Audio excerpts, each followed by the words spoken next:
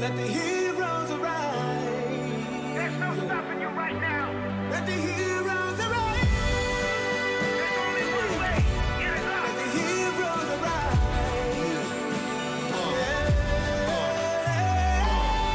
It is what it is, I'ma get it. And I'ma push it to the limit.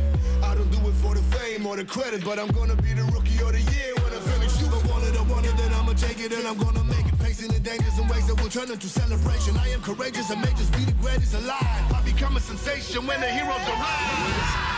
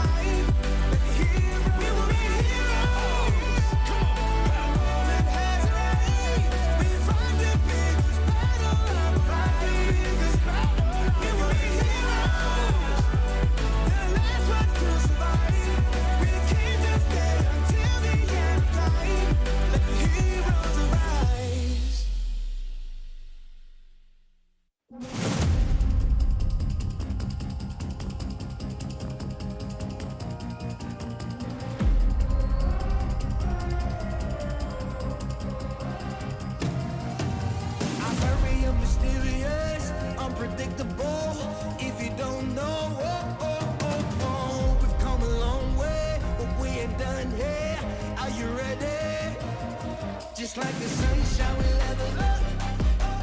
What a great view from the top. It's in our nature, it's in our blood.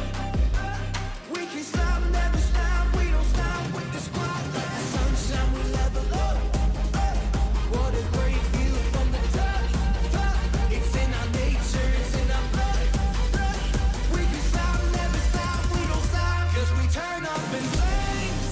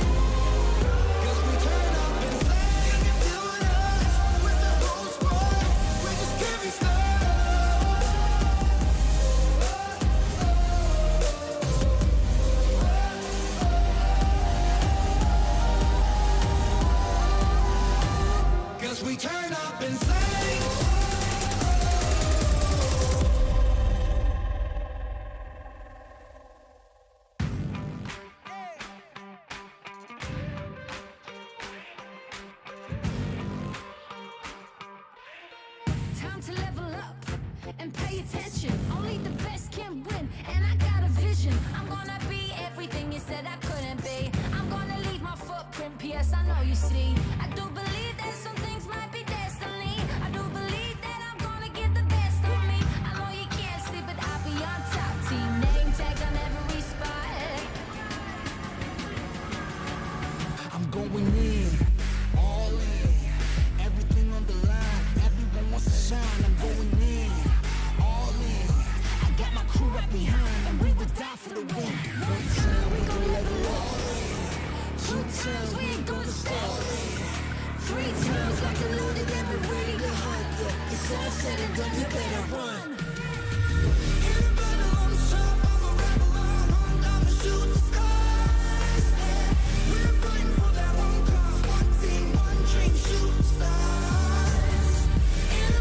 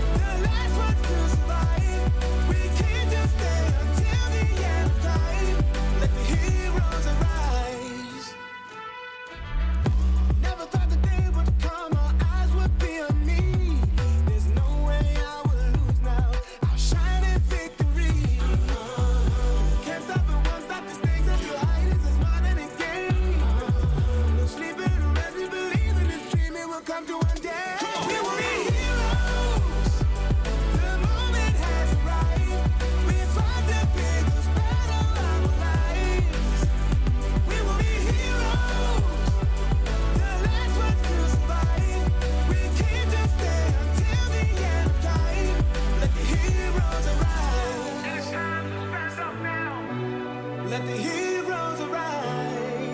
There's no stopping you right now. Let the heroes arise. There's only one way. Get it up. Let the heroes arise.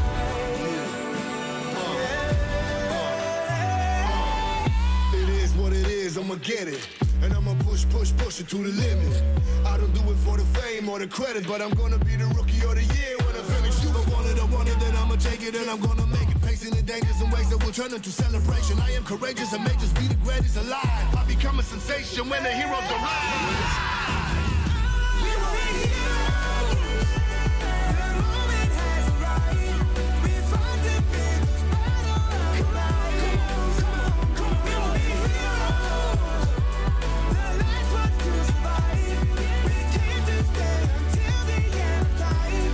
Let the heroes. We will be heroes. Come on, the moment has arrived. We fought the biggest battle of life. Biggest battle. We will be heroes. The last ones to survive. We came to stay until the end of time. Let the heroes arise.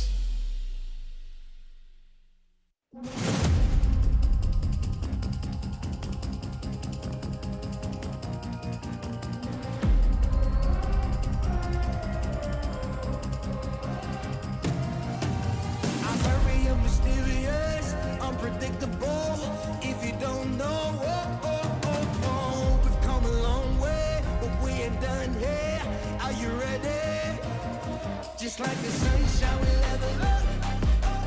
What a great view from the top. It's in our nature, it's in our blood.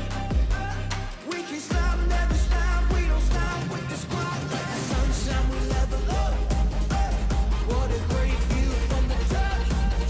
It's in our nature, it's in our blood. We can stop, never stop. We don't stop, 'cause we turn up in flames. 'Cause we turn up in flames. 'Cause we turn up in flames. You can deal with us, with the whole squad. We just can't be stopped. We invincible, undefeatable, but still you try it. Like the sunshine, we level up. What a great view from the top. It's in our nature, it's in our blood. We can stop, never stop, we don't stop, 'cause we turn up in flames. 'Cause we turn up in flames.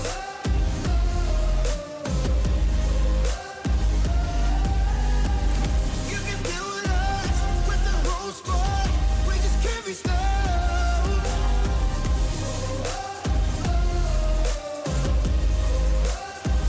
'Cause we turn up in flames. 'Cause we turn up in flames. 'Cause we turn up in flames. You can deal with us, with the whole squad. We just can't be stopped.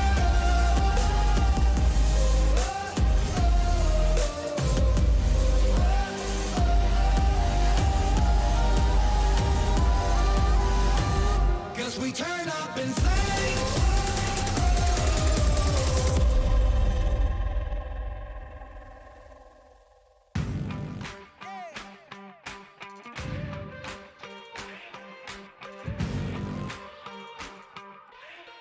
Time to level up and pay attention. Only the best can win, and I got a vision. I'm gonna be everything you said I couldn't be. I'm gonna leave my footprint, PS, I know you see. I do believe that some things might be destiny. I do believe that I'm gonna get the best of me. I know you can't see, but I'll be on top. Team name tag on every spot. I'm going in, all in, everything on the line. Everyone wants to shine. I'm going in, all in. I got my crew right behind, and we will die for the win.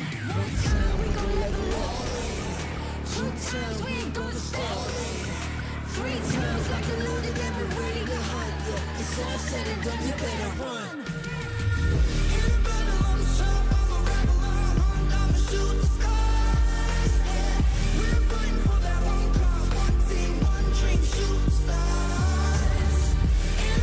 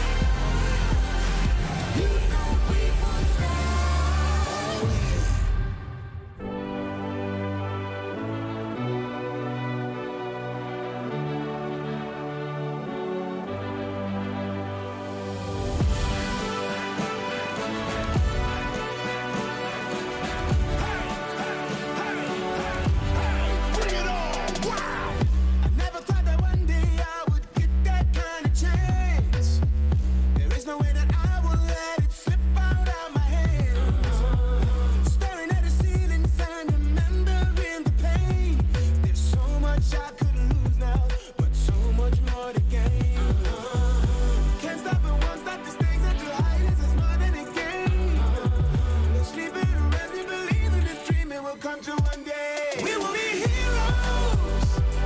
The moment has arrived.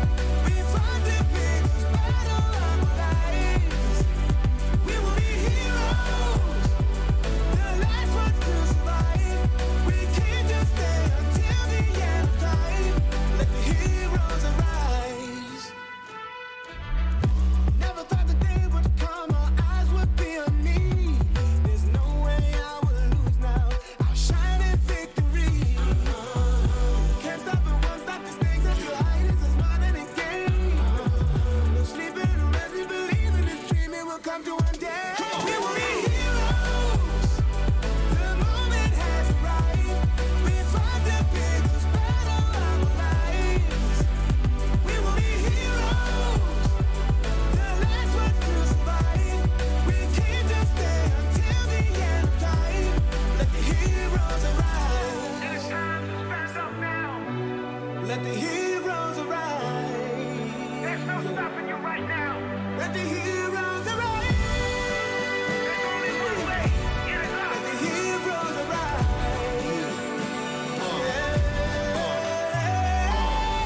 It is what it is, I'ma get it. And I'ma push it to the limit. I don't do it for the fame or the credit, but I'm gonna be the rookie of the year when I finish. You don't want it, then I'ma take it and I'm gonna make it. Facing the dangers and ways that will turn into celebration. I am courageous and may just be the greatest alive. I become a sensation when the heroes arrive. We will be heroes. The moment has arrived. We fought the biggest battle of our lives. We will be heroes. The last ones to survive.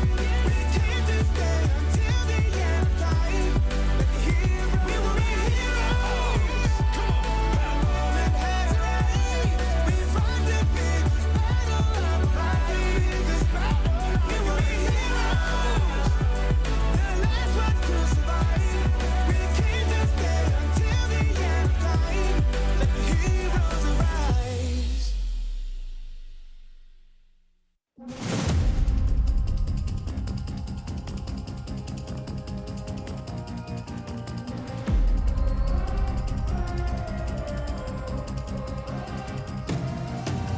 I'm very mysterious, unpredictable. If you don't know, we've come a long way, but we ain't done here. Are you ready? Just like the sunshine, we level up. What a great view from the top. It's in our nature, it's in our blood. We can stop, never stop. We don't stop with the squad. Like the sunshine, we level up.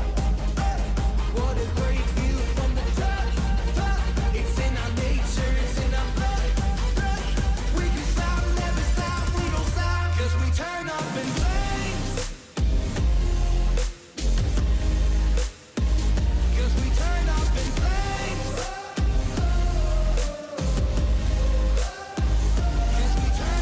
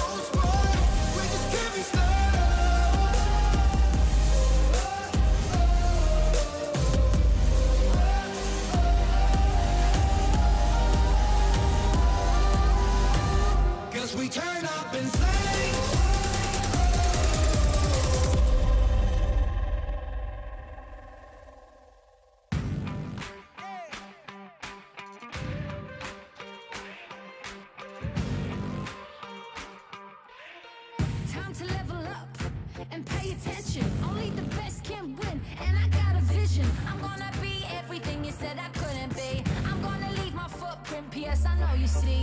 I do believe that some things might be destiny. I do believe that I'm gonna get the best of me. I know you can't see, but I'll be on top. Team name tag on every spot. I'm going in, all in, everything on the line. Everyone wants to shine. I'm going in, all in. I got my crew right behind, and we would die for the win. One time we gon' level up, two times we ain't gonna stop, three times like a loaded and we're ready to hunt. It's all said and done, you better run. In the battle, I'm sharp, I'm a rebel, I'm hunt, I'ma shoot the skies. Yeah. We're fighting for that one cause, one team, one dream, shoot the stars. In the battle, I'm sharp, I'm a rebel, I'm hunt, I'ma shoot the stars. Yeah. Are you ready for the battle? You know we won't stop. All eyes on me, I smell the danger. Can't turn back now, I can't erase ya. Did they tell ya I'll be coming back? Stronger, faster, like a heart attack. I'll make it known I'm the master. Think that boom boom need a blaster. What you looking at, huh? We coming for you in the masses. Front row passes, champions, warm all access. In, all in, everything on the line. Everyone wants to shine. I'm going in, all in. I got my crew right behind, and we would die for the win. One time we gon' level up, Two times we ain't gonna stop. Three times like a loaded and we're ready to hunt. It's all said and done, you better run.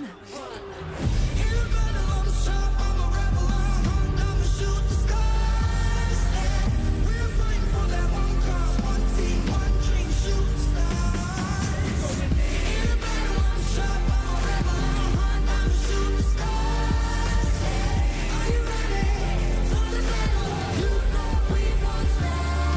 You know we won't stop.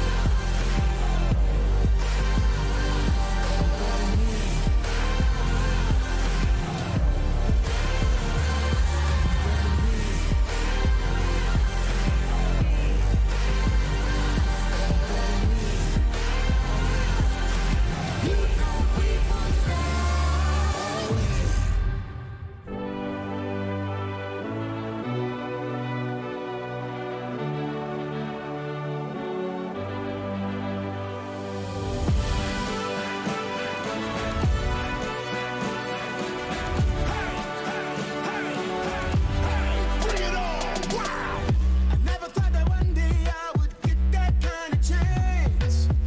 There is no way that I will let it slip out of my hands. Staring at the ceiling fan, remembering the pain. There's so much I could lose now, but so much more to gain. Can't stop and won't stop the stakes at your height is more than a game. No sleeping or resting, believing this dream it will come true one day. We will be heroes. The moment has arrived. We fought the biggest battle of our lives. We will be heroes.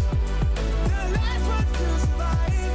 We can't just stay until the end of time. Let the heroes arise. Never thought the day would come, our eyes would be on me. There's no way I will lose now. I'll shine in victory. Can't stop and won't stop the stakes at your height is more than a game. No sleeping or resting, believing this dream it will come to one day. We will be heroes. The moment has arrived. We fought the biggest battle of our lives. We will be heroes. The last ones to survive. We can't just stay until the end of time. Let the heroes arise. It's time to stand up now. Let the heroes arise. There's no stopping you right now. Let the heroes arise. There's only one way. Get it Let up. the heroes arise. It is what it is, I'ma get it. And I'ma push it to the limit. I don't do it for the fame or the credit, but I'm gonna be the rookie of the year when I finish. You I want it, then I'ma take it and I'm gonna make it. Facing the dangers and ways that will turn into celebration. I am courageous and may just be the greatest alive. I become a sensation when the heroes arrive. We will be heroes. The moment has arrived. We fought the biggest battle of life. Come on. We will be heroes. The last ones to survive. We came to stay until the end of time. Let the heroes. We will be heroes. Come on. The moment has arrived. We fought the biggest battle of life. We will be heroes. The last ones to survive. We came to stay until the end of time. Let the heroes arise.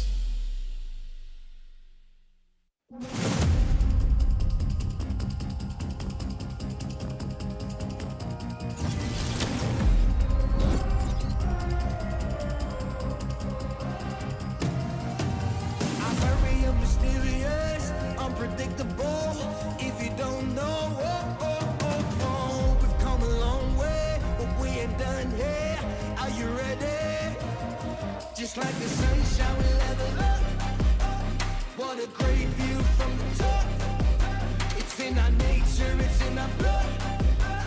We can stop, never stop. We don't stop with the squad. Like the sunshine, we level up. What a great view from the top. It's in our nature, it's in our blood. We can stop, never stop. We don't stop, 'cause we turn up in flames. 'Cause we turn up in flames. 'Cause we turn up in flames. You can deal with us, with the whole squad. We just can't be stopped. We invincible, undefeatable, but still you try it. Like the sunshine, we level up. What a great view from the top. It's in our nature, it's in our blood. We can stop, never stop, we don't stop, 'cause we turn up in flames. 'Cause we turn up in flames.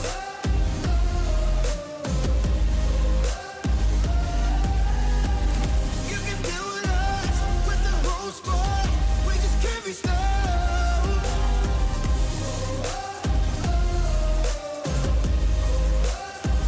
'Cause we turn up in flames. 'Cause we turn up in flames. 'Cause we turn up in flames. You can deal with us, with the whole squad. We just can't be stopped.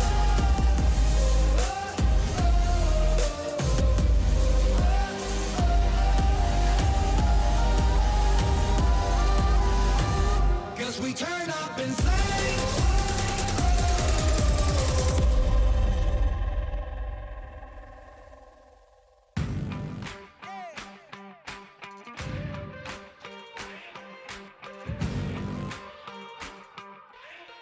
Time to level up and pay attention. Only the best can win, and I got a vision. I'm gonna be everything you said I couldn't be. I'm gonna leave my footprint, PS, I know you see. I do believe that some things might be destiny. I do believe that I'm gonna get the best of me. I know you can't see, but I'll be on top. Team name tag on every spot.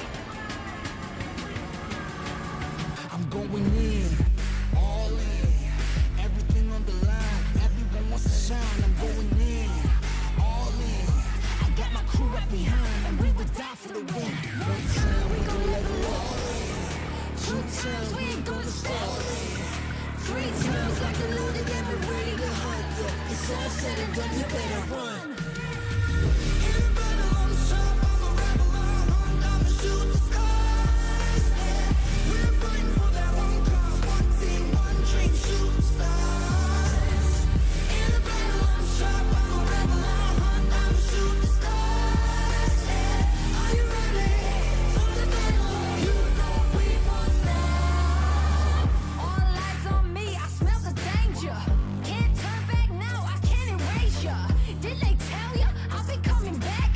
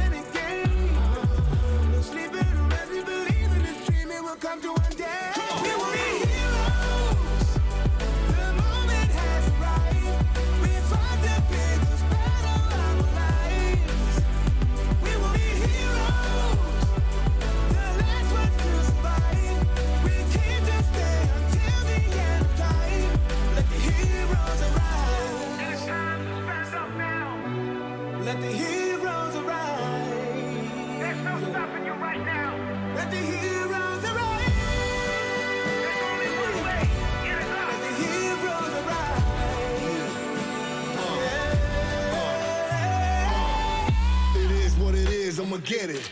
And I'ma push it to the limit. I don't do it for the fame or the credit, but I'm gonna be the rookie of the year when I finish. You I want it, then I'ma take it and I'm gonna make it. Facing the dangers and ways that will turn into celebration. I am courageous and may just be the greatest alive. I become a sensation when the heroes arrive. We were heroes. The moment has arrived. We fought the biggest battle of life. Come on. We were heroes. The last ones to survive. We came to stay until the end of time. Like the heroes. We were heroes. Come on. The moment has arrived. We fought the biggest battle of life. We were heroes. The last ones to survive. We came to stay until the end of time. Let the heroes arise.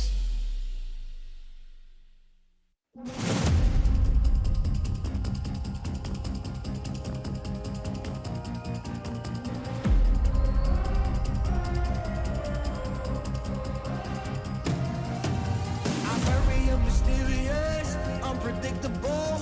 If you don't know, we've come a long way, but we ain't done here. Are you ready? Just like the sunshine, we level up. What a great view from the top. It's in our nature, it's in our blood. We can stop, never stop. We don't stop with the squad. Like the sunshine, we level up. What a great view from the top. It's in our nature, it's in our blood. We can stop, never stop. We don't stop, 'cause we turn up in flames. 'Cause we turn up in flames. 'Cause we turn up in flames. You can deal with us, with the whole squad. We just can't be stopped. We invincible, undefeatable, but still you try it. Like the sunshine, we level up. What a great view from the top. It's in our nature, it's in our blood. We can stop, never stop, we don't stop, 'cause we turn up in flames. Hello, survivors! Welcome to our second Free Fire World Series of 2022. Fasten your seatbelts. The greatest Free Fire event of the year is about to begin. Next destination, Bangkok. This is how we're going to start our journey. We have teams from all over the world with us. 17 teams from 10 regions.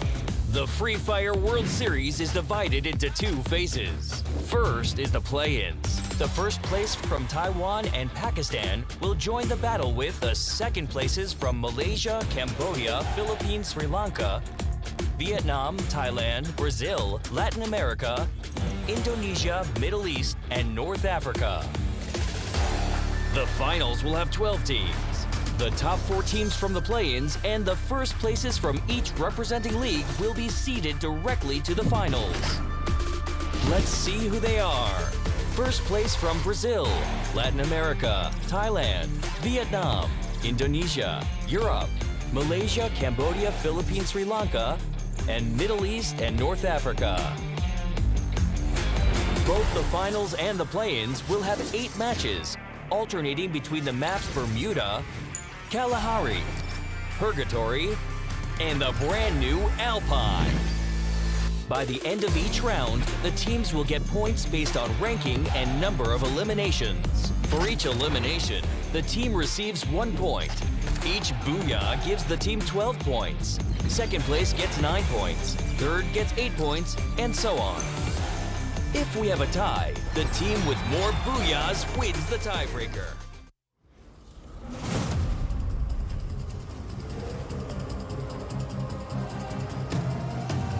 I'm very mysterious, unpredictable. If you don't know, we've come a long way, but we ain't done here. Are you ready? Just like the sunshine, we level up. What a great view from the top. It's in our nature, it's in our blood. We can stop, never stop, we don't stop with the squad. Like the sunshine, we level up. What a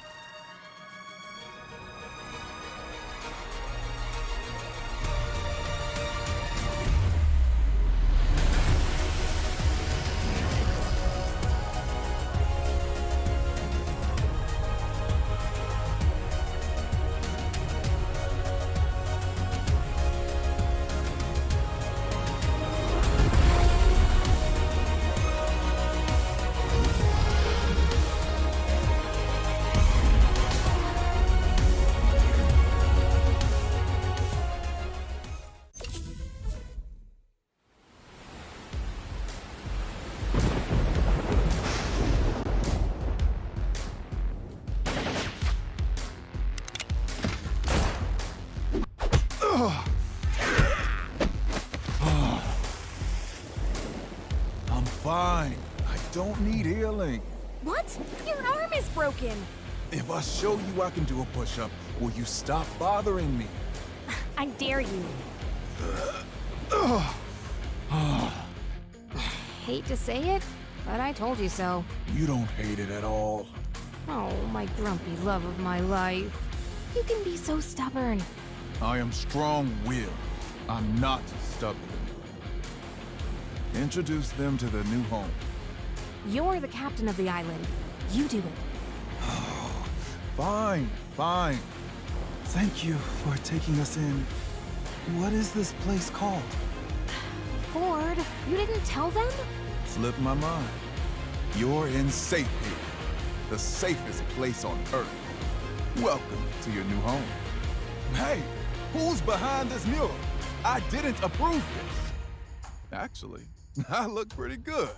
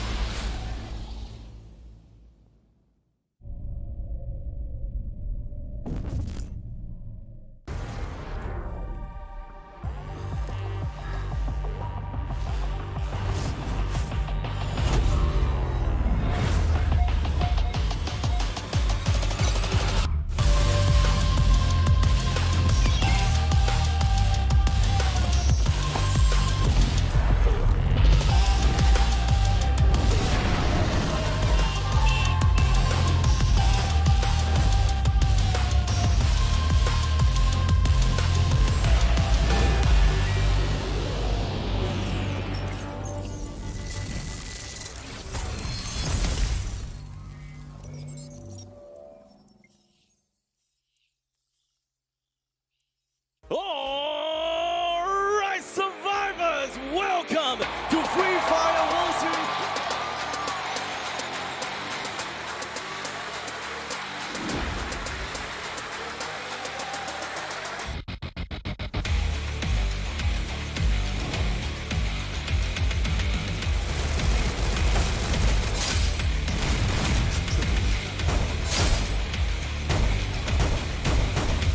Going up against the other playing champions of Echo Esports. That was a super dangerous one for both teams. High risk. There was so much at stake right now. Directly below him is not going to be Fernando at all. But initializing shot that sekarang ini. Shot telah disumpah tapi But here comes Moji. The good name from JLX.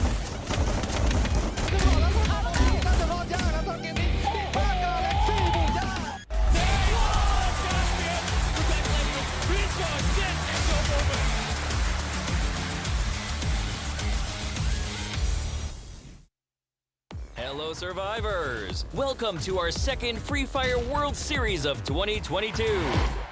Fasten your seatbelts. The greatest Free Fire event of the year is about to begin.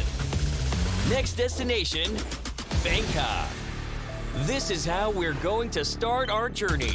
We have teams from all over the world with us. 17 teams from 10 regions. Ladies and gentlemen, boys and girls, survivors of all ages, welcome to the Free Fire World Series 2022 Bangkok. I am the Mustachio AJ down here with my good friend Husky. Later on, we also have Holler who will be joining us. The three of us will be your shoutcasters for the day. The show's not starting just yet. This is just a little bit of a pre-show banter between the two of us as to what's going to go down today. Yeah, we've seen a lot of smack talk, some taunting Yep. videos yesterday. We figured that we would take some time to do it ourselves. To smack talk them as well? No, just to see who has the better prediction. You know, you always say that my predictions are wrong. I'm here No. I'm here to prove you wrong with numbers. Never have I ever said his predictions are wrong. I only say he curses teams, right? He predicts that they're going to rise up to the top. They usually, unfortunately, bow out a little bit too early.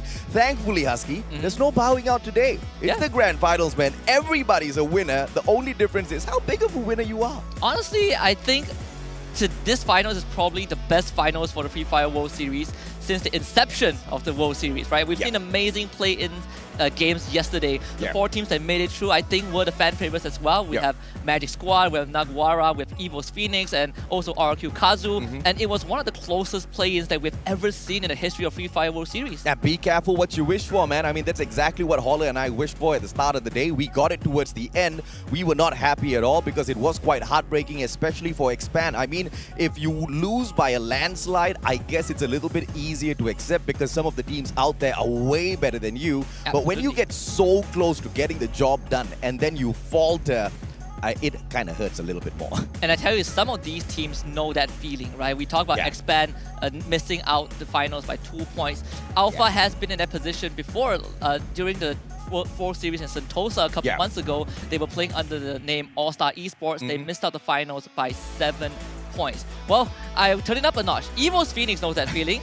They missed out a trophy, a podium finish, a trophy, a second championship title by 1 point. And you know that 1 point cost them $250,000 US, right? So, you know, for everyone, it's like, it's just 1 point. Don't worry, second place is better than no place at all. But yeah, man, I mean, everybody wants that massive bonus for themselves. Of course. Today's going to be a little bit different, obviously. Alpha, they don't have to play for no play-ins. They're already here at the grand finals. They're waiting to show us exactly what we can all see out there on the battlefield a little bit later on. I mean, if yesterday was going to be a day where you thought it was just aggressive gameplay one after the other, today it's a whole other level of gameplay that we can expect, Husky. I mean, let's talk about a few of these teams here. First off, AV Radicals, the Filipinos. They are making the nation proud. This is the first time ever since the inception of Free Fire do we have a Filipino squad on the global stage. Absolutely. You know, for the Malaysian fans, it's heartbreak. It's the first time that we don't have a Malaysian team on the grand final stage. But like you mentioned, AJ, we have a Filipino squad. And this was 2 years in the making, right? It took them 2 years since the first MCPS major for them to finally win a major title, scraping by a 7 to 8 point advantage and qualifying for the finals directly. And even up to this point, I still think a lot of players, a lot of people still doubt these players, right? How good they are. I think Expand are better. But none of that matters anymore because AV Radicals are the one representing the region. They most definitely are representing the region, and they're representing the region really well. If you are an MCPS fan, if you're from the region of MCPS, you have to be proud that this is the team getting the job done out there. We've also got the stats of AV Radicals Wine. Now, this guy is an absolute insane monster. We've seen in time and time again, nobody rushes in like Wine. Everybody else waits for backup. Wine does not care where backup is. He's there for the fight first. Yeah, you know what they say? Some things age like fine wine, and AV Radical Struggles has delivered exactly that, right? This team started as PXG Radicals at one point, and at that time, they were the super team of the entire region. They dominated the local league group stage, fell short in the finals, disappeared for one season, came back as AV Radicals, and absolutely crushed the competition. Absolutely, man. And of course, we wish that is not the same case for them here because like you said, they do really well during the league. Grand finals time is where they falter, but this time they've made it to the grand finals. Hopefully it's not going to be the same case. They only have 8 rounds to get the job done. Let's shine the spotlight a little bit on Alpha as well. We've been talking about this squad for a long time now. Yeah, and I think Alpha is also a squad that you need to keep your eyes on because they have been a part of the local league, the Arab League, since the very beginning. And they bring in a very interesting playstyle. If they want to go offensive, they will definitely do that.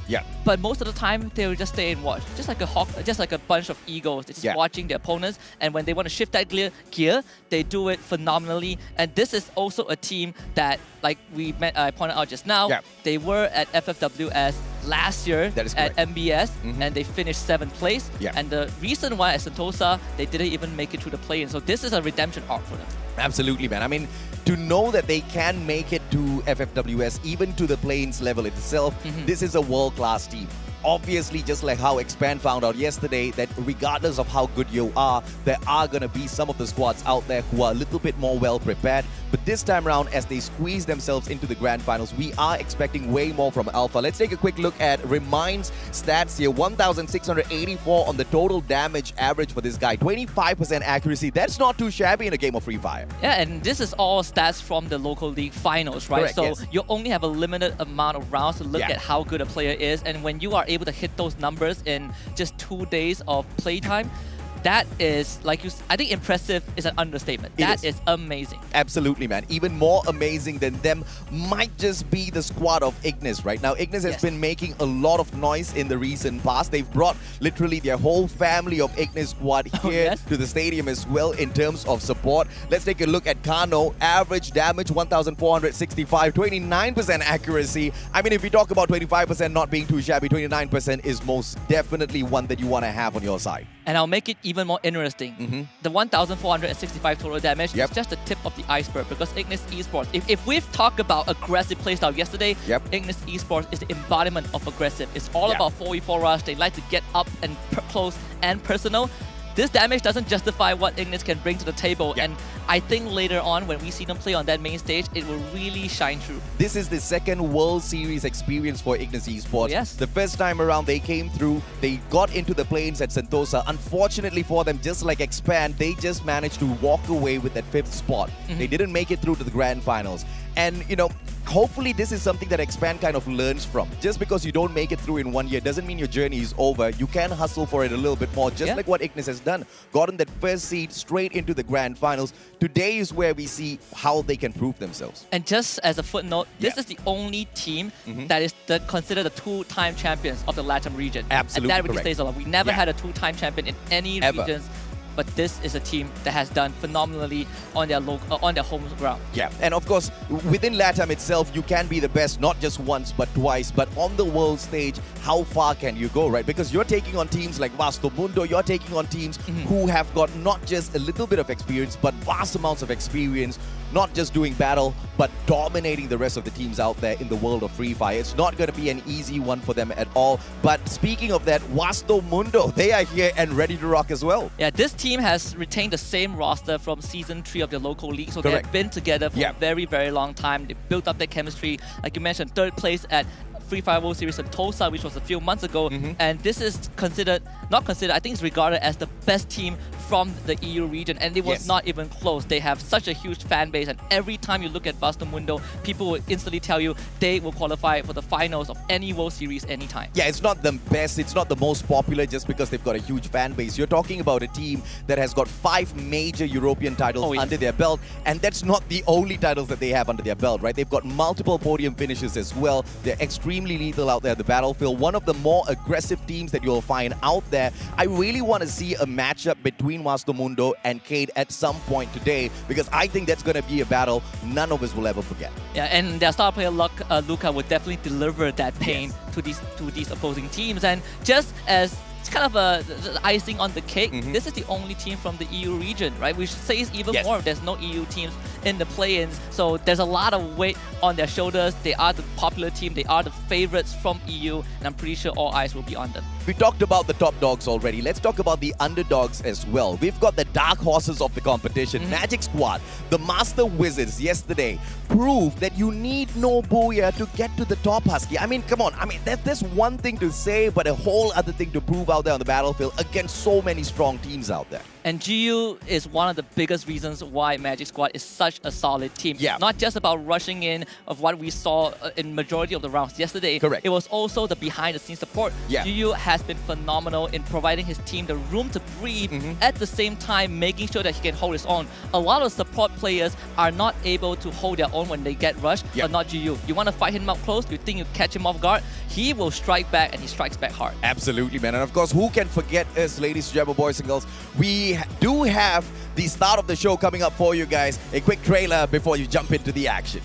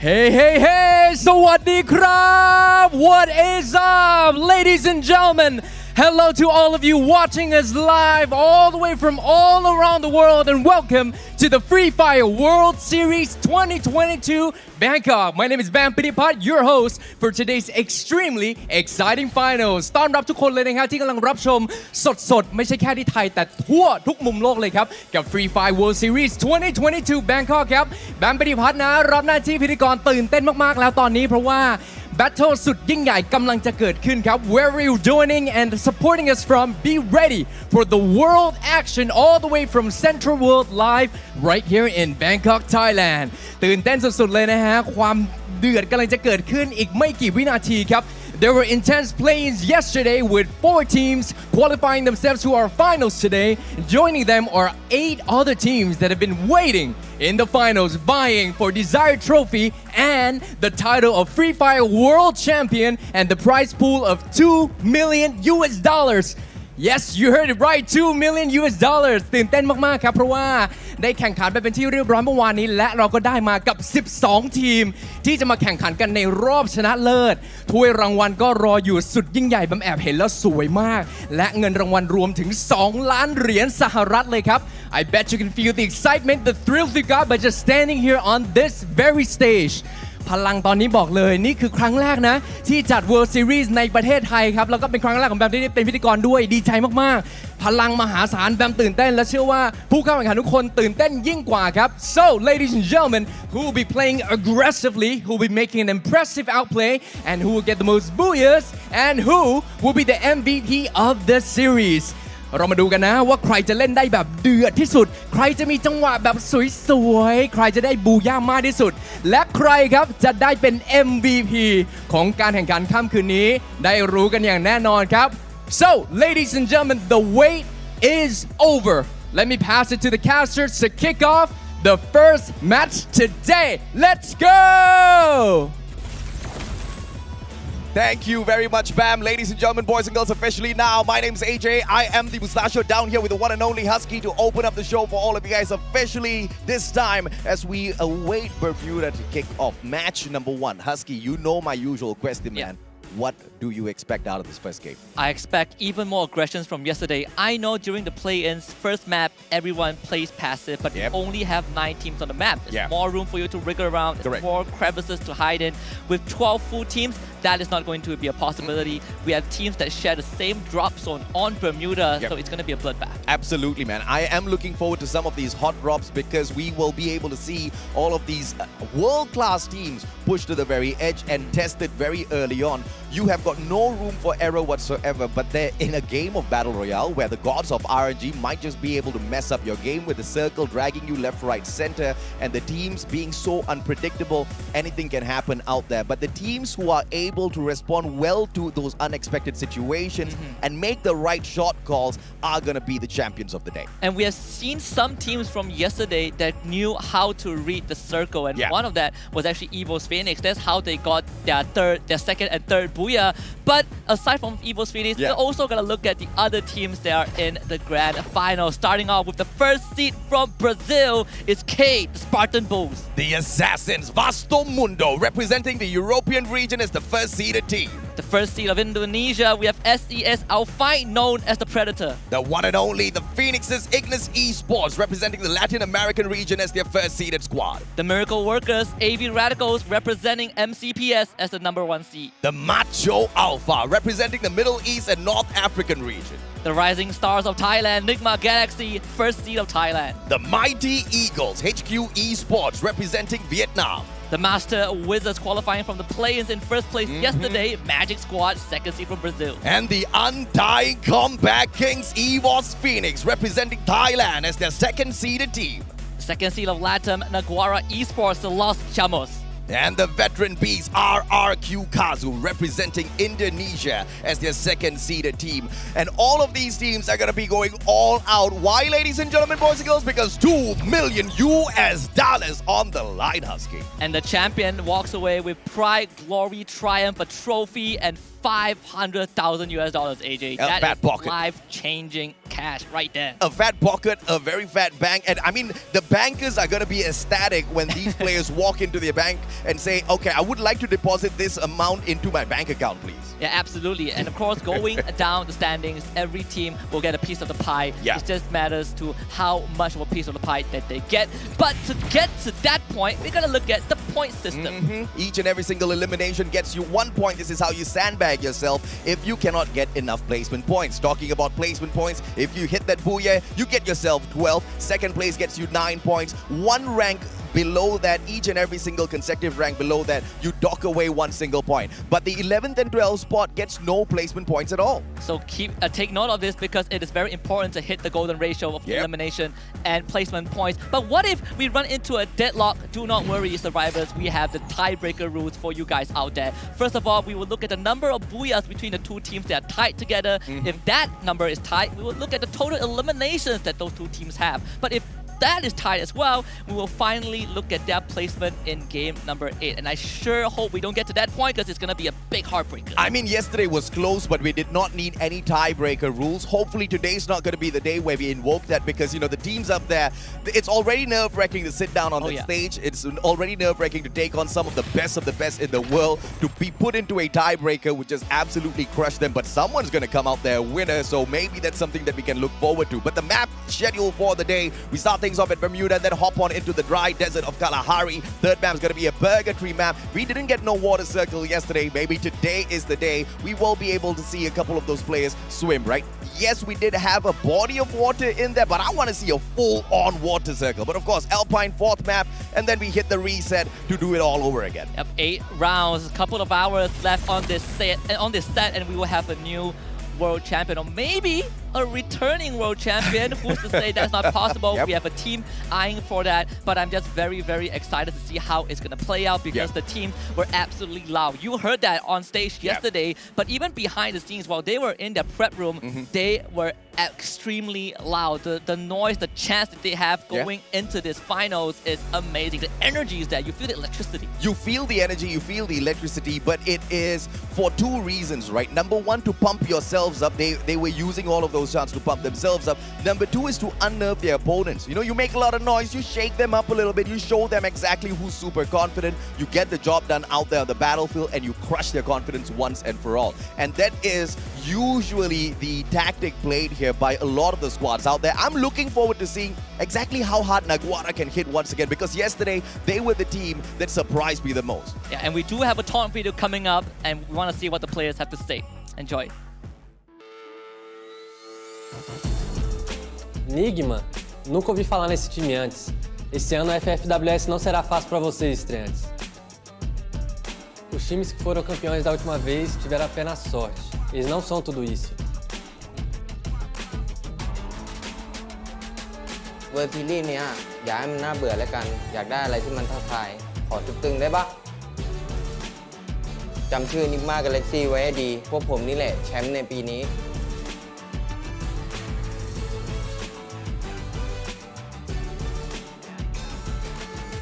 Venimos aquí para vengarnos.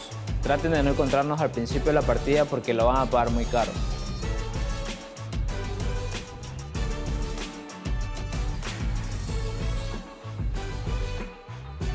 Fake S1, cry S1. Lu cuma punya satu kesempatan buat lawan gue, tapi gue tandain lo semua, hati-hati. Ay, caramba! I absolutely love the warning by Enigma Galaxy, man. I mean, they are confident, to say the least. Yes, they are super confident, and it's warranted. When they play in the local league, out of 12 rounds, they got 7 booyahs. They won the finals by an advantage of 88 points. And guess who's in second place? Evo's Phoenix. The These guys got comeback. some bung and they deserve it. Yeah, the Undying Comeback Kings could find no comeback at that point. But question is, were they playing possum? You know, this is a question that I've asked many a times in the past competitions. But this time around, I don't think there's any room to kind of dodge away, right? Only 8 of those rounds there. But let's take a look at some of the stats here for Cade. 4,979 on the average damage, but look at the average eliminations this squad gets though. Yeah, this squad is absolutely incredible. High elimination count, high top 3 finishes. And this was the team that also got 4th place at FFWS Sentosa, right? So This is kind of the returning performance for them. There's a lot to be desired. And even one of their star player, Nando 9, has an average of 3.0 elimination on his own. It's not the highest, but it's up there on the echelon. That is no doubt whatsoever. With a survival time of 16 minutes and 22 seconds, you're pretty much seeing this team almost always getting into that final circle. Absolutely. Which is going to be a problem for a lot of the other teams who are not as consistent. They have to not only get those eliminations, but also survive. Kate knows how to do both of it. Yeah, and they had definitely found the secret recipe to put themselves out on top, right? Even when they won the local league, they won it by a landslide. But let's take a look at another team that deserves our attention, then the whole world will also be paying attention to, Ignis Esports. And I love this team because Ignis Esports is all about aggression. It's all about rushing into your face and getting the job done in a blink of an eye. Once again, the second World Series appearance for them here at the 2022 Bangkok Free Fire World Series. 5th place at the Sentosa Plains. That was a massive heartbreak for Ignis Esports, but they are here to prove themselves, and they did set out a really good warning there. Make sure you're not one of those teams that meets us really early in these matches, because you surely will regret. They want to get to that final circle, and through their survival time, you see that this team almost always gets that done. And a big part of the 7.5 average elimination came from one player and one player alone, Carlos. 20 eliminations in the local finals and 140 total eliminations during the regular season. That is crazy numbers. Yeah, 24% accuracy, nothing that they want to shy away from. That's really good on average for your whole squad. Let's take a look at a couple of player stats as well before we take a head-to-head here. Nando 9, one of the craziest MVPs that you guys can look forward to. Awaken Hayato, that's the favorite character that he uses most out there on the battlefield, and very recently everyone's kind of realized how greatly useful those glue walls are. Mr. Wagger provides them when you are in most need. Yeah, Mr. Wagger came into the game with style and now is one of the most beloved pets of the entire Free Fire community. And on the competitive stage, you can see exactly why. We have so many glue wall masters that run Mr. Wagger. Oh yeah, absolutely, man. And of course, we want to look at Nando 9's stats here. I mean, this is, I believe, one of the first times I'm actually seeing that the blue region kind of fill it up all the way towards the edge, man. 3.0 elimination average for Nando 9. This guy's a monster out there on the battlefield. And look at the average damage. It's nothing too fancy. Usually you see much lower number of average eliminations, which much higher damage. That just shows Nando 9 is very, very succinct in what he does out there. Yeah, and just as a footnote, he has an average knockdown rate of 4.13. That is a lot. But we also want to look at Carlos from Ignis Esports. Almost the same lineup with the Awakened Hayato and Mr. Wagger, but Carlos himself, he might not sport as high as a number compared to Nando, but this guy is one of the top eliminators of their local league, and now leading the rest of Ignis Esports. I think they will stand a great chance against K. And we most definitely do believe that Ignis Esports is going to be one of those trailblazers out there on the battlefield. Let's take a look at some of Carlos's stats and see exactly how that kind of stacks up against Nando 9. 2.5 average eliminations, damage 1,463 on average. He's got about half of his shots getting that headshot for him, so that's not too shabby at all. Yeah, but he also has a pretty decent assist rate, right? This guy is the grenadier of his team. He is the golden arm of Ignis Esports, so he might not get a lot of headshot percentage, he might not get a lot of elimination on his own, but his utility usage has really benefited the team, and this is why Ignis Esports was such a force to be reckoned with. But it is quite surprising with him running the grenade launches all the time. You would expect more damage from him, but let's see exactly how that fares for them a little bit later on. We want to take this head-to-head as well between Nigma Galaxy's Dew as well as SES Ray. Now, we've spoken a lot about Dew in the past whenever we've had our discussions about the Free Fire World Series. Walk me through exactly what this guy is capable of, Husky. First of all, you see he does a crap ton of damage, has a very high elimination ratio and assist, but also Nigma Galaxy as a team is known to be very, very popular with the M79. If you get that weapon, your day in your round is going to end. And Dew is the MVP of their regular season with a total of 101 kills. And he was also the finals MVP for their local league. I also want to take a quick comparison between the eliminations and the damage. You can see eliminations, but it's not too different from both of these players. Damage, on the other hand, is quite different. Dew requires more damage to get the 3.42 elimination. Ray, on the other hand, is a little bit more efficient out there on the battlefield, and that's mostly skewed towards him because of the headshots that he manages to get out there. Yes, both players are great, but it's all going to depend on who gets the lethal shot first. But let's take a look at the profile videos as well.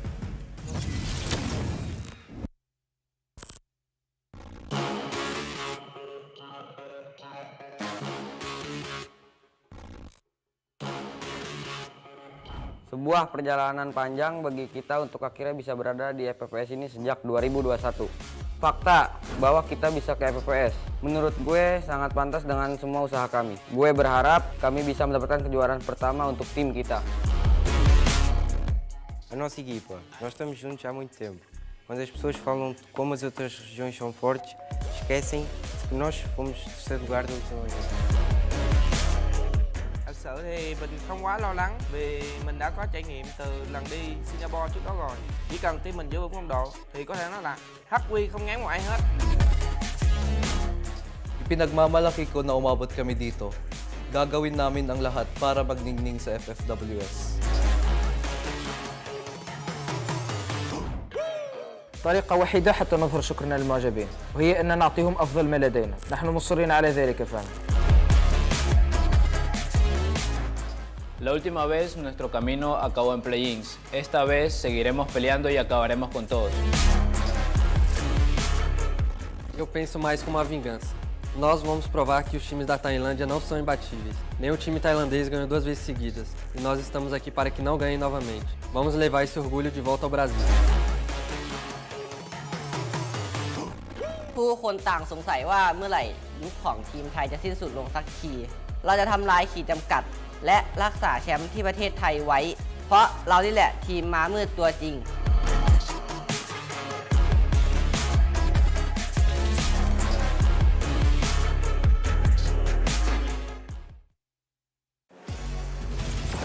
After watching that trailer, the stage is set, my blood is pumping, the players are electrified for the final 8 rounds of this World Series.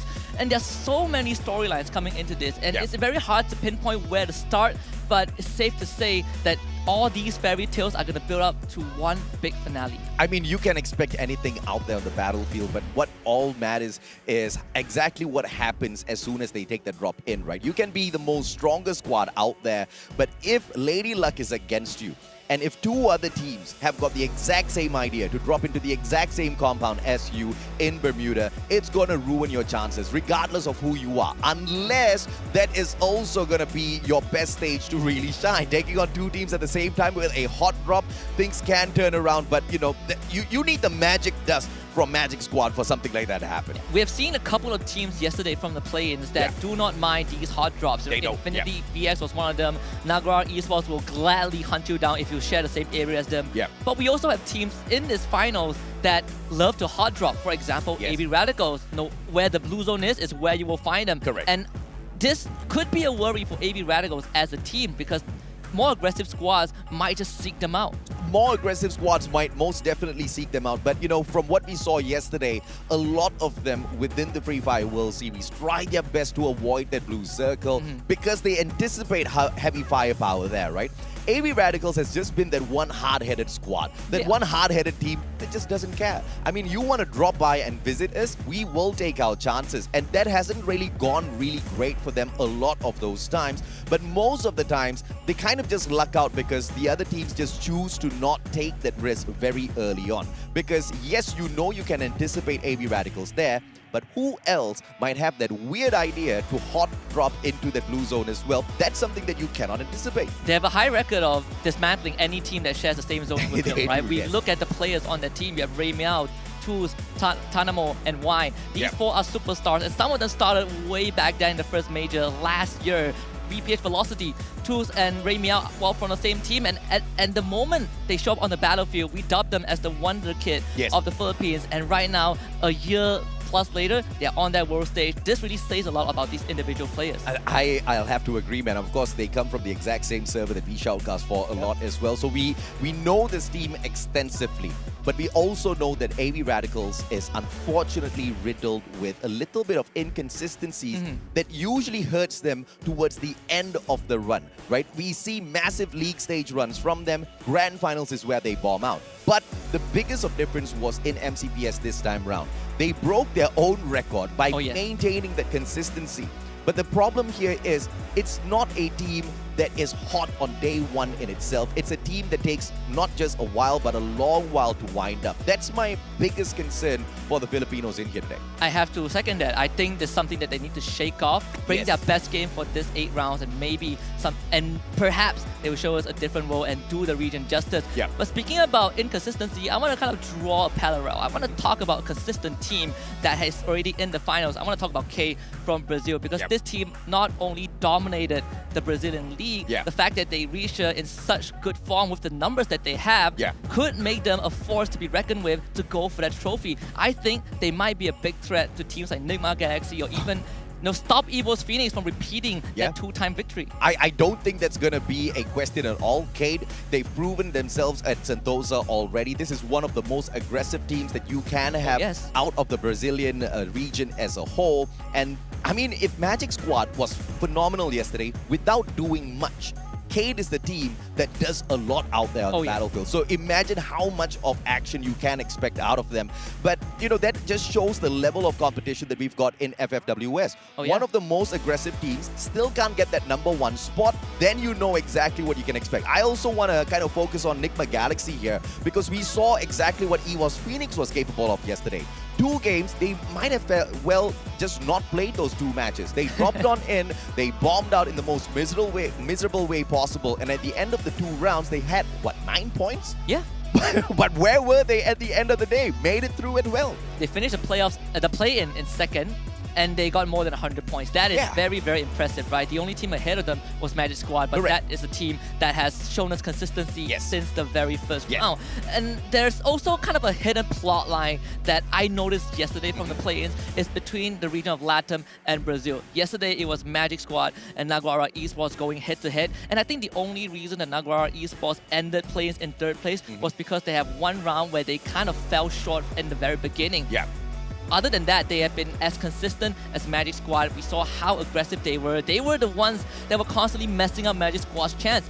Every time we look at the top 4 teams in the 6th or 7th circle, Naguara Esports and Magic Squad will always be there. Naguara was also one of those that actually eliminated EVO's Phoenix a little prematurely. We did not expect that turnout at all. EVO's Phoenix, they had the high ground advantage. They had the pre-vision first. They knew that the players of Naguara were approaching them, and that split-second decision-making out of Naguara was so phenomenal to watch, because the moment they started getting fired at, and this was in the open grounds, the first point here was they did not waste a lot of those glue walls. 2 glue walls were popped out, mainly by the player that was spotted first. And the response time, the reaction in terms of communication, the rest of the players from Naguara, like clockwork, immediately stopped, doubled down, flanked towards the right, and annihilated EVO's Phoenix. I mean, teams like that just take my breath away, Husky. And at the same time, Naguara Esports is also one of the loudest teams in this arena. You could hear their calls every single time during a skirmish. I might not understand what they're saying, but those were definitely fighting words. And Naguara Esports always pops off, even when they get a free kill at the very start of the round. That's what makes them so special. But there are some teams that we haven't touched much on, and I think it's the apt moment to talk about them. I want to talk about HQ Esports from Vietnam. This is the first seed from the region and the only representative from Vietnam. And this is a very by-the-book team. Think about LGDS, but from Vietnam instead. Very methodical, very macro-intensive. Yesterday, macro-intensive playstyles didn't really work out, and this raises a question for me. How will HQ Esports fare in this final? Quite a mechanically skilled squad. They are very sound in terms of their strategy making, and one of their best qualities is how they rush on in for some of these battles, right? Tyson especially, he is a star player for the squad, always manages to deliver. But, I'm just worried a tad bit for their inconsistencies. FFWS 2021, though, they did manage to get that 5th spot. So this is the kind of team that really knows how to get the job done when it truly matters. And they've got that experience from the world stage of the past already. They know what to expect. And obviously, they haven't been sitting on resting on their laurels for the past year. They would have been strategizing how to get back on this stage and smash the rest and grab the championship for themselves. So I think it's surely a team we need to watch out for. Yeah, this team has superstars. I think Tyson, like you mentioned, is definitely kind of the one that attracts all the eyeball. Correct, yeah. But they also have another player, Neo, which I think contributes a lot to the squad. What's scary is that if you look at the star players of every single team and you look at their performance, the numbers from their local finals, Neo actually averages below a lot of these players. And if they're putting a lot of those eggs onto Tyson's basket, it might be an attack point for the other squads to kind of go after HQ Esports and say, you know what, if Tyson is down, HQ Esports gets crippled. Yeah, and that's something that I have to agree with. But overall, when you take a quick comparison in terms of the stats of HQ versus any one of the other teams, for example, like Cade or Vastamundo, these are titans of the competition right now, right? Titans within the top 12 in itself. They don't fare up well at all. On paper, HQ looks like they're going to be eaten up alive out there on the battlefield. And this is just purely comparing those numbers. So it's going to have to be a strategic-based approach for HQ no matter what, because if they just want to go in there guns blazing, I don't think this competition is going to fare well for them by the end of the day. And I honestly think that there are too much cooks in the kitchen for aggressive plays. We have more than half the teams in this final are regarded as very aggressive teams, very high octane. They like to run at you and take you out. And we've seen some good examples yesterday. Again, Naguara Esports being one of them. Magic Squad also show a bit of the prowess, even though RRQ Kazu as well, but that's more up in the air, right? Because RRQ Kazu, out of 8 rounds, they had 3 rounds where it felt like they were prepping so much for the late game that they never really truly made it to the late game in one piece. We've seen incidents where they revived their members and those members parachuted into a firing range and they end up getting eliminated again. So I would put RRQ Kazu on the sideline just if we talk about raw aggression, because RRQ Kazu is a late game-centric team, and this team requires a lot of time to get there. Yeah, and of course, they do plan for the late game. Everybody wants to get to that final circle, but RRQ Kazu is also one of those teams that's not afraid to take a gunfight before getting there, right? Push comes to shove, you know they are tagging you up first. That could have been also the reason why they struggled just a tad little bit. We're going to take a quick zoom in now to see exactly what the game faces look like out there on the battlefield and on this LAN stage event in itself. HQ Esports sits down up at the very top, Alpha as well. And some of you guys might be wondering, wait a minute, can't they just take a peek down? No, the tables are built quite sturdily, quite well. You can barely look down. Yeah, I mean, you would have the time. Would you have the time? No, you would be focusing on the game at hand. But of course, for 4 regions in particular, this is extremely huge for them. AV Radicals on our screen right now, the representative of MCPS. Also, just like Expand, this is their first debut on the international stage as a region, as a team. So you can kind of feel that pressure, but they look ready as ever. But back to the 4 important regions, we have Brazil with 2 teams in the finals. We have Latin with 2 teams. We have Indonesia with 2 teams. And last but not least, we also have Thailand with Nigma Galaxy, the Rising Stars, and Evo's Phoenix coming back for the potential second championship title. Dude, I really don't know what to expect here, man. I mean, you've got the Thai team that is just showing us on paper that we should be expecting a lot out there on the battlefield today, right? And I'm mainly talking about Nigma Galaxy. The sheer force of supremacy that they showed us within their own regional qualifier should kind of give you a preview of what to expect later on out there on the battlefield. But of course, as we open up Bermuda, game number 1 of the day, this is the official one for the Free Fire World Series 2022 Bangkok, ladies and gentlemen, boys and girls. First match, and the flight path is super lenient to all of the players. Wow, so excited, AJ. It's the finals. We get 8 rounds of incredible Free Fire action. But we know we touched a bit on Bermuda, where some teams love this map, and not only love this map, they also share same drop zones as their opponents. And I'm seeing a bit of a shift from some of these squads. RRQ Kazu is one of them. They're dropping Katulistewa. That's kind of not the common place that they would go. HQ, though, splitting up the entire team. And AV Radicals, instead of going in here straight up for their high-tier loot zone, they seem to have taken a drop very close towards the players of Nigma Galaxy. And this is all happening, I believe, very, very close towards Mars Electric. So this might not turn out very good for them. Cade, on the other hand, straight in between Alpha, who split off into a buddy system here, 2-2. And this split could be the best thing for Alpha or the worst thing for them. Cade, all together, they can focus around. They don't really need to overextend. But how much of loot can you secure within such a small compound? I would say if you are a team like Evo's Phoenix on our screen right now, you can secure a ton of loot. Oh, yeah. Yesterday, there were only, I believe, 1 or 2 teams that split up so much. one of them being Expand, right? They were constantly splitting out, they were dodging other teams, and we say that you can do it because there's lesser teams, but it seems like we have a combat situation. Yep, and it looks like Alpha wants to move on and straight on for the shutdown. And they circle around from the right-hand side. You've got a left flank as well. Rad, he is really low on HP. Thankfully, he does have a medkit to patch himself right back up. And from the get-go here, Cade might be in a lot of trouble. We just spotted them earlier on. Not a lot of loot on Cade. As you can see, a lot of these players barely have a medkit. And Alpha, I don't think K expected Alpha to be here. We talked about how Alpha would switch things up if needed. They like these gear shifts, and they just drove straight into K and took them on. This could be massive for Alpha if they pull it off. Glue wall melter all being tossed around. They don't want those defenses up. They want to finish this quickly, swiftly, and as fast as they can. They want to take all of those elimination points. Nando with the first blood. Who else can we expect? Remind down and out as well as General tries to flank on from that left-hand side. The players of Alpha try to hold on for their dear lives, but it all comes to an end. And the only casualty was Dead God down on the ground, but he himself has been picked up with not much of medkit. In fact, with no medkits at all. They annihilated Alpha. I mean, Alpha took a chance and it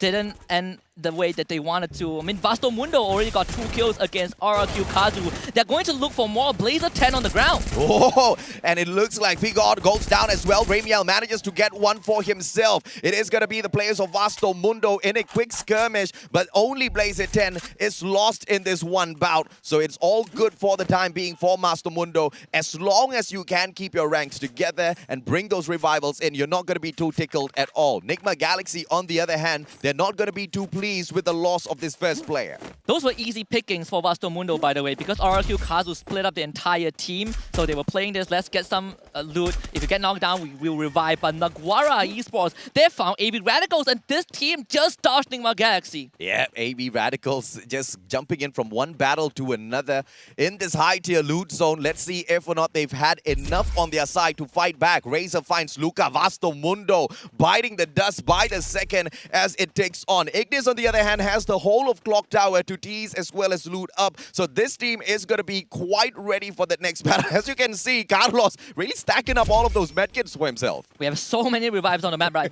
now. The only team that was knocked out was Alpha. And it really came down to just Cade having a good support system behind the lines. I honestly thought that those long-range fights would not work out because it was in a tight building.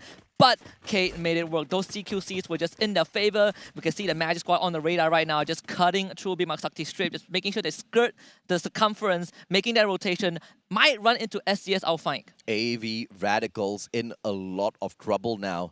As Nagwara takes over the high-tier loot zone, they scramble, breaking off in 2 separate directions, both trying to play for that revival. If one goes down, they still have the other to count on.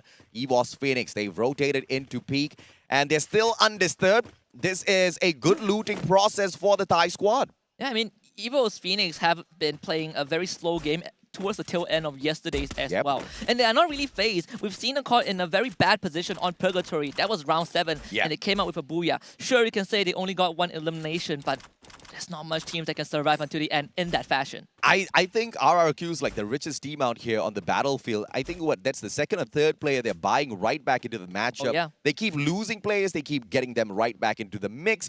That might sound like a great play, but it is terrible for the prep for that final circle because you're barely sustaining any of that loot on you. You have to drop right back into the map and you have to loot up that whole area once again and expect the rest of your team members to back you up. That wastes a lot of time. You don't move for that circle. You don't find a defensive position for yourself. So the Indonesian squad of RRQ, they need to figure out exactly how they can get their pace back together here. And that's exactly the worry that we slightly touched on in that pre-show. RRQ Kazu, ever since yesterday, have had these moments where they split up, gather resources, get enough coins, buy the teammates that have been eliminated back into the round, and they end up with nothing.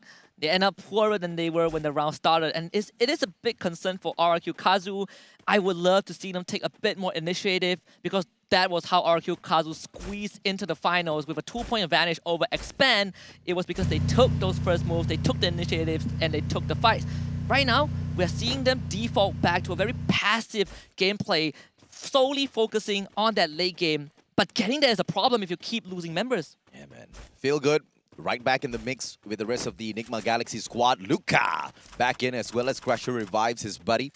And the rest of the squad of the Cade squad here, moving straight towards Clock Tower. Doesn't seem to be coming through, but Ignis flies straight on in towards Clock Tower instead. Vasto Mundo already there, but Crusher's just a little bit too far away. And remember, Luca just made it back, so the guy barely has any loot on him. If Ignis strikes now, Ignis can get a lot of those elimination points at the expense of Vasto Mundo. But Vasto Mundo saw them flying on in, and they won nothing of this bout. They back away from Clock Tower. Yeah, smart decision from Vasto Mundo. Lovely choice. Ignis Esports actually have been at Clock Tower since the start of the round. Vasto Mundo ran into them. They're like, you know what? We're not going to take this fight. And Ignis Esports not only get to keep their stronghold, but it is also a stronghold that is within the circle. They are very, very safe. We've seen how teams like Expand played Clock Tower yesterday. There's so much room to maneuver around. And you really don't want to make that mistake of trying to take over Clock Tower and underestimating the crevices that the players could be hiding in. Ignis Esports, they're hiding these high ground, these elevated points, and they're not going to allow Vasto Mundo to just run in. HQ Esports and RRQ, that battle is about to break down on a high ground just beyond this compound here. EVOS Phoenix, on the other hand, they don't have much of a defensive position, but what they do have is a very stray Cade running straight towards them. And this might just be the advantage that EVOS Phoenix can play against them, because they do have that elevation on that high ground that they can use as defense whilst they take those long shots against the players of Cade. But as you can see, the movements out of Cade as well, super slow. They don't want to take any chances. They're waiting for some sort of action out there on the battlefield or distraction before they can move out in the open space. I like the strategy by Cade. And I like the strategy by EVOS Phoenix, because they're taking so much space. Yeah. And sure, you would argue that some of these members are out in the open. Jonah is one of them. Magic's on the way too. Getting them a lot of info for themselves. And Magic squad, like you pointed out, might just run into these teams. But I think we would probably see a temporary truce between EVOS Phoenix and Cade, because I don't think Cade will want to take this high ground fight. EVOS Phoenix have controlled so much space. It's really hard to attack unless you push through with that numbers advantage, which Cade are not willing to take the risk right now. At this point, it's very clear that EVOS Phoenix knows that there is a squad right there in front of them. Cade, they have to play this as carefully as possible. Naguara is just beyond. And Vasto Mundo finally catches up with Ignis Esports once again. Crusher, 7 more HP left, has got 2 medkits to work around with. If Kano does have a grenade here, he can go in here for the toss, but instead it is Crusher that lobs that grenade over. Does he get the tag? No, he doesn't. Carlos should be able to get this save, and Ignis survives this. And Eric just got that knock. Crusher needed to survive, but Eric delivers that knockdown blow. And Crusher is not going to get saved. His teammates aren't near enough, and it's going to give Ignis some space to work with, but there's return trades from Blazer onto Carlos. Yep, Nunes. Shots onto Kano can perhaps give them a little bit of an advantage here, as Carlos is super low. One good nade, even if it clips him slightly, should give that advantage over to Vasto Mundo and slow the defensive reposition of the Ignis squad. But Vasto Mundo, as they try to chase them, they are being aided and at the very same time pressured by the blue zone, tagging up one of their players. Circle found by Vasto Mundo first, but Ignis is going to be circling away from them in towards Bhima Sakti Strip. A lot of this compound here that they can use as a defensive structure. I wonder if Vasto Mundo saw this, because look at what Ignis is doing. They're splitting up. It's a 2-2 formation. They can pincer Vasto Mundo if they want to, and they've decided that unanimously. We see that instant split, and Vasto Mundo also don't have a numbers advantage. It's a 3 versus 4 in favor of Ignis. Jason, he tops his health right back up. Carlos, on the other hand, outside the circle. This is not a position that you want to hold on to, but Carlos getting super aggressive, cooking up that nade. Is Luca going to get caught halfway through, or will Luca manage to trade Carlos out first? This is just an insane setup, as Vasto Mundo. Crusher's been taken out already, so this is a 4v3, and the advantage to the side of IGS. Carlos still cooking up the nade. The guy hasn't tossed it in just yet. Finally does. Blazer, Luca goes down, and that is Carlos' toss for you. Kano with a backup as well. Blazer 10 still alive and kicking, but Carlos cooking up yet another special delivery for both of them, and here comes the flag. Ignis is going to be able to finish off Vasto Mundo, but Nunes has managed to escape this already. He's trying to provide backup for his team, but he's just not going to be able to do enough. We saw this pincer coming from miles away. AJ, we talk about how Ignis Esports, they split up 2 by 2 because they knew they had the numbers advantage, and they can do this unexpected crunch. Vasto Mundo did not see that coming, got punished dearly.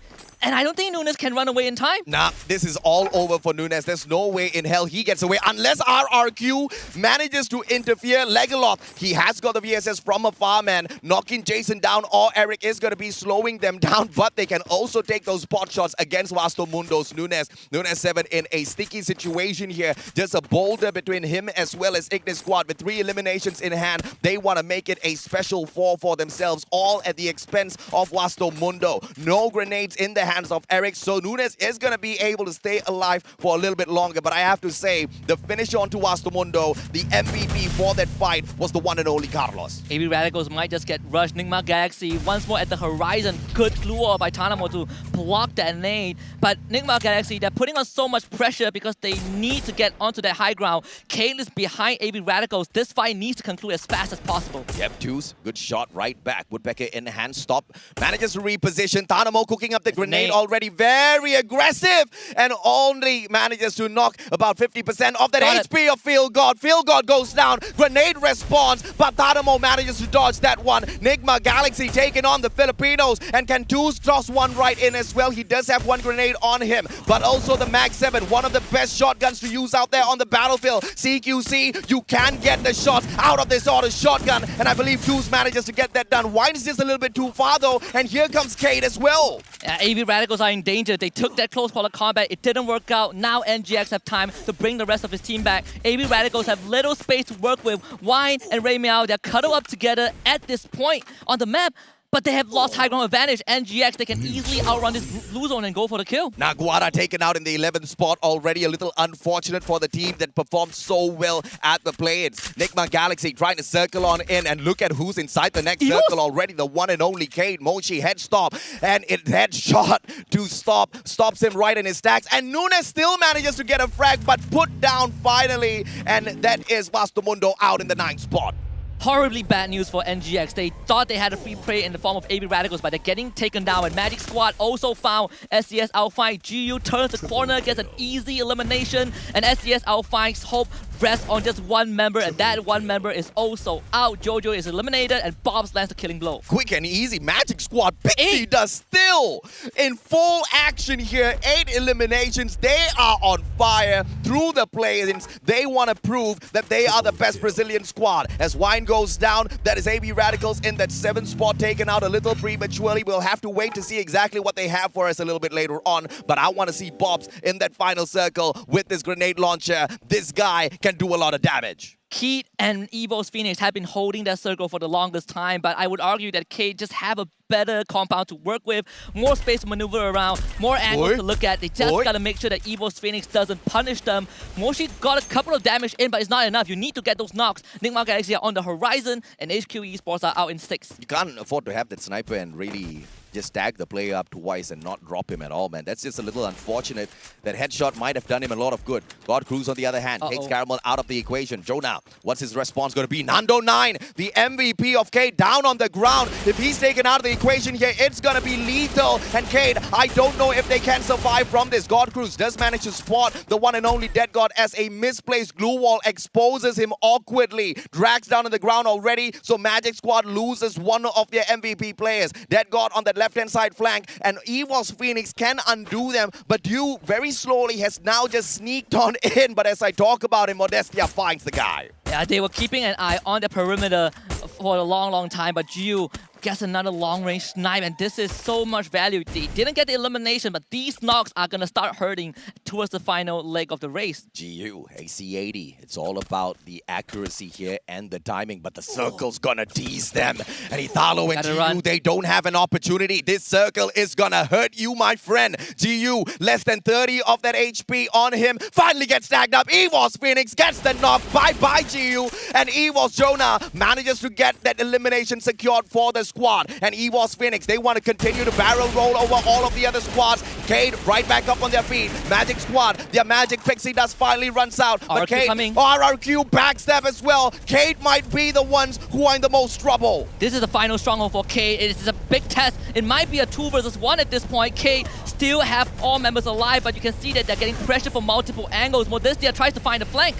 And they do throw in What the a glue nade! wall melter. God Bruce double. The God nade gets the gods themselves. And Evo steps on in. They get the eliminations. RRQ next on the list. But Modestia charge buster. Perfect timing. VK goes down. And K taken out of the equation already. RRQ down. EVOS Phoenix, the comeback kings. The undying EVOS Phoenix gets the first booyah of the day. You see that trophy on the stage, AJ? That's what EVO's Phoenix is after, and they have started the day with one of the most impressive booyahs. And I want to quickly bring it back to the moment where we talk about EVO's Phoenix and Kate, right? Kate hiding in that building, EVO's Phoenix on that high ground. But what did I say? EVO's Phoenix, they had two members out in the open. They controlled that space for the entire round. They never let go of any ground, and the best part is they barely had to use glue walls.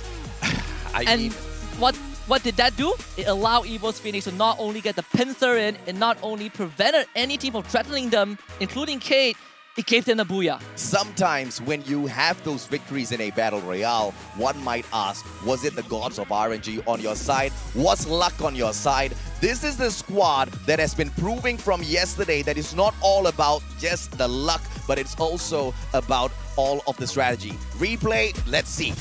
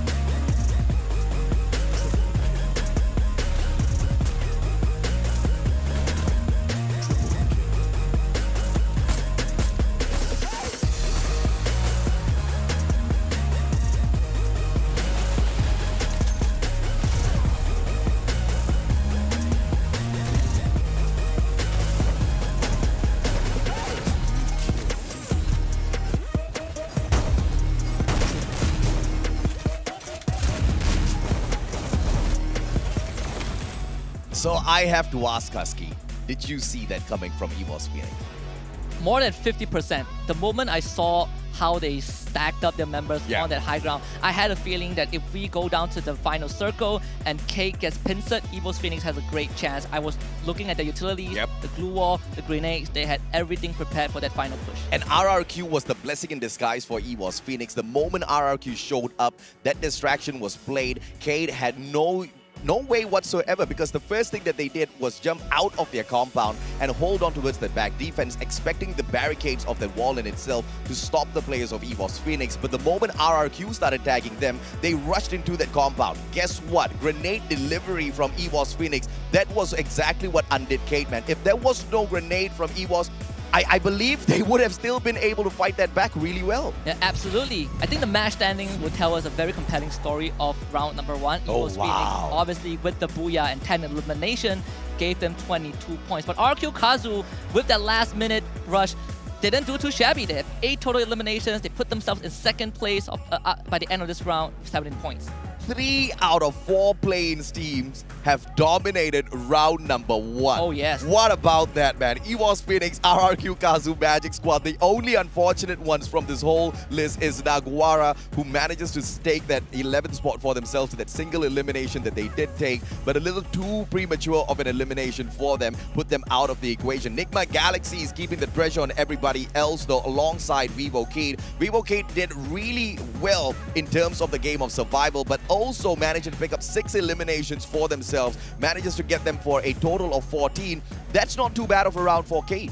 Absolutely not. I think for Kate, other than them holding that hut and getting crunched, they also started losing ground when I believe Modestia got knocked down early on by EVO's Phoenix. That really threw a wrench in their plans, but we gotta talk about the MVP of round number 1, and it has to be God Cruz. Oh yeah. 6 eliminations with the grenade. And remember, one of that grenade he lobbed took out the entire Kate team towards the very end. Yeah, and you know, yes, luck was involved, but for a majority of this game, EVOS Phoenix forced that luck to be on their side. They played the game of patience. The timing was just absolutely sublime for the team as well as God Cruz. Let's take a look at the elimination leaders for this lobby as well, the top players, and of course the one that takes the spot, God Cruz, with a total of 6 eliminations. Beside him, you've got Giu as well as Razor, who are tied up with 3 eliminations each. Yeah, very, very solid numbers from these players. But for EVOS Phoenix, they have shown us what it's like to play around a Free Fire, but not necessarily gunning after those eliminations, because this round is a great reminiscent of yesterday's play-ins last round, where they just play it slow and they still made it until the end, and that's where the eliminations start rolling in. Yeah, absolutely, man. Of course, and these are the key players of this matchup as well. Jonah was the king of assists out there on the battlefield as he continuously tagged up players, allowing the rest of his team members to eliminate them from the equation. The glue wall master, the one and only Crusher. The amount of defensive structures set up by Vastomundo just to block away a lot of those damage and continue surviving in that matchup was quite phenomenal, and it was really nice to see them kind of dodge all of those shots through all of the glue walls as well. And they were getting ran down by Ignis Esports, so there's a lot of work being put in to keep that team afloat, but obviously they didn't finish as strong as we wanted them to in round number 1. We also have Luca from Vastomundo, 4 glue walls destroyed with Skylar, and at the end of this list, we have Ray Meow from AB Radicals blocking almost 1,700 damage with the time turner.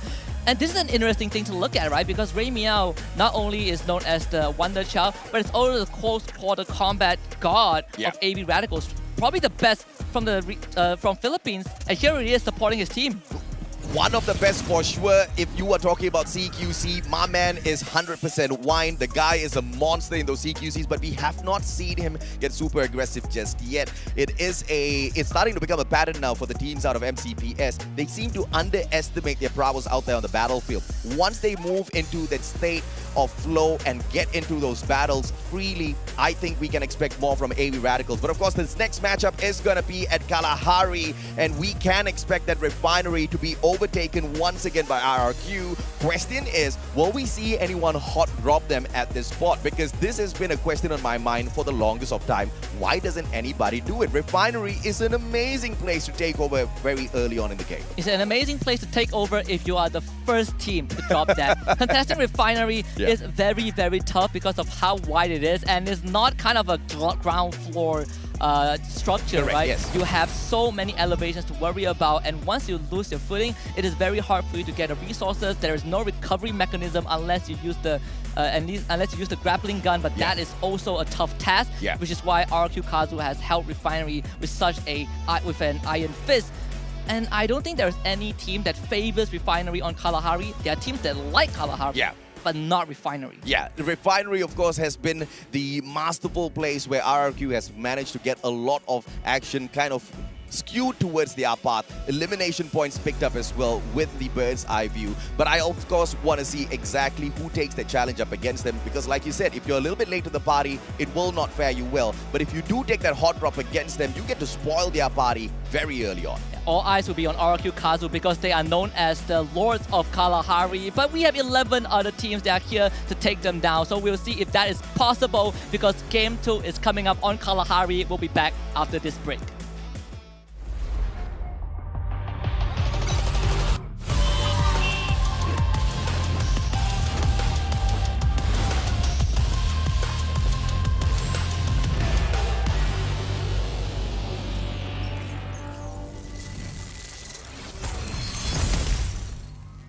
Acho que nós não temos um time como o maior rival. Todos os times são bons, estamos estudando todos e temos um bom plano para todos. O jogo decorreu como era para ser, nos classificamos, que era a nossa meta, e ocorreu o que nós esperávamos. Sim, estou satisfeito, foi uma estreia de mundial muito boa.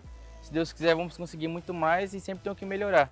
คิดว่าใครเป็นผู้ปรับก็น่าจะเป็นนิกมาครับเพราะว่าแผนการเล่นเขาดีครับแผนรับมือโค้ชได้เตรียมไว้ให้แล้วครับรู้สึกยังไงกับวันนี้ก็รู้สึกเหนื่อยครับแล้วก็ดีใจด้วยคิดว่าเต็มที่กันแล้วครับเพราะว่าทุกคนก็ทำเต็มที่กันทุกคนเลยครับวันนี้ Nuestro mayor enemigo somos nosotros mismos, ya que si mejoramos eso no nos para nadie.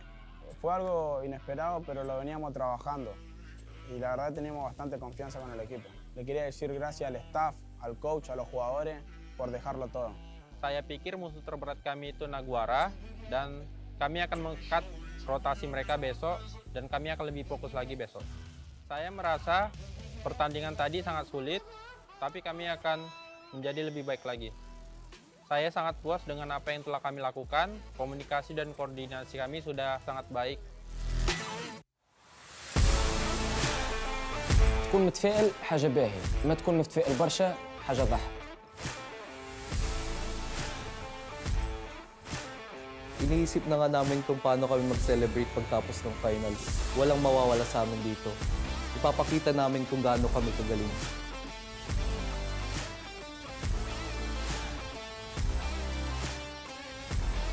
Chúng tôi không cần biết đại diện của bạn là ai, nhưng các bạn muốn lấy chức vô địch thứ 3 ư? Chúng tôi sẽ mang nó về Việt Nam.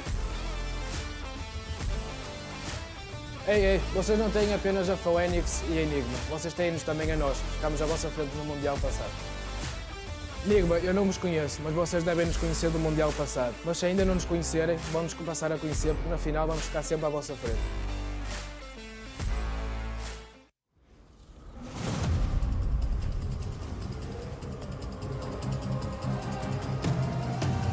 I'm very mysterious, unpredictable. If you don't know, we've come a long way, but we ain't done here. Are you ready? Just like the sunshine, we level up. What a great view from the top. It's in our nature, it's in our blood. We can stop, never stop. We don't stop with the squad. Like the sunshine, we level up. What a great view from the top. It's in our nature, it's in our blood. We can stop, never stop. We don't stop, 'cause we turn up in flames. 'Cause we turn up in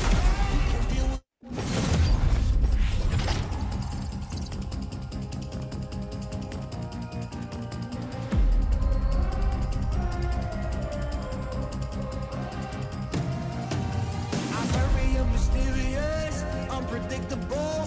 If you don't know, we've come a long way, but we ain't done here. Are you ready? Just like the sunshine, we level up. What a great view from the top. It's in our nature, it's in our blood. We can stop, never stop. We don't stop with the squad. Like the sunshine, we level up. What a great view from the top. It's in our nature, it's in our blood. We can stop, never stop. We don't stop, 'cause we turn up in flames. 'Cause we turn up in flames. 'Cause we turn up in flames. You can deal with us, with the whole squad. We just can't be stopped. We invincible, undefeatable, but still you try it. Like the sunshine, we level up. What a great view from the top. It's in our nature, it's in our blood. We can stop, never stop, we don't stop, 'cause we turn up in flames. 'Cause we turn up in flames.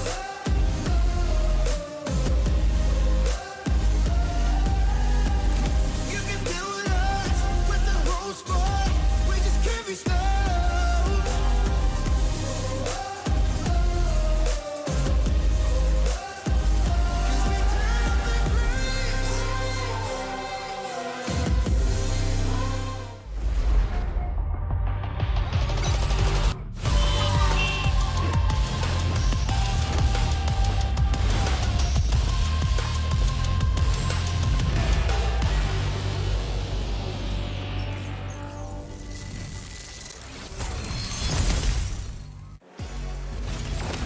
The returning Titans of Thailand, Evo's Phoenix, soared to their first booyah in this finals with a very impressive round 1 on Bermuda. This is the Free Fire World Series 2022 live here in Bangkok, Thailand. And we are your commentators. My name is Husky alongside Mustachio AJ.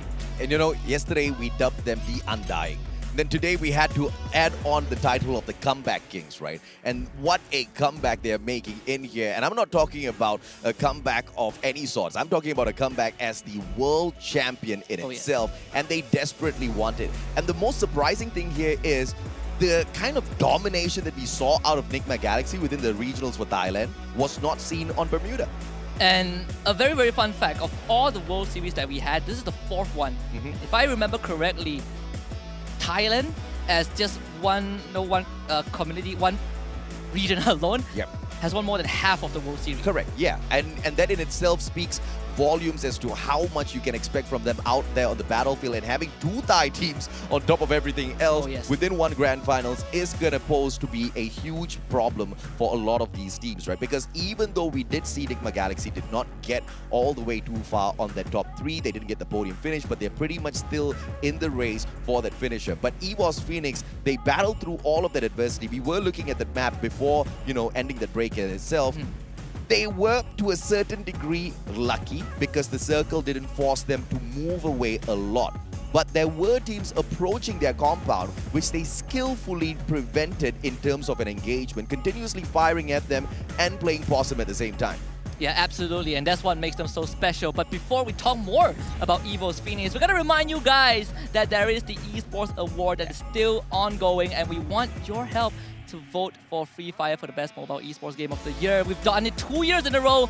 Let's make it 3. Absolutely, man. And we all believe this is going to be the game that's going to win, but obviously we can't get it done without your vote. So please do not forget to hop on in there and vote for us as well. And of course, a quick super shout out to our streaming partner, YouTube, the best platform for gamers and content creators alike.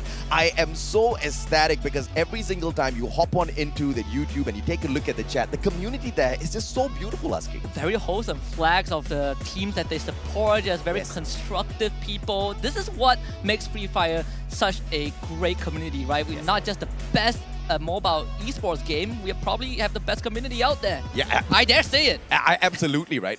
One of the best communities, no doubt at all whatsoever. Let's take a look at some of the teams that did bomb out in that first round. AV Radical, single elimination, 4 placement points. The Filipinos didn't do all that too fancy in that round. Talk to me about what happened. Well, 2 teams were threatening them the entire round. We have Nigma Galaxy that was on their tail. I believe took down 2 of their members. When they ran away, they ran into Nagwara Esports, who were also pressuring them. They got out of that chokehold, ran back into Nigma Galaxy, and that was their undoing. Let's take a look at, of course, the match stats in a bit as well. SES Alpine, they didn't do all that too well for themselves. 3 elimination points, 3 from the placements as well. Manages to get them a total of 6. But the Kings of game number 1, once again, the undying comeback Kings, EVOS Phoenix, 22 total score, 10 from eliminations, 12 from the Booyah, of course, and with a total damage of 6,624. They were doing a lot of work out there. And once again, a lot of this damage came forth from them just playing passively, defensively, tagging players up, making sure they don't approach their compound at all. And at one point, they barely had a compound. This is masterful from EVOS Phoenix, right? It would take a while to break down every single move, but from what we've seen and what I've touched on was how they take space. This is the easiest way to understand why EVOS Phoenix could hold a compound with minimal numbers and still defend that area. 2-2 split, they held open ground, kept K at bay, and also the other 2 members in the building at peak was able to kind of gatekeep the rest of the teams. And in these kind of situations, one might argue that sure, they didn't have to move much, but it's how you do with the what you do with the circle and how you deal with encroaching teams from all corners that makes you a great team. It is a game of Battle Royale at the end of the day where you have to depend on Lady Luck, but you also have to skirt around that luck that she throws at you as well. And that is what EVOS Phoenix did phenomenally well. Once again, it wasn't just the luck with the circle, it was the luck with the disturbance and the interference by RRQ, because we all expected Cade to really pop off on a lot of these teams. Oh, yes. And Cade had one of the best positions in that final circle. They had a solid defensive compound. They really didn't need to move. They just needed to wait 2 teams to just approach them, and they could take those bot shots. And initially, it was EVOS doing a lot of damage from that front side, and RRQ stepped in at that perfect moment. And the timing couldn't have been more perfect from EVOS, right? Because they lobbed that grenade. But the players on the side of Kate were not inside of the compound when that nade was lobbed. They ran in as the players of RRQ were shooting them down, and that was just so unfortunate to see the whole squad of Kate just in an instant get wiped out. One final player, but he was barricaded in with the glue wall in itself. Barely anything for him to do. You're kind of just Evo's Phoenix, just looking at Evo's Phoenix reading the movements of Kate, right? You see a third party coming in to pressure Kate, you know that there is only so much space that they can work with and retreat back into, and that is just another foresight by Evo's Phoenix. But at the end of the day, we're looking at a team that is back for the possible second championship title for the organization. And they're going to do it on home soil again. And it's, again, a region that has won majority of the World Series, right? Even though they missed out the last one, they came in second with 1 point differential.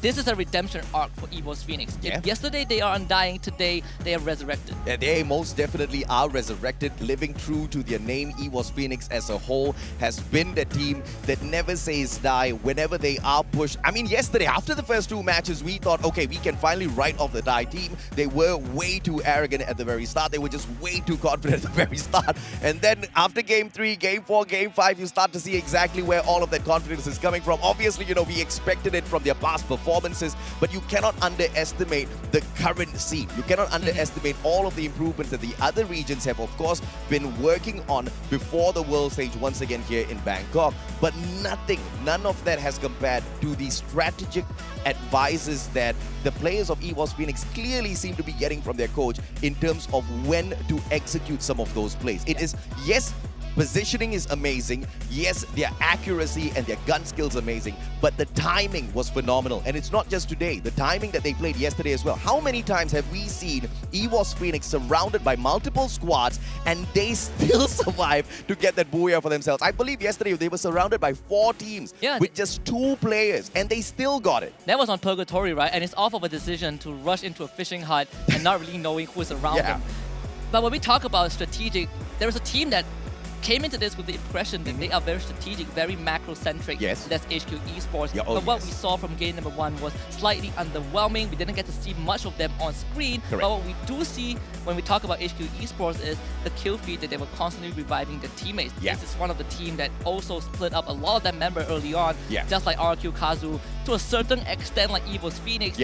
The difference being that HQ Esports never really got it together. RQ did the same, but they made it into that late game. They made it into the final phase, and that's what makes them such late game centric team and such a good team to pull it off. I'm actually shocked that RRQ Kazu even made it into that final circle based on how many revivals they were playing. And what surprises me even beyond that, because okay, to a certain degree it might be, I can't say easy, but it might be easy for RRQ Kazu to play the game of survival. But through all of those revivals, with those players having to have looted up themselves once again, over and over again, they still managed to rip away 8 eliminations by the time the game ended.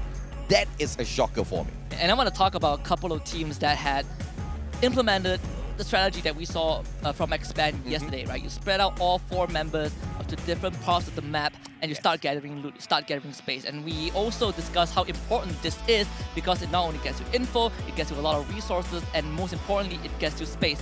Evo's Phoenix, RQ Kazu, and I believe Magic's HQ Esports were the 3 teams that did it.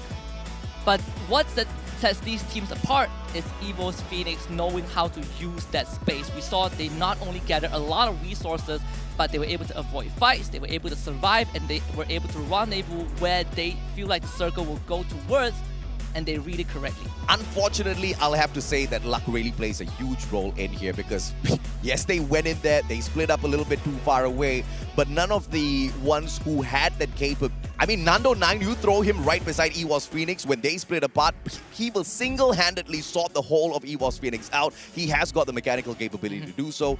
None of the other teams who had that mechanical supremacy over Evo's Phoenix were around them to punish them. And that's what makes me so worried for some of these squads as they take the approach that Expand was taking yesterday. Expand was a great example as to how that strategy sometimes can work, can do miracles for your squad, but that strategy can also break down and force you to, in a way like RRQ, continuously have to revive your players. And in the form of Expand's strategy and towards that final moments of the day, you saw how it punished them. They did great overall in the play-ins, but those few precious points that they could have picked up by just playing slightly safer would have gotten them right here today. And I think that's not fully on expand, and I want to kind of quickly talk about why it's so, right? You have two possible scenarios by running this particular strategy going into a round. First of all, you're prepping for that late game. That's kind of the final destination of teams that want to gather a plethora of resources. But the second thing you could do is to use their resources and take initiative. You kind of want to kind of catapult your lead by taking fights, getting pickoffs, and getting enough points while still maintaining enough armory towards the final circle. A lot of teams opt for the first way, which is to just stock up and save for a rainy day. And a lot of times it didn't work out. RQ Kazu being one of the exceptions. But I also want to quickly touch on Alpha and how Alpha fell as became the first team that fell. They challenged Kate, they rushed in, but the problem with that was that Kate had Modestia from afar, giving that pot shots and constantly supporting the team. And credits to Alpha, they actually tried to bring the fight into the building, cut off line of sight, cut off vision for Modestia, but unfortunately they fell at those close call of combat, 4 versus 3, and that's what allowed K to come out on top. And of course we wanted to see more aggression out there on the battlefield, and one of the teams that we were expecting said aggression from was Nigma Galaxy. Here's the surprising thing, they only got 3 eliminations from that first game, and 6 of the other points came purely through those placement points. And this has got me wondering if or not Nigma Galaxy is going to turn it up a notch in the second match, as they have found their comfort spots already, as they have kind of warmed up their fingers. Because if they are about to kick it into high gear, I think the teams that did make it from the play-ins have to start being on guard now, because all of the titans that we know have gotten that first seed and booked their place at the grand finals, waiting for everyone as the play-ins was being played yesterday, they are getting ready and they are geared to get into that next mode now.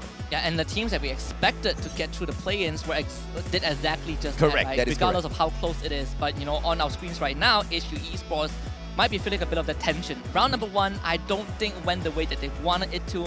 Maybe a couple of those moves were according to plan. Split up, we get those revive, and it has been a habit of a lot of teams, regardless of how they approach the game, where when you have a member that's away from the team, he's going to play that responsibility of finding a revival point or a buy point to get fallen members back into the round. That's why we saw RQ Kazu do that often. That's why we saw HQ Esports do it. But it's how you recover from that. When you drop back down onto the battlefield, you need time. Who is going to buy the space for you? RQ Kazu has the personnel for it. Legolov does the shot calling, and he knows what to do in those situations. But HQ Esports, they probably need to find that voice. And RRQ Kazu is really smart as well, because they don't really split away from each other way too far, where you don't really have much backup when you're solo. You don't really have that much backup when you're dropping right back in on that revival. And that's one of their winning strategies, right? Stick as close as possible together. Sometimes, yes, you do have to break apart, but those are the moments where you're trying to control a certain compound, and you want to have a watchful eye on each and every single corner to make sure you're not ambushed from anywhere. But if they want to pull off that strategy a little bit more cleaner, they really have to take a page out of the book of the one and only EWOS Phoenix, who played that even better for themselves. But we still have to see whether or not the Undying Comeback Kings can have any of those good moves left for us in here at Kalahari.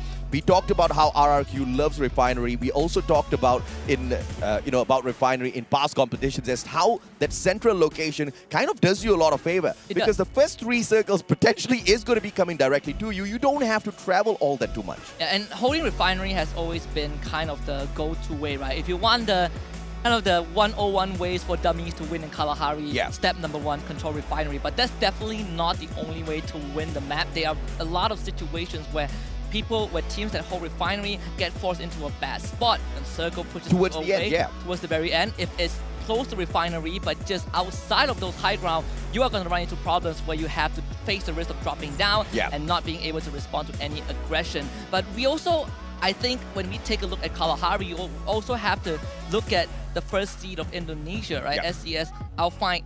Kalahari is not their go-to map, but there's a reason that they won their local league over RQ Kazu. Now, SCS Alpine is a very interesting team because they have always been regarded as the runner-up specialist. They've always been considered second up till now, where they won the local league and qualified for the FFWS finals.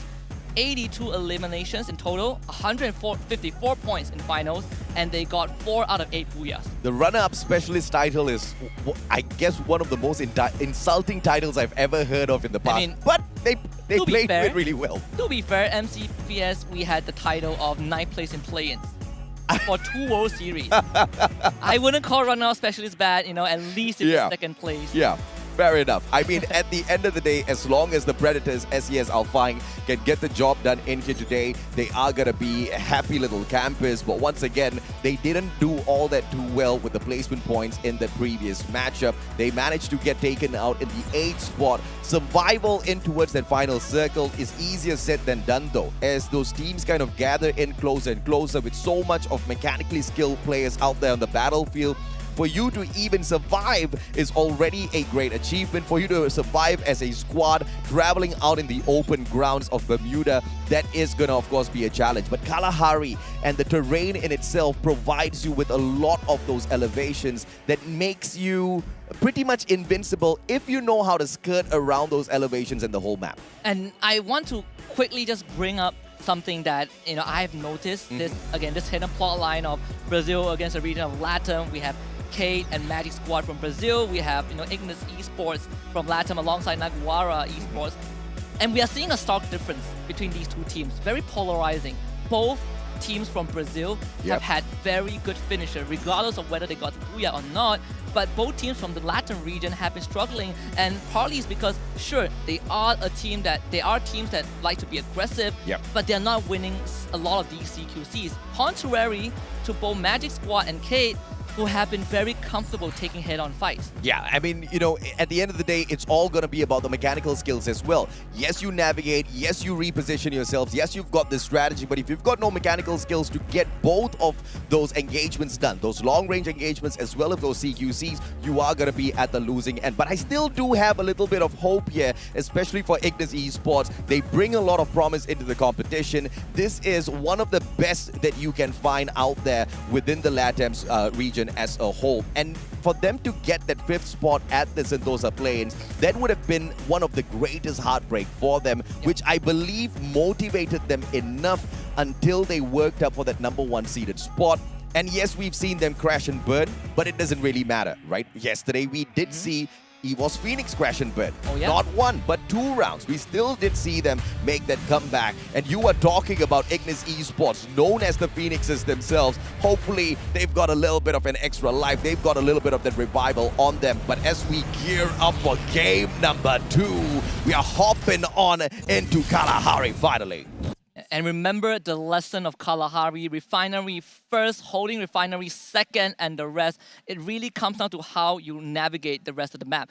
Not many teams like this spot, and the teams that usually do are familiar with Refinery. Now, you've asked the question of who is going to hot drop RRQ. We might see a couple of them doing so, but RRQ themselves are not landing at Refinery. Yeah, man. Ignis taking that hot drop against AV Radicals. And look at who else we've got here. Naguar. This is turning out into a party. We've got Kate at Santa Catarina as well, with 2 of their players, Modestia, moving straight on into that initial gunfight against the players of Naguara. But our attention is going to be on Ignis as well as AV Radicals. Both of these teams have already split off into different segments of confinement, and they do have decent areas to loot up before getting into an engagement. And remember the setup that we had, right? AV Radicals absolutely love high-tier loot zone, and it's easy to hunt them down and find them, but winning that fight is going to be another issue. RRQ Kazu now under fire, Pac-Man down thanks to HQ Esports. And BO Razor has got the Akimbo there in his hands, manages to get that knock from the back. Legalov finds Artemis as well. RRQ Kazu very quickly becoming the elimination leaders of this lobby. Tyson is on his foot, and the guy is making a double for it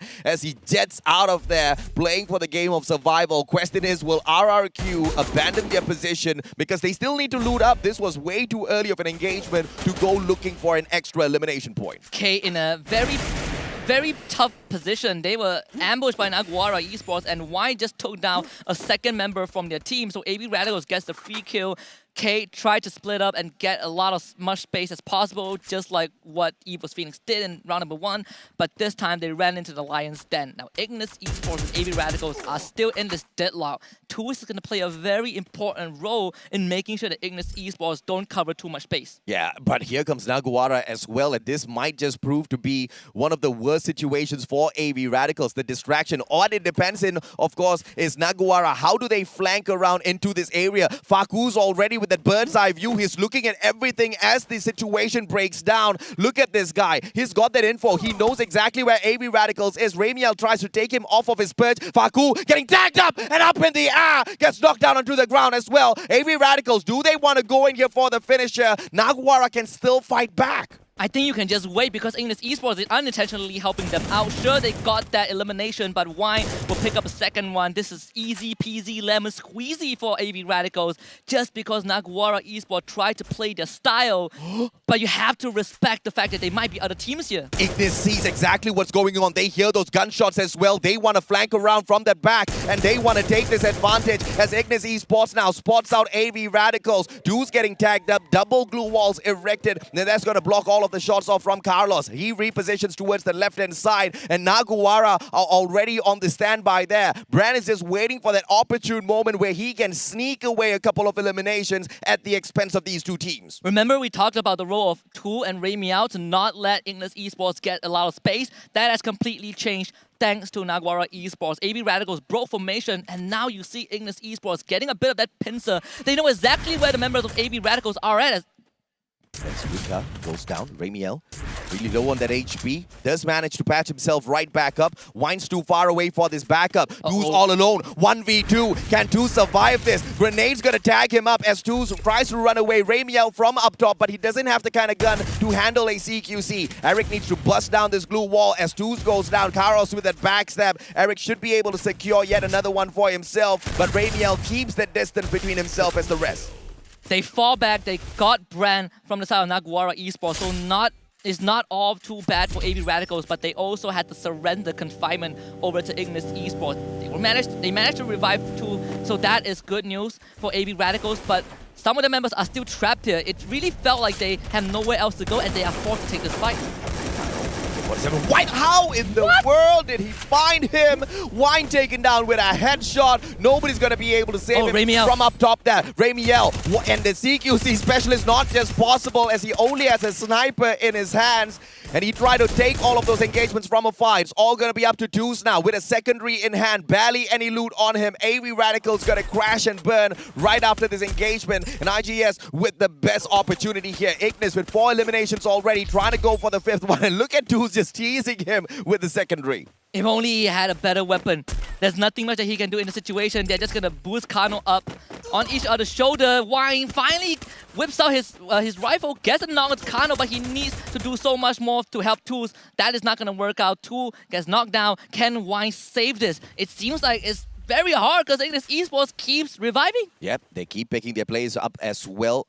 No nades on the side of Wine, but if there's anyone who can get this clutch done, it is this guy. Tanamo, right back into the equation as well. 1 grenade, but no distance to lob it, and he wants to get that secured shot for himself. He backs away. Ignis tries to split away from this equation as well, and therefore I think AB Radicals will go ahead to some more. I was about to say that Wine gets taken down by Kano. It's just so hard to move away from that situation. And it all started because they gave out ground for Naguara. At the end of the day, it was them who lost everything. They're still in this round, but it's looking very bleak for AB Radicals. On the other hand, Jonah getting knocked down by SES. Alfine Ray with a great shot up top. Yep, Alfine managing to get the advantage here. EVOS Phoenix. Moshi has got the double barrel. Can he turn around? He goes in for the flick. Everybody's playing this on the very edge and get high with that combination of God Cruise. They both managed to settle down the players of SES Alfine, but no elimination just yet as Jojo manages to sneak away from them. But inside of this danger zone, is he going to get capped? Jojo has managed to put great distance between himself as well as the rest of of EVOS Phoenix. Moshi with that high ground advantage might be able to do them dirty. Jonah bought right back in. EVOS Phoenix will be able to continue to pressure SES Alpine. Can't stop for the revival zone. Was in a danger zone anyways. Very, very tough time for STS Alpine. The circle closing towards that northwestern side. You have NGX, nice. RQ, Kazu, and Magic Squad around. Refinery still included in the equation, but EVOS Phoenix, they're not too far away. Jojo finds a revival platform for himself. Cade a little too far away to pressure him. Question is, will Jojo take this opportunity to revive the full squad, or will he buy a little bit too much of time for himself and mess up that opportunity? We will still have to wait and see. EVOS Phoenix, on the other hand, 3 eliminations, and they are doing great. They're keeping a hold onto this command center high ground advantage, but nobody else is going to sneak in and disturb them just yet. They are on the verge, on the very edge of this next circle as well, so it's not going to be for long that they get to hold on to the bird's eye view. And we see Naguara Esports encroaching towards Refinery, that not held by RQ Kazu, but by Magic Squad instead. So Naguara, they have to be really cautious with how they move. Gio has already seen Yeko going up to that high point at the tower. So Magic Squad knows that Naguara Esports is nearby. You have NGX who are very far out to the west, so that's going to take some time for them to join this. But so far, Naguara under pressure from Magic Squad. Naguara, they try to slow things down. Magic Squad, they've got everywhere covered already. Faku, good blue wall erected. He's not going to be pressured from the back just yet, but you can see Bob's trying to break on through. Faku, he does have that double barrel. Just needs to get that one good headshot. Should be able to continue holding on to his ground. Maxi, on the other hand, is just scrambling around. He knows that at every single angle here, Magic Squad can flank him from anywhere around. Here comes the double challenge, 1v2. Maxi, this guy's running out of time. It's going to be a very tough fight for him to get out of. It felt like Magic Squad have him in a chokehold.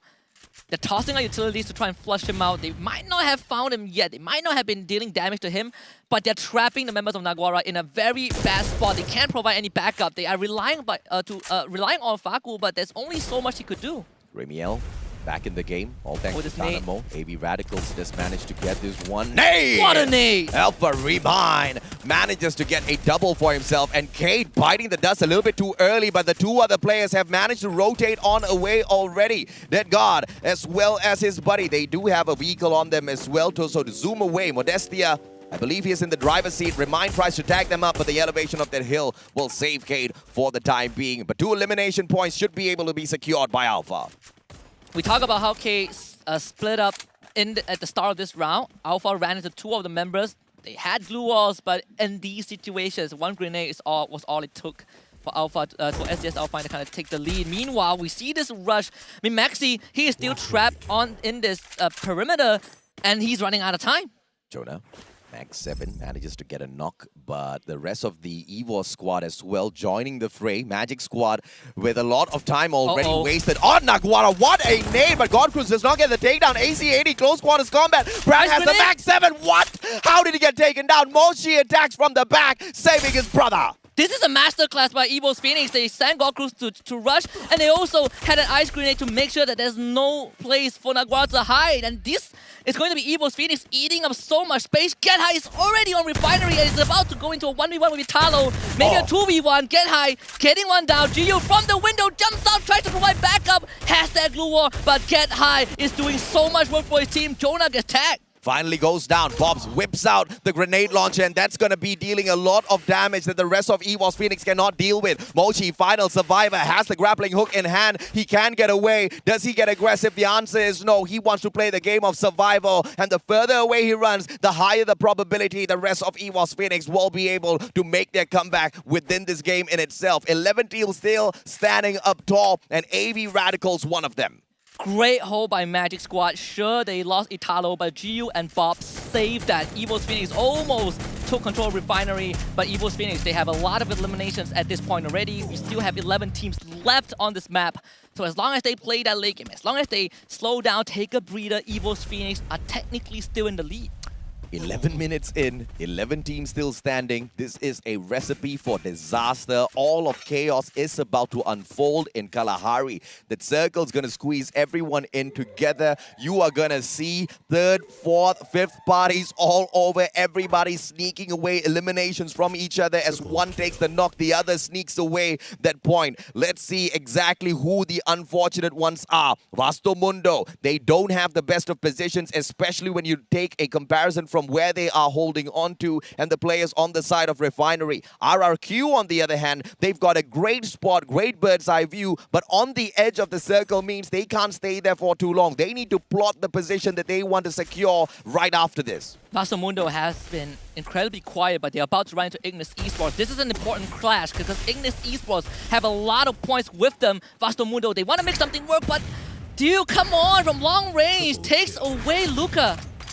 Carlos manages to take down a couple of those blue walls. In fact, no! Back to back, but he gets taken out of the equation. Vasto Mundo from up top. Ignis leading the current lobby with those eliminations. Plays a 10! Oh! The charge buster does not pop. Nunes, the final hope as Crusher tries to back away. He can't take the backstep against Kano. Plays a 10. Great pickup. Nunes, these two guys can do the number on Jason as well as Eric. They just need to find that combination. Both have got the charge buster, but they're backing away behind this blue wall. Terrible situation. Luca, the distraction, drops on in. Plays a 10, takes advantage. Jason goes down. Nunes, he can flank around from that left-hand side. Still pressuring him. Eric with a one-man army stand holds on for Ignis. 2 versus 2 at this point. Crusher is out of the equation. Jason, no one to save him. Vasto Mundo, they're on this high ground. They're holding off well, but look at Kano. He has found distance for himself. He could be the game changer for this as Luca gets secured by Jason. And at the end of the day, Ignis Esports have the numbers advantage and Vasto Mundo are trapped on this roof. Yeah, Vasto Mundo's just throwing everything at Ignis Esports. Everything, when I mean everything, even the kitchen sink. Plays a 10 now, shots towards him. Eric with a double barrel, manages to tag him up. Plays a 10 low in HP, and therefore they send out Nunes. Nunes wants to go in from the flank, from the back. Kano! And a great blue wall prevention. Nunes with a charge buster. Guy stays alive. Takes Eric down and out of the equation. And Jason down as well. Kano with a sniper. 1v1. Plays a 10. Can he get the job done? It's all about the timing. He is inside, but Kano with the sniper. He's got the charge buster now as well. Charge buster versus charge buster. Who's got the better timing between Vasto Mundo and Ignis Esports? Kano doesn't stop by to find out. They're around the corner. Blazer, he sees Kano running away. He's running away because the blue zone is coming in. And Blazer is getting tagged. He's getting abandoned. Kano knows that it's all about survival. They have 10 eliminations. There's no need for him to take that risk. And the only thing that Blazer could do is to run after Kano, perhaps get that kill. He has vision on Kano, but he's getting tagged from behind. Yeah, he's got the scar as well, so Kano's in a lot of trouble here now. Vasto Mundo having the opportunity to snuff out the flames of Ignis. And this might just be the case. He's got that grappling hook. As he repositions himself, we take a quick spot at Cade, who've managed to revive the full squad already. Phenomenal success from a run. And Blazer does manage to get that backstep with the charge buster. Ignis taken out of the equation. Cade, on the other hand, struggling to find this circle as they get tagged up one after the other by Nigma Galaxy. Yeah, tough times for K. There's no way for them to do much. There's nowhere for them to go. They have glue walls, but Nigma Galaxy have the firepower to blow through that structure. Modestia needs to make a big difference. He has the Charge Buster in hand as well if he needs to use it for CQC. But look at what Nigma Galaxy is doing. They're all stacked together. It's so hard for them to do much. And Nando knocked down by the play zone. Jojo also in danger. I don't know what the play was there for Nando. He just kind of held back outside of the circle. Blue zone takes him down and out of the equation. And this was that platform play that we were talking about. Refinery is going to be your answer. That bird's eye view gives you a lot of that advantage. But you need to abandon this Refinery platform before it gets a little bit too late. And that perfect situation that we were talking about. When that circle drags you away from that platform, you are going to be in a lot of trouble. It's all about timing now for Nigma Galaxy. This can turn out very bad for them. Another name from the Green Launcher did got easily snuffed out. Caramel reading that trajectory perfectly due. Now he jumps right down. Kate in danger. Nigma Galaxy wants the final blow. Modestia is out and Kate is out. 13 eliminations for NGX. Nigma Galaxy's on fire right now. Moshi and through the glue wall. Feel God's just trying to get the job done. Moshi manages to dodge all of those shots. Circle's going to pressure everybody in now. Nigma Galaxy has a great advantage. A lot of those containers to play around with. RRQ Kazu with those teasers. But Moshi once again sneaks away from all of that pressure. Magic Squad still alive and kicking, and they're going to allow these two teams to do the dirty work first before interfering. Legalov has a lot of nades with him. The glue wall melter also tossed out early on, and we see that this is going to be a very close clash. RRQ, they're lobbing nades over the containers, and they're tagging onto the members of NGX little by little. NGX pressured by Magic Squad as well. Yeah, I mean, look at the number of grenades, man. But most of them glue wall melters. Ice grenades are nowhere to be found. Lots of those glue walls. RRQ is actually helping out Magic Squad. They take down the defenses. Legalov does manage to get field guard as well. That's just a knock. And a couple of response nades flying towards the players of RRQ as well. Legalov is waiting patiently for the grenade launcher to have its opportunity to pop a couple of players, to get a couple of eliminations. Legalov, maybe down on the ground. They need to pick him up. The circle's going to put him out of the equation. Caramel with that, and Nigma Galaxy still on fire, getting elimination after elimination. Jiu, the final hope, he goes down. Nigma Galaxy, the monsters have awakened. Welcome to Bangkok, Thailand. This is the home soil of the Thai team. Evil's Phoenix strikes first blood. Nigma Galaxy strikes the second round.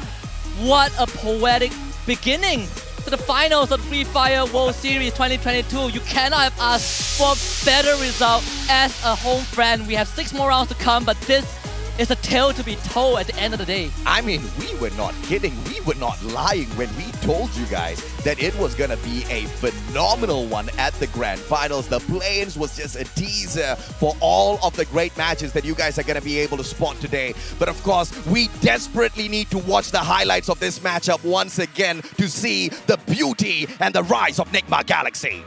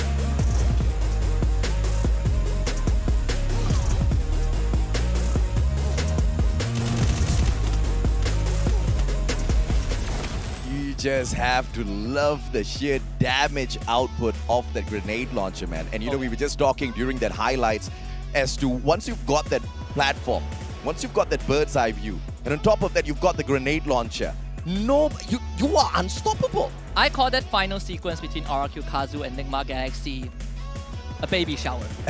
Not the one that any of these teams want, but at the end of the day, that's what you get, I suppose. Though I want to quickly touch on Nigma Galaxy, right? We had this very small back and forth from imagine if Evil's Phoenix was the second seed coming in from Thailand. What can NGX do off of such a good record for a team that just formed earlier this year? Round 2 was a great testament. I mean, first of all, Nigma Galaxy really knows their talent. They picked the best of the best, the creme de la creme within Thailand. And they knew if they wanted to take over the Free Fire scene, Thailand's the place to get it done. Like you said, I mean, we've only had, this is the 4th World Series, and more than 50% of it has gone to the Thais. So which better nation to bet on, right? And they swooped on in, they threw all of their resources at these players, and they managed to collect the best roster out there. And yes, I guess we found the answer to our question, what can Nigma Galaxy do? My lord! They've broken the record of the most points picked up thus far at the Free Fire World Series 2022 Bangkok. 20 eliminations, hit that booyah for a total of 32. Yep, most points got in a single round, most eliminations in a single round. And a part of me, I don't know why my brain is wired differently, but I kept thinking that the creme de la creme is not creme de la creme. The best players is creme brulee, but maybe because Nigma Galaxy is already here for desserts and RQ Kazu only tailing behind. Second place, 16 points. EVOS Phoenix, the eternal rival of NGX, in third place with 14. You owe me 2 explanations, baby shower and creme brulee, but we'll get back to that in a little bit. EVOS Phoenix keeps the pressure up. The Thais are here to dominate on their home ground. 14 points, 7 from the elimination, 7 from placements. Ignis Esports, this was a phenomenal round from Ignis, man. 3 placement points. Nothing to scream about. 10 eliminations. They bounced themselves right up to the top. But let's take a peek at the overall standings as the 2 Thai teams dominate Bangkok. Yeah, we've talked about domination. I want to look at the second half of the leaderboard. Naguara Esports coming into this. So far, it has been pretty lackluster. They only got 2 points after 2 rounds. And this was a team that when we started plays yesterday was running down every other team that they see, barring Magic Squad doing the same. But Naguara, it felt like they didn't wake up on the right side of the bed today. And so far, it has been reflected on that point. At this point, it's only SES Alpha that's kind of spoiling the party here, because if they sneak away the 6th spot away from Ignis Esports, you're going to have 2 Indonesian squads, 2 Brazilian squads, and 2 Thai squads on the left-hand side of the leaderboard. They're just messing it up. My ADHD side is not allowing me to take my eyes off of the position that they hold on to. But Vasto Mundo, I really like how they took that attack against Ignis Esports a little bit earlier on, and I want to see exactly what more they can bring in these future matches. But the MVP of that match, who can deny it, from the one and only Dew. You highlighted this boy many a times, and he got the job done out there in this round for the squad. Give him an AWM, give him an M79, give NGX the space to work with, and Dew delivers. Of course, the rest of Nigma Galaxy also gave us a heck of a show, but it was how they held their one platform, completely stopping 2 teams from getting through and giving themselves so much room to work with. The way they dealt with the baby shower from RQ Kazu was also phenomenal, and these top players tell a different tale for round number 2. Dew with 9 eliminations from Nigma Galaxy, Ignis Esports Kano getting 6, saving the team to survive for a longer time. But of course, Caramel from NGX also with 6 eliminations. Kano single-handedly saved Ignis and their overall placement on the overall leaderboard through those 6 eliminations, right?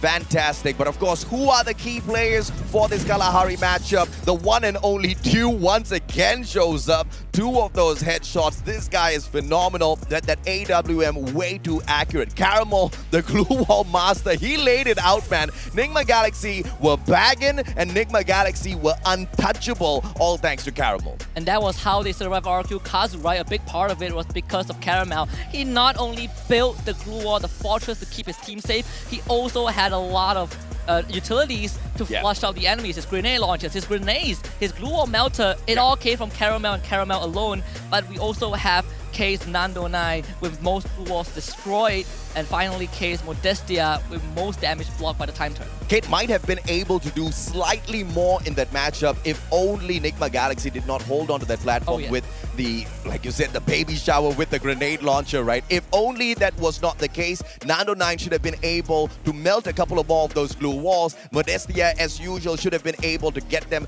that bit of advantage, right? But of course, let's take a quick peek and see exactly what else we've got scheduled up in here for us today. 8 matches, 2 of which have been completed, and the next one, we move on into one of the biggest maps available within the Free Fire game, Purgatory. And before we move into Purgatory, it's a good time to remind a lot of our audience watching right now that we have some returning teams that placed really well in FFWS Sentosa a few months ago, right? EVOS Phoenix in 2nd place, you have Vasto Mundo, I believe, in 3rd place, and you also have Kate in 4th place. These are not strangers to a grand final stage, but so far most of them have delivered, barring Vasto Mundo, who are in 7th place. Yeah, man. I mean, it was gonna be a challenging situation. Once again, you can't take a apple-to-apple comparison with what they have in this current championship versus the previous championships, but it's a little bit of a rough shadow line that you can kind of take to judge how they are gonna be able to perform in here today, as well as who do we look out for. Vasto Mundo, I think the play that they showed us against Ignis was phenomenal, but Ignis themselves to hold Vastamundo back in their engagement and break it down. It was a 4v4 that ended up in a 1v1. A lot of, unfortunate situations broke down, and Ignis, they did get taken down, but it was the engagement for Ignis before meeting Vastamundo that kind of saved the day for them. Yeah, absolutely. I think for Vastamundo, you're looking at a team that has been together since the 3rd season of their local league, right? So these teams have built up, this team has built up a lot of chemistry. Yes. That did show true, but on the mechanical side, we're seeing them getting outclassed at certain aspects. Unfortunately for Ignis, it's not going to be an easy run at all, ladies and gentlemen, boys and girls. But of course, we need to take a quick short break after that crazy matchup. When we come back, it is going to be the showdown at Purgatory, and we will see if or not the Thai players continue to dominate the grand finals.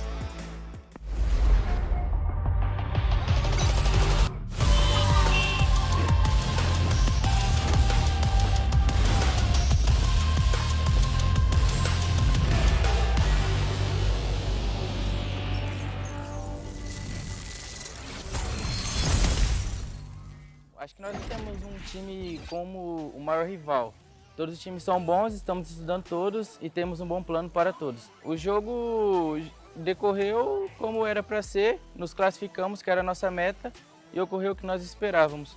Sim, estou satisfeito, foi uma estreia de Mundial muito boa. Se Deus quiser, vamos conseguir muito mais e sempre tem que melhorar. คิดว่าใครเป็นผู้ปรับก็น่าจะเป็นนิกม่าครับเพราะว่าแผนการเล่นเขาดีครับแผนรับมือโค้ชได้เตรียมไว้ให้แล้วครับรู้สึกยังไงกับวันนี้ก็รู้สึกเหนื่อยครับแล้วก็ดีใจด้วยคิดว่าเต็มที่กันแล้วครับเพราะว่าทุกคนก็ทำเต็มที่กันทุกคนเลยครับวันนี้ Nuestro mayor enemigo somos nosotros mismos, ya que si mejoramos eso no nos para nadie. Fue algo inesperado, pero lo veníamos trabajando y la verdad teníamos bastante confianza con el equipo. Le quería decir gracias al staff, al coach, a los jugadores por dejarlo todo. Saya pikir musuh terberat kami itu Naguara, dan kami akan meng-cut rotasi mereka besok, dan kami akan lebih fokus lagi besok. Saya merasa pertandingan tadi sangat sulit, tapi kami akan menjadi lebih baik lagi. Saya sangat puas dengan apa yang telah kami lakukan, komunikasi dan koordinasi kami sudah sangat baik.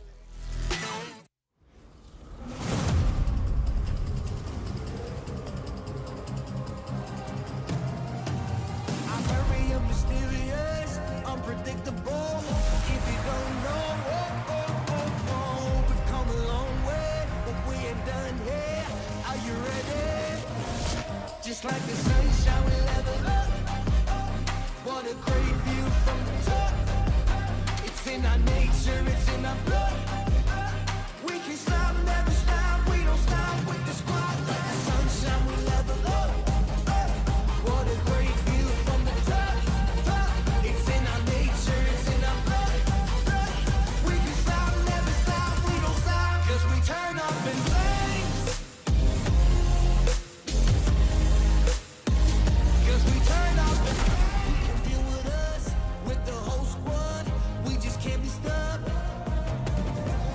We invincible, undefeatable, but still you try it. Like the sunshine, we never up. What a great view from the top. It's in our nature, it's in our blood. We can stop, never stop, we don't stop, 'cause we turn up in flames. 'Cause we turn up in flames.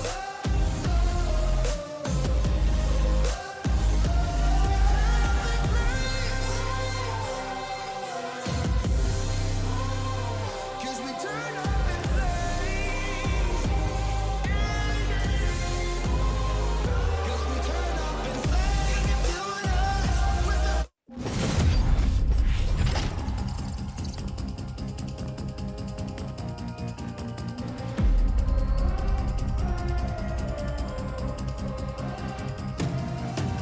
I'm very mysterious, unpredictable. If you don't know,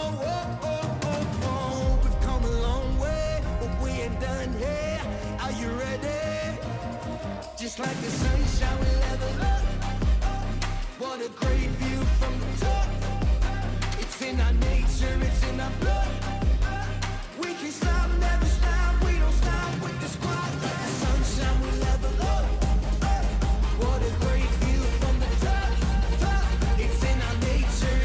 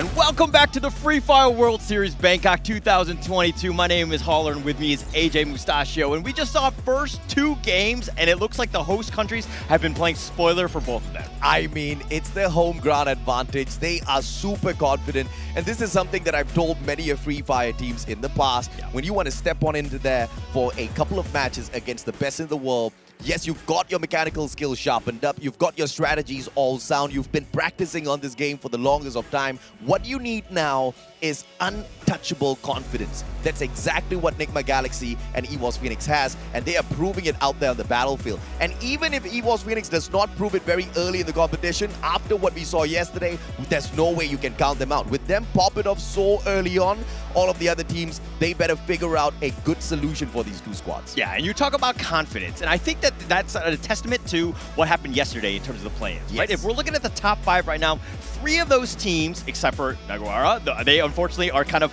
on the bottom right now. Unfortunate for them, but the other teams as an RRQ, EVOS Phoenix, and of course the Magic Squad have been just stepping it up, understanding, continuing that momentum going into the finals, which has been huge for all 3 of those teams. Absolutely, man. And of course, RRQ doing slightly better than SAS Alphaing, the #1 seeded team out of Indonesia. That in itself speaks volumes as to how much RRQ wants this for themselves. They are known as the veteran beast. They've been in the Free Fire scene for such a long time, Holler, but they have always stayed silent. They have not made big moves whatsoever, and they even, kind of took a break for a little while. When they came back with the storm. They were telling everyone that they want to dominate, and dominate they are doing out there. They've done quite well. They put themselves in a position to get themselves into a prime position right now. Yes, it's only been 2 rounds, and we'll check in the standings in terms of the previous match stats. Let's go into that one, kind of break down exactly what happened in that last game. Let's take a look and see exactly how this team of Nigma Galaxy scored a massive 32,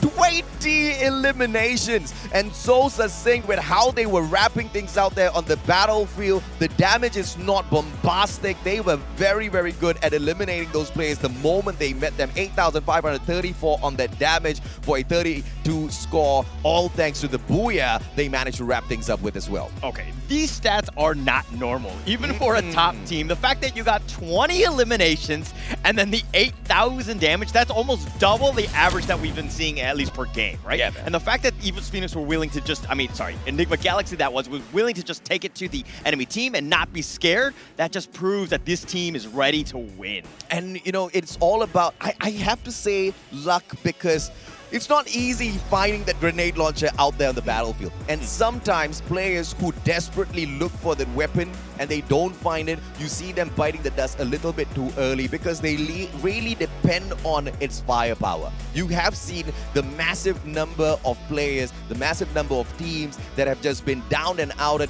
just a little bit too quick, all thanks to that weapon alone. And that was the secret weapon of the squad of Nigma Galaxy. But what made it even better was Dew holding on to that high ground and continuously tagging up players with the AWM, securing those eliminations for themselves as well. So long range Dew gets it sorted out. They come in a little bit closer. They bite the dust by eating the grenade up. There was just nothing to stop Nigma Galaxy. Everything was perfect for them in terms of that setup for Kalahari. All right, look, the Thailand region is pretty much the meta in Free Fire, right? Yes. It's one of the top leagues throughout the entire world. You're seeing exactly why. They're able to take and dictate the fights whenever they want. They seem to be very well coordinated. And the fact that you're getting a 20-point bomb in terms of eliminations, that speaks volumes of your team. I mean, that is the record set already for the Free Fire World Series 2022 Bangkok. Nobody has managed to hit the 32 bomber just yet. These guys just did. And the question is, can they be outdone, or can they themselves outdo their own performance? If that happens, obviously Nigma Galaxy puts themselves in a really good position to run away with the $500,000 that we've got on the line here. A total of $2 million USD in play for the total prize pool, but everybody's aiming for that lion's shareholder. Okay, and it's only been two rounds. I don't want to crown them champions as of now, kings or anything like that. All I'm saying is that they're in prime position to do that, right? Yes. If we're looking more towards the bottom of the standings now, right? AV Radicals with only 9 points, Alpha with 6, HQ Esports with 5, Naguara with only 2. Now, if we look at yesterday's situation and what exactly happened, EVO's Phoenix had 9 points after 2 rounds. But they really turned it up. They were able to step up, and they got a ton of booyahs to finish them in the top 4 yesterday, making sure that they had a spot into the finals today. So those teams that are on the bottom looking up, yes, you still have a chance, but you got to turn it up, and you got to turn it up soon. Ignis, they are all light-spirited. You can see the players being super cheeky on cam. Kane, on the other hand, they are trying to sort out a couple of issues there. Clearly, they want to be able to make sure that they've got the best of circumstances to hop on into that matchup and get that victory for themselves. The rest of the teams are gearing up for this next matchup. RRQ Kazu, they're not too shabby in the competition at all. Sitting down in the 3rd place at the moment, 15 eliminations, 18 from placements, a total of 33 points, just 3 points behind EVO's Phoenix. Actually, the way I look at it is that if you're on the top dog, if you're, the Enigma Galaxy or EVO's Phoenix right now, there's more pressure for you because you're on the top. You're one of the top dogs. Yeah. I think RRQ, and this is kind of what Magic did yesterday, right? Where they're kind of like under the radar. Yes. Nobody's really peeking out, and then all of a sudden you're like, whoa, this team keeps getting eliminations. Yeah, they're not getting booyahs, but they're getting points. I mean, and that's the most phenomenal thing about the Magic squad. Proving the factor that you don't need to be that #1 team when it comes to the placements all the time. You can still get it done, but you need to have supreme consistency. And it was shocking to see that Magic squad could deliver, because you're not throwing them into a simple lobby of qualifiers where you might have a couple of feeder teams out there on the battlefield. You've got Titan after Titan after Titan to get through, and you're dodging all of those engagements and playing your placement points so well. But when push comes to shove, you get those eliminations as well. Magic squad, that pixie dust that they sprinkled at the very start of the day seemed to have worked perfectly for them. But this is how crazy their magic is. The Master Wizards, the spell has lasted all the way into the grand finals, Holla. Okay, all right. For the record, yes, they're the Magic squad. You talk about all this magic and pixie dust and all these things, but it's not really black magic. I think at the end of the day, it's a white one. It's a white magic. White yes, magic. it's one of those things that can happen. But the thing is that they're very smart with engagements. Yeah. Right. They choose and they third party and they make sure that they get as many eliminations as possible. Correct. By playing low risk, high reward, in the sense of just you're securing kills or eliminations in this case, and you're able to do well. So they put themselves in a prime position. And of course, putting yourself in a prime position, this is something that we've talked about so many times already. Your focus always needs to be on your placement. Your focus always needs to be on your positioning. As that circle moves on, you need to identify on your minimap exactly which particular location, which compound you want to secure. How do you motivate yourself to circle around into that compound in the safest of manner and get there? But of course, this is something that we have seen done yesterday by Magic Squad, and I expect that out of them today as well. And I expect that out of a lot of teams as we head on into Purgatory. The vehicles are a must to navigate the vast terrain that Purgatory offers us. There's plenty of space. And this is going to be a good change up in terms of what we needed to show in terms of maps that are available. But okay, another couple teams that we didn't really talk about was Keed.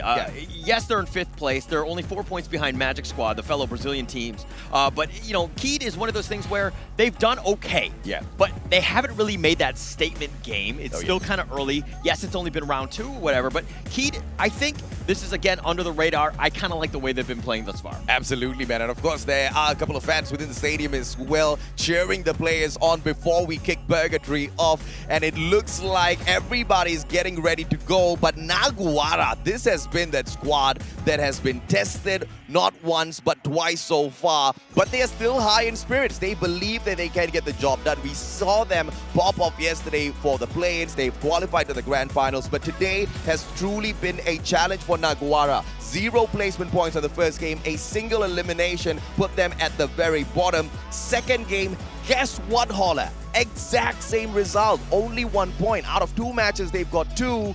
That's not great at all if you're Naguara. So, okay, I think with yesterday, with only 9 teams and a little bit more space, they were very good in terms of ambushing. They were pick off teams as they were coming through. Yeah. Now, with 12, I see, at least from what I saw, is that they're playing a little bit more reserved. Not really the ambushing type, but more of, what is coming to me, make sure that I don't go outside and, where there's lack of cover. I make sure that what I do is a smart play. But it hasn't really been to the play style of Naguara. Yeah, but you know, this is what I am so perplexed by, because Naguara is known as an aggressive team. Naguara is known for all of their fantastic rushes that they execute with perfection, but they don't seem to be showing us that play style here today. That is the question why. Because yesterday we saw them in performance. Remember against EVOS Phoenix? Yeah. I mean, they were minding their own business, traveling up the hill. Finally, EVOS Phoenix saw them, took a shot at them, and threw them off of their gameplay. But that instantaneous response out of them eliminated EVOS Phoenix super early. I believe that was in match number 3, Purgatory. And that was the kind of Naguara that I'm expecting here at the Grand Finals, that they are still keeping me waiting on. I want to see more out of them. Ignis Esports as well. We saw a little bit of magic out of Ignis Esports in that first matchup, but a little bit of a downturn in the second match with just 11 points picked up, Holla. Yeah, not the greatest for them, but again, they're doing much better than the bottom play. Let's be honest. I mean, the 17 points doesn't keep them too far away. Yeah. I mean, it's just so close right now. But, I mean, if you're looking at the top with 41 points from Niga Galaxy, EVOS Phoenix with 36, I mean, you're starting to see the tiers. I hate to call it again very early, especially at this stage. But, you know, okay, look. Things have changed from the last World Series. We went from 6 matches to now 8. There's plenty of time. There are warm-up games. I hope that the teams aren't looking at them as warm-up games, but technically you have that chance. Continue to build off of the momentum. Get yourself going in round 3. And Ignis Esports, they are potentially the ones that have got the biggest gap between themselves as well as the rank above them, and that's 8 points. And if the biggest gap is 8 points, you know that there are gonna be a lot of shuffles on this leaderboard within the next 2 matches, right? Even one solid match, one solid round can bounce a team like Vasto Mundo right up to the top 4, but that is a really, really good round where they secure the Booyah plus get at a minimum of 10 eliminations for themselves. It's asking for a lot, but it's something that Vasto Mundo is really capable of. Definitely capable. I mean, they were powerhouses in Europe, right? The fact that they were almost dominant in their run to get into almost every single Free Fire World Series. I mean, they got 3rd in the last one in May. I mean, the Sentosa one. So this is a team that knows how to win. The fact that they're 7th right now, I mean, they're definitely on the bottom looking up. You still have an opportunity for them to get going. I felt like they had a bit of a rough start, kind of a slow start, so to speak, in terms of the first 2 matches. It felt like they were getting picked off, and they were kind of just trying to stay alive, which is really not the Vasto Mundo way, which they tend to be the aggressors. Yeah, and we've talked about the Vietnam squad as well. Dek Lung has had a very great run of career in Free Fire so far. We have seen multiple years where this guy has been the superstar, surviving and carrying Vietnam on his back, but the Mighty Eagles haven't really been able to chomp off a lot thus far from these matches. But as we open up Purgatory, match number 3, flight path as decent as ever. We've been getting such generous flight paths all throughout the Grand Finals. We'll take it. We'll take it. I mean, it's more fun this way. It's a little bit more standard. Everybody's kind of understanding what they need to do, but it looks like the Fire Brigade Central, they're going to have Vasto Mundo that kind of going in. But Keed, Nando, all by himself. Yes, you have the res system, but is this the right play just to kind of isolate them, maybe get a little greedy? I mean, considering the fact that you're maybe going up against Vasto Mundo 1 versus 4. It's a great player to send off on his own. Nando 9 can get the job done, but he's taken on potentially the full squad of Vasto Mundo. That's going to be a disaster. Ignis Esports needs to be careful as well because they are holding on to a very close compound at Brasilia against RRQ Kazu, who desperately need to pick up solid points for themselves because they're doing phenomenally well already, but you never know when you might start bombing out. So RRQ is going to get super aggressive a little bit later on as well. We did talk about SES Alpine, and they are off to a great start. Alpha bites the dust. Oh my gosh, G18 is the last one alive. He's going to just try to keep them alive, but man, I felt like the drop was very slow. By the time they got down, they were getting shot at. So it's one of those situations where you got to make a move and you got to do it quick. G18 all by himself, hiding behind the rock here, and SES are looking to draw a beat on him. G18 does get eliminated. 12th slot already. Jojo picks up the triple for himself. 3 eliminations to his name. SES Alpine. I think they heard me call them out. They want to get towards the left-hand side of the leaderboard as well to make this just a 3-region domination at the Grand Finals. AB Radicals will find the players of Cade as they once again look for that high-tier loot zone. Dead God from the back manages to top up the health of his partner Fest. And Cade trying to flank ever so slowly from the left and right-hand side. General Headshot, Deuce goes down, and this might just prove to be deadly for the players of AB Radicals. Oh, this is not a great spot right now, and it looks like they're being completely surrounded. Yeah, he has the pickup, but they need to get to safety. Wine is trying to make his way there just to kind of back them up, but they're kind of stuck in this area. Yep. Yes, you have a glue wall. You don't have a lot of space, though.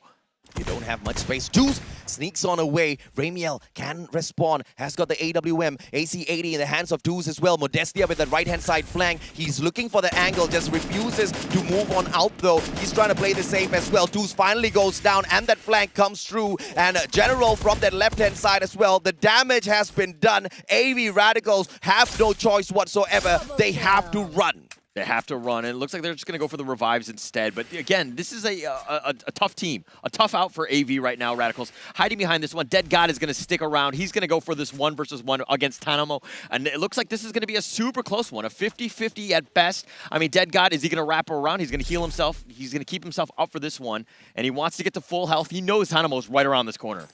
High rate of fire on that SMG, so Tanamo can spray him down, but the timing is off. Oh! Modestia with the backstab. Tanamo goes down, but AV Radicals still survives. Triple kill here for the one and only General with 68 HP left. He managed to get the job done, and Cade are off to a phenomenal start. They've now taken away the supremacy of AV Radicals from this high-tier loot zone. They get to enjoy the loots all for themselves. I'll take everything. It's all mine. Keed will happily take that one. They've got 4 eliminations as well, and that was actually a super smart play. The fact that they were baiting it out, and it looks like Tanamo was like, oh, I'm just going to find the guy in front of me, did not check his back or whatever, and he just got completely ambushed. So completely caught off guard. AV's technically still in it, so they have a chance, but again, very difficult situation. Keed in a great spot to start this round 3. I, for some reason, have not managed to spot the final player on the side of AV Radicals. Do let me know if you do find the guy. This is like, where's Waldo? Nigma Galaxy, on the other hand,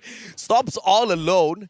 I wish he would stop splitting away from the rest of his squad because he's giving me a little bit of a heart attack here. We want to see Nigma Galaxy show us another solid round, but if he gets taken out of the equation super early, that's going to prove to be very, very deadly for the side of Nigma Galaxy. But I do see what he's doing. He's trying to stake out the mid-segment of this next circle just so that he can clear the area for the rotation for the rest of Nigma Galaxy. They want to play positioning super early, and that's a great idea if you're in Purgatory. Yeah, it's great, but you need to ensure that you have the arsenal, right? You need to loot as much as possible, make sure that you're set. Then you can kind of just stick around, fortify that area, let people come to you. There's so many buildings, there's a lot of cover. It's a very difficult map to play on. So you need to ensure that when you're in that final circle, you've got the best lines of view and, of course, as much utility as possible. RRQ, Ignis in a lot of trouble. RRQ has got that bird's eye view, but they managed to use the roof of this compound to just obscure the vision of Pac-Man. Pac-Man sees nobody coming right towards him,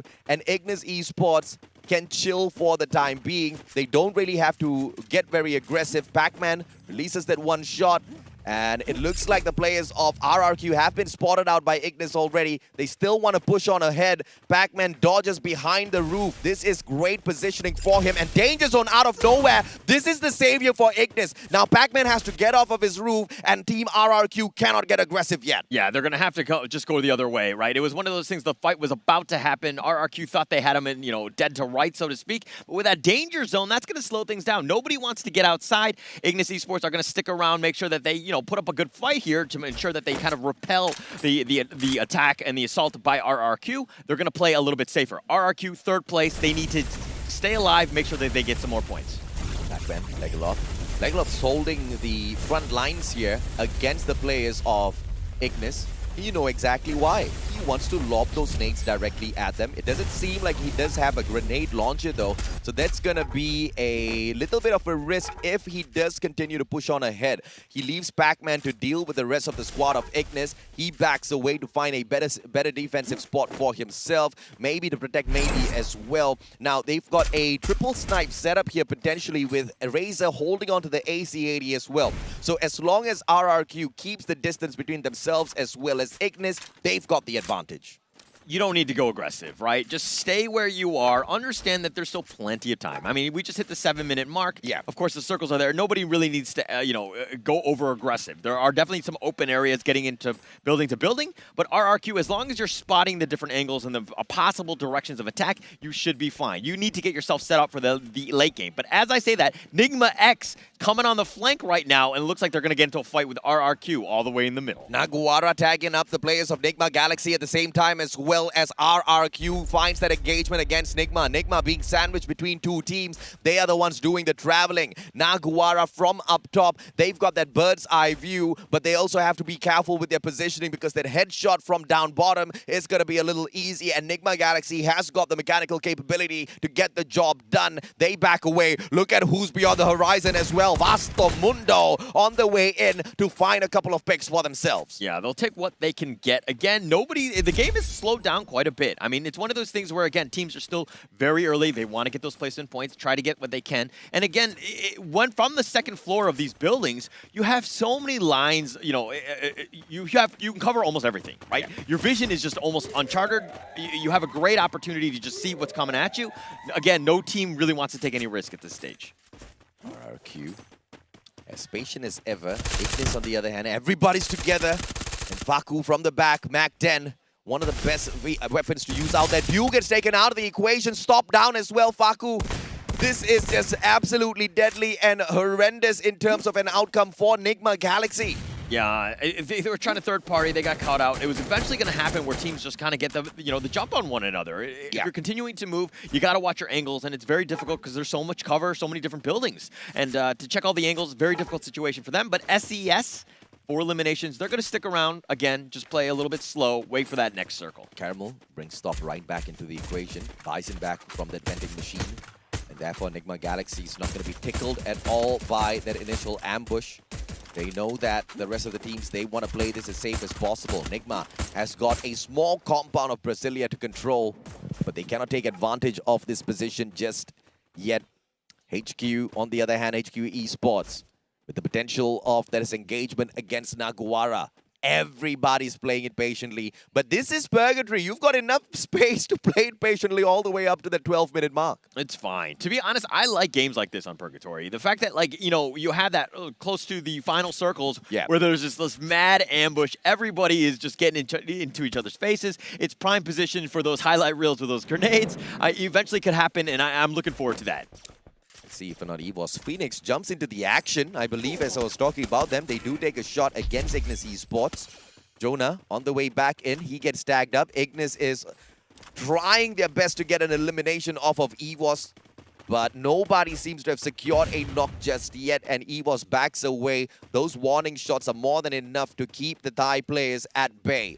And from the back, RRQ spotting out the fact that Ignis is attacking EVOS. They want to get this approach on them and perhaps pull off this backstab. RRQ has been playing possum so far against the players of Ignis Esports. Circle hunts down these same two teams. Everybody else has to rotate in towards them. And guess who's in as well? Nigma Galaxy, so they don't have to move. Yeah, they don't have to move yet. I mean, again, 10-minute mark. Slow it down, right? There's still 44 players. There's plenty of opportunities. But look at this team. Like, all of them are just like, hey, this is my area. I'm going to lock this one. Nigma Galaxy in the top center. The Vasamoto, everybody has that certain location. They're going to lock it down. They're going to stick together. But MGS, they're going to go, almost right into the middle of this, right into Ignite Esports here. Oh, my goodness. It is going to be a terrible situation for GU. He's tagged up already. Drax as well. Hops on off of his vehicle. They're taking the attack straight up to the opponents. Ignis Esports tries to fire down as well, but Magic Squad's not going to get taken down just yet. They've got a good defensive compound for themselves. Kano down on the ground, but that's not going to hurt Ignis. It's just going to pause that approach from them. EVOS now rotating from the outside as well. Magic Squad has got the opportunity to gatekeep them, but EVOS has a lot of time to play with. Very specifically, 10 seconds for that circle to close on in, another 10 seconds for that circle to catch up with the current one. So that's going to be enough time for EVOS to find a better spot for themselves. Okay, right now it looks like everybody's in the circle. Everyone seems to be fine. It's going to be the next circle where it dictates where teams move, which is going to be key. That one's going to be the big one, especially since everybody's so close. But Ray with a nice shot will take out Tyson. HQ Esports now. Artemis backs away, and SES Alfine. I mean, brother, I cannot help but think that they did hear me call them out, and they want to say that Indonesia can get the job done, especially the first seeded team. They are blazing right now, literally, as the elimination leaders of this lobby. Naguara at a disadvantage down on that lower ground. HQ trying to tag up the players of SES, but they barely have a defensive compound to work around with here. So be careful before you stick your fingers into the hornet's nest. Yeah, okay. Well, SES is looking at RRQ on the top right now. Both of these teams from Indonesia. I know that there's going to be some competitiveness between those two teams. They want to be the best in terms of their country. Of course, they want to score very high in the World Series as well, but it's one of those things where bragging rights. You know, you don't want the other team being higher than you in this, right? Definitely don't, man. He backs away. HQ Esports, they lose Neo. All thanks to a great nade out of G'day. Neo down. Artemis tagged up. Ray tries to go in, but Jojo! Someone steals it from the back. We've got no information as to exactly who that is, but SES Alfine now in a lot of trouble. HQ can pincer them down from up top. Glue Wall Melted comes out first from hand. AC-80 in hand, no pun intended. They now just back away. They use the distraction to play some game of safety. It looks like it was Naguara that sneaked away that elimination off of SES Alfine. SES never saw that coming. All right, Naguara doing the ambushing. That's what they did in the play-ins. That's their success rate. But HQ Esports in a bad spot. Bastamundo now in a skirmish with Evo's Phoenix, and it looks like they're going to just kind of back off here, and it looks like they do have the crest of that hill keeping them alive, but Ignite Esports is right on top of them. Grenade, but that's just a nice grenade to force them to reposition. Glue Wall Melter comes forth from the players of Ignis, and that's just gonna break down the defenses of EVOS. And look at this, EVOS very smartly not erecting any of those glue walls, allowing the Glue Wall Melter to run its course, run out of time before whipping out those defenses. Smart response by EVOS Phoenix. They're smart, but they're kind of still out in the open. Yes, you have that hill, and that's keeping you alive. You have the storm behind you kind of covering your track, so to speak, but now where do you make that move? EVOS Phoenix are still wide out in the open. They're not in a building. They're very vulnerable here. And it's a smart move from them, but they also have got barely any of those glue walls to work around with. And of course, off screen earlier on, we saw Vastomundo in action, Nunes, and we managed to snap onto him as he knocks down Field Guard. And from the across the battlefield here, they still need to deal with AV Radicals. Things are getting heated in the 14th minute of this matchup at Purgatory, as we have way too many teams, way too many players still alive and kicking out there on the battlefield. Bobs manages to get the knock, secures the elimination. Ray brings Jojo right back into the equation. The Indonesians can stay alive, but Dew's the final hope here for Nigma Galaxy. Yeah, he's on the roof right now. He's going to keep himself healed right now, but he's about half. Ramiel does get the shot. Wow, nice shot there. Nigma X has been eliminated. Ramiel buys two members for the side of AV Radicals back into the game, eliminates the final player of Nigma Galaxy as well. Ramiel doing way too much for the squad. Deuce comes back, Deuce gets taken out of the equation. Naguara out as well. And finally, we see Cade popping off. 7 eliminations, they're not pausing just yet, but they need to move 30 seconds to find a defensive compound before the circle pressures. Oh gosh, Vastamundo and AV just got eliminated there. 6 teams left. EVOS Phoenix are back to full strength. That was actually they've been almost untouched, so to speak. I was thinking about Nigma Galaxy. That said, EVOS Phoenix continue to stick around. They're going to be healed on this one. They're going to play gatekeeping on that end. But now let's look about Magic Squad. 4 eliminations. They're going to look to just kind of keep themselves alive. They're in a pretty good spot already in the circle. Oh, I see a grenade launcher, and it looks like it's Cade. Cade dragging in the grenade launcher. Ignis going to be biting those grenades by the looks of it. Nando 9 holding those back lines in case they do get ambushed from the back. The Machan's going to be able to secure all of those eliminations all on his own, but it's all about the timing here. Who gets the third party? Razor finds the knock onto Para, secures the elimination as well. RRQ Kazu on fire, but Ignis Esports still need to deal with Cade, who are right down below them. Oh, nice Modestia with a nice shot into Maybe. He's going to take that one. EVOS Phoenix, again, sticking around, seeing what he can do. Magic Squad are on the move, ambushing the teams, but they're getting shot at by EVOS Phoenix. They do need to be careful. Bops is getting a little bit low, and it looks like that's going to be a bit of a win, I think. Well, I mean, Magic Squad's still alive. Yeah, EVOS has to abandon their team member who got dropped there. And out of nowhere, Mochi takes down Italo. Italo, I don't think he's got enough time to be picked right back up. Bobs tries to trade one back out. He gets high. Fantastic nade by Bobs, and EVOS Phoenix, pause. Jonah has to back away. Kate now loses Modestia. No pickup for him. Up top is Ignis, but grenade after grenade gets dropped on. In general, gets the slay. Eric gets taken out of the equation. Kate with the 12 eliminations. Make that 13 as well. These guys are on fire. Oh my gosh, okay, this is the damage. This is the grenade launcher. One just more. throwing it in. Kano's all the way in the more. corner. They do have the grenade. Okay, bounces off. He's going to keep himself alive, but Keed, great position. Magic Squad are right on the flank. Who wants this one? General still has got a lot to deliver, man. That grenade launcher is going to do a lot of damage in the next few seconds. Magic Squad still with the pixie dust, circling on around. They need to hop on into this compound, though. Circle's going to squeeze everybody out, and Magic Squad left out in the open. They've got the grenade launcher. Bobs hops on inside. SCSL Fine welcomes them with open arms, but the grenade finds them, and the Max 7 drops them. SCS out in the fourth spot, and what a booyah picked up. It was all chaos inside of that house all out. That was actually crazy, right? Ignis Esports, the fact that they were able to go in, they were centralized almost the entire map. They understood. They did get a little bit lucky in terms of that storm. The circle was right lucky there, but they were right on point, and that's what you need. Sometimes you just need to be lucky. And you remember yesterday I was not on broadcast. I was taking a break. I heard this conversation between you and Husky. You guys were talking about the sofa in some of these compounds. That is the perfect defense for many. And that's exactly what Ignis Esports used for themselves, right? Cade was trying to pop all of those grenades onto that second floor. This guy hides in the tiny little corner behind the sofa, and that just saves his life. A phenomenal survival capability by Ignis. But let's take a look at this highlight to see how that ran down.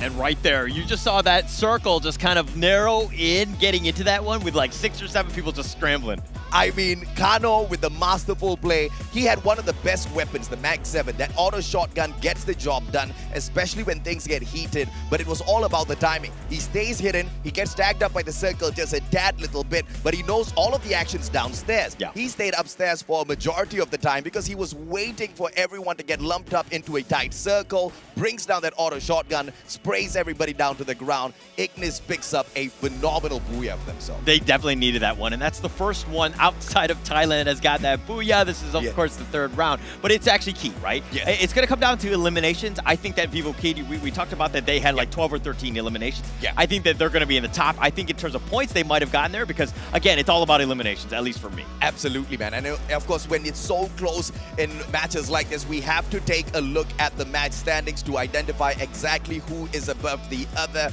It was a phenomenal round for two big teams out there. Mainly, it was Vivo Kate that picked up 13 solid eliminations, and as you anticipated, they launched themselves up to the top, even though it was only 6 elimination points that they managed to gather for themselves. And, sorry, 6 placement points for themselves. 9 placement points for Magic Squad, 8 eliminations, and the big seed does for this Brazilian team, still in effect until today. I cannot understand how Magic Squad is so consistent. They're playing so well. They're sticking together. The ambushing that they've been doing, the strategy is on point. It's like, oh, wow, they haven't got any booyahs, but man, they're under the radar. They're still getting second. They're getting 8 eliminations. Yeah. I mean, their second point, they're doing it without the booyahs.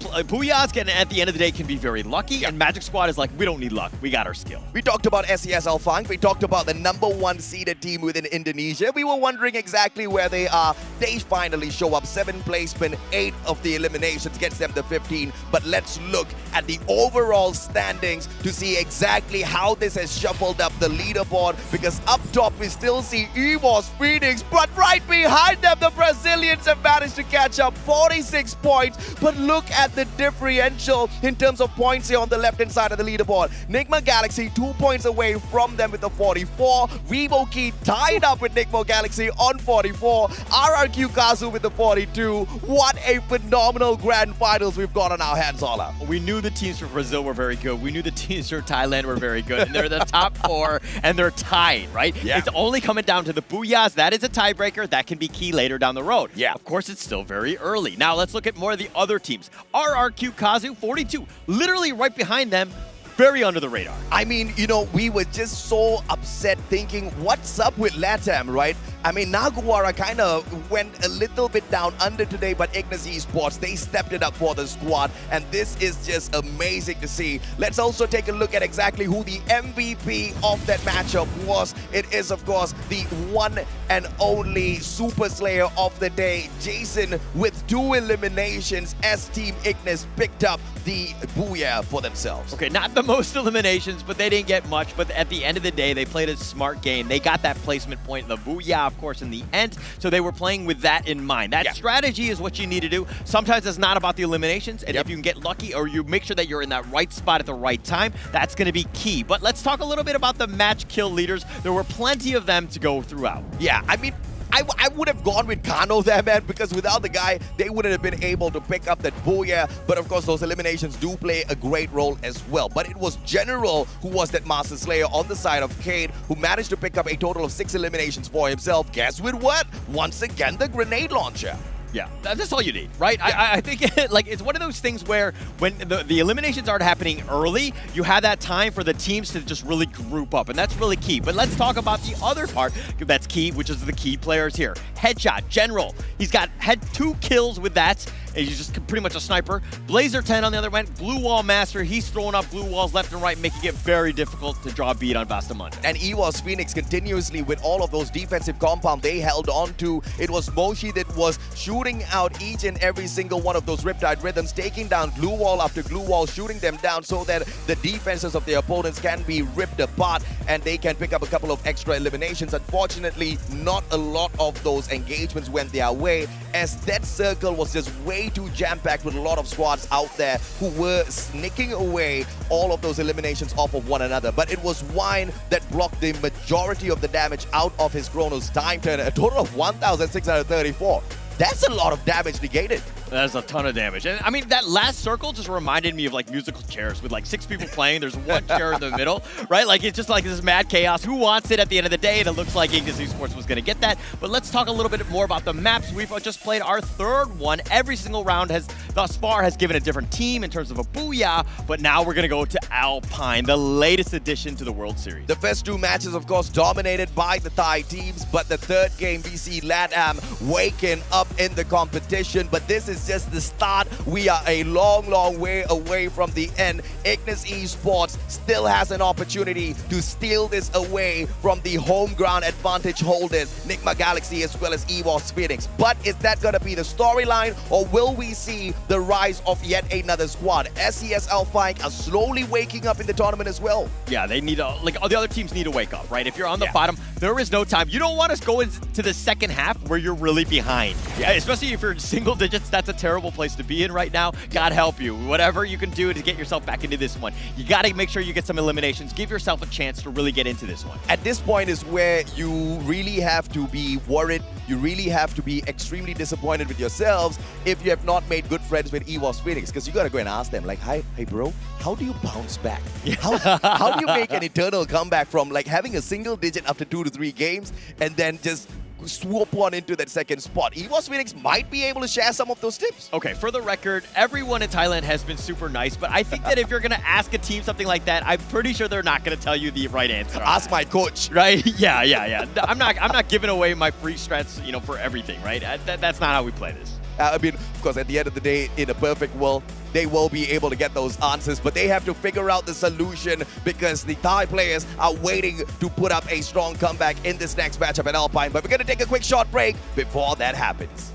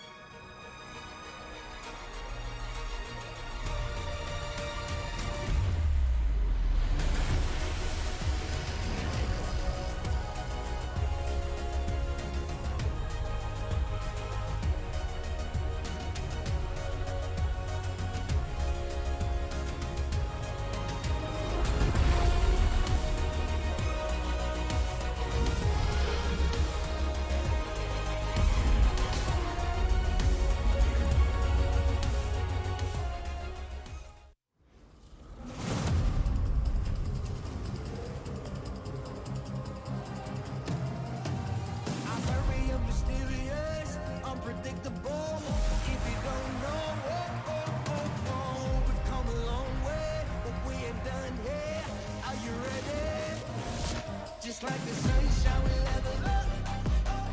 What a great view from the top. It's in our nature, it's in our blood.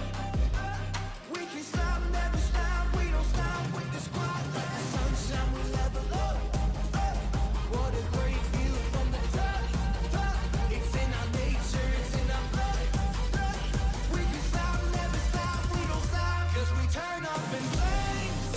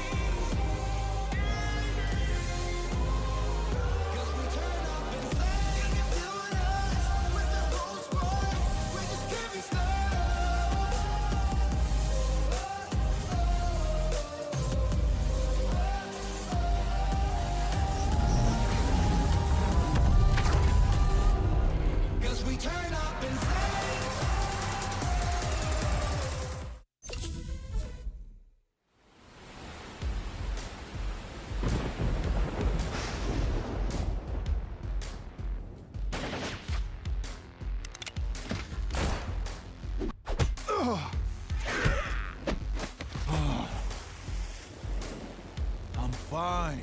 I don't need healing. What? Your arm is broken. If I show you I can do a push-up, will you stop bothering me? I dare you. Hate to say it, but I told you so. You don't hate it at all. Oh, my grumpy love of my life. You can be so stubborn. I am strong-willed. I'm not stubborn. Introduce them to their new home. You're the captain of the island. You do it. Fine, fine. Thank you for taking us in. What is this place called? Ford, you didn't tell them? Slipped my mind. You're in safe haven, the safest place on Earth. Welcome to your new home. Hey, who's behind this mural? I didn't approve this. Actually, I look pretty good.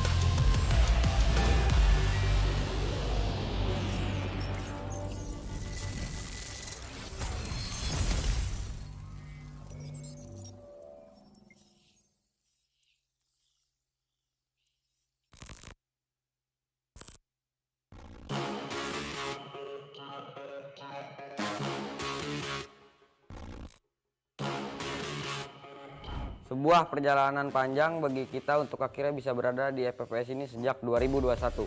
Fakta bahwa kita bisa ke FFWS, menurut gue sangat pantas dengan semua usaha kami. Gue berharap kami bisa mendapatkan kejuaraan pertama untuk tim kita. A nossa equipa, nós estamos juntos há muito tempo. Quando as pessoas falam de como as outras regiões são fortes, esquecem que nós fomos terceiro lugar da última vez. Thật sự thì mình không quá lo lắng vì mình đã có trải nghiệm từ lần đi Singapore trước đó rồi. Chỉ cần team mình giữ vững phong độ thì có thể nói là hắc quy không ngán một ai hết. Ipinagmamalaki ko na umabot kami dito. Gagawin namin ang lahat para magningning sa FFWS. طريقة وحيدة حتى نظهر شكرنا للمعجبين، وهي أن نعطيهم أفضل ما لدينا. نحن مصرين على ذلك فهم. La última vez nuestro camino acabó en play-ins. Esta vez seguiremos peleando y acabaremos con todos. Eu penso mais como uma vingança.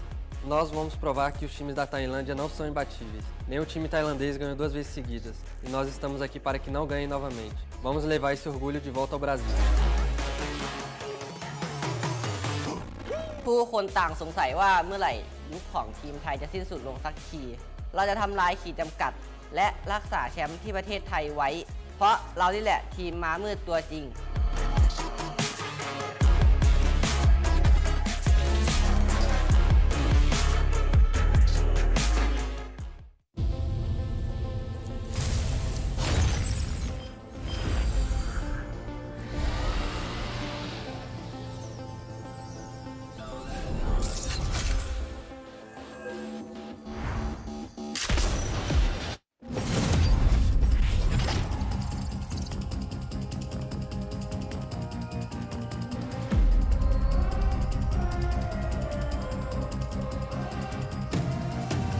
I'm very mysterious, unpredictable.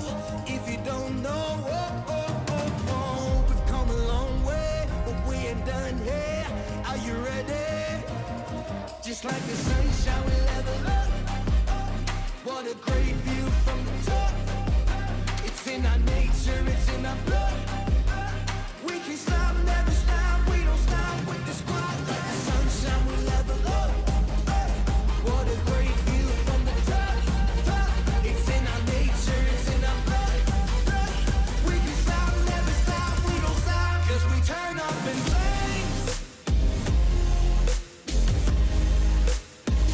'Cause we turn up in flames. 'Cause we turn up in flames. You can deal with us, with the whole squad. We just can't be stopped. We invincible, undefeatable, but still you try it. Like the sunshine, we level up. What a great view from the top. It's in our nature, it's in our blood. We can stop, never stop, we don't stop, 'cause we turn up in flames. 'Cause we turn up in flames.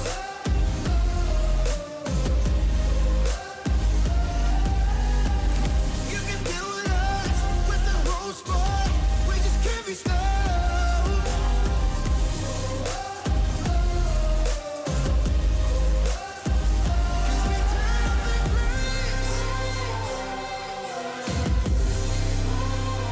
'Cause we turn up in flames.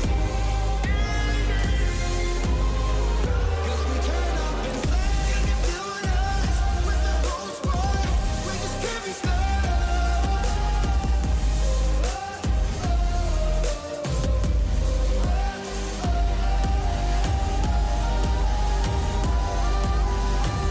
'Cause we turn up in flames.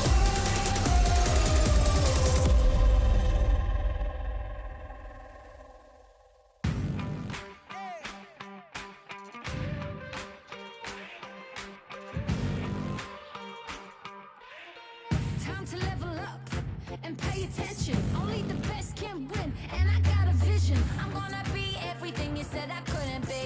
I'm gonna leave my footprint, P.S. I know you see. I do believe that some things might be destiny. I do believe that I'm gonna give the best of me. I know you can't sleep.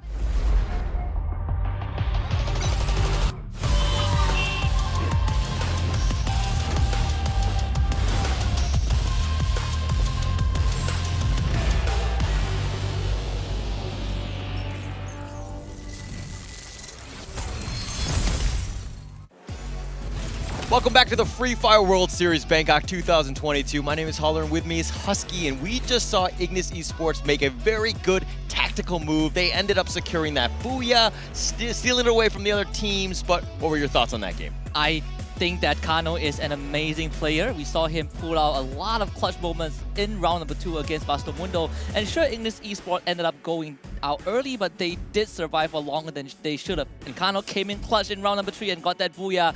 This means that Ignis Esports are still in the race. MENA is here to play. Yeah, they're definitely here, and they want to continue to go on to that one. I think that if we're going to look at the standings, I mean, it's still, again, very early. We have 3 rounds already in the bag. We have 5 more games. We have plenty of games to go through the rest of the night, so I'm looking forward to that. But now the teams, like going into the second half, do not want to be on the bottom, and they need to get themselves within at least, you know, a stone throw of the top-tier teams. And the teams who are within arm's reach of each other are coincidentally both teams from Thailand and both teams from Brazil, right? We have Evo's Phoenix, Nigma Galaxy, Kate, and of course Magic Squad. And we can throw RQ Kazu into the mix, but just like the video that we saw during the break, it feels like this is a personal rivalry between Brazil and Thailand. Yeah, it's not only within the regions, but within the regions themselves. Oh, yes. Right? It's one of those things where you definitely want to do better. It's all about bragging rights. And the fact that that team did better than you is be like, you know, how can you be the best in the world if you're not even the best in your region?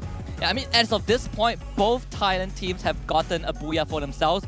Both Brazilian teams have not gotten any, but they are still in the running. They're really, really close. But we got to turn our focus to the team that got the booyah in round number 3, Ignis Esports, the one team, first seed from the MENA region, and there's a reason why they are so good locally. And I want to talk about Kano just a bit more. He is the clutch master. We looked at them, 16 scores, 4 eliminations, nothing much, but Ignis Esports, like you pointed out, Holler, was very tactical, and a huge part of it was because of Kano and off the back of Carlos's IGL.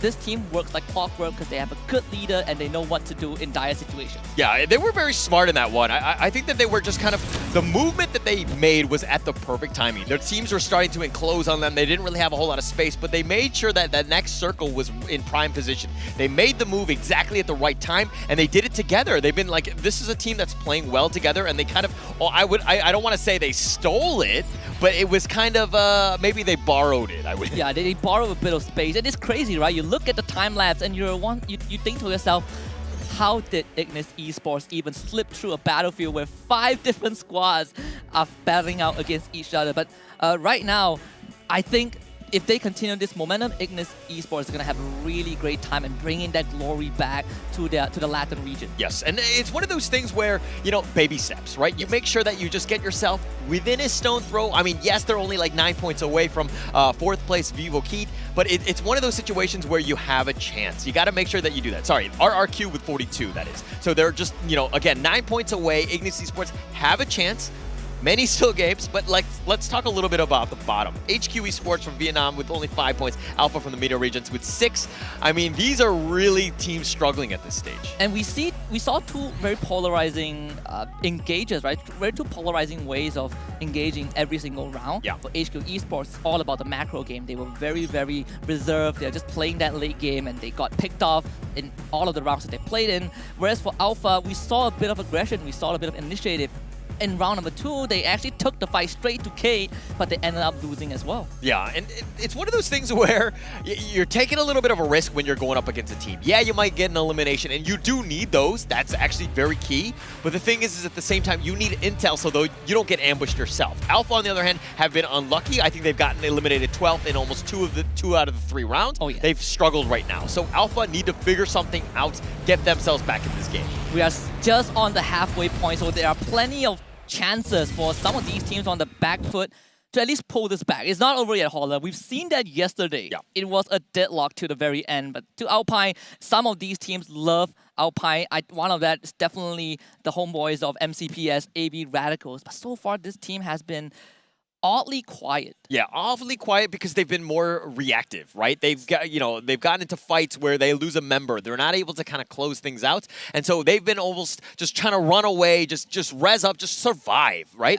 And AV Radicals, this is not the team that we know from MCPS. And they tend to be a little bit more aggressive. They want to get the fights in, but they haven't gotten that ball rolling. Yeah, well, HQ Esports, well, RQ Kazu has gotten that ball rolling for sure. Two members of HQ Esports already on the ground. Tyson getting brought back up, instantly knocked back down. Legola doing every single work needed to give RQ Kazu that head start, and so far it's working out. Can Artemis win this one? The answer is absolutely no. RQ Kazu draws first blood. Oh, that's a huge one. I mean, he had a chance, but there were just too many numbers, and HQ Esports on the bottom with 5. I don't know if they actually, I think they might have gotten a couple points or so, but I mean, at the end of the day, that's going to be a quick first half for them. HQ Esports all the way on the bottom in 12th right there. That did not help their cause.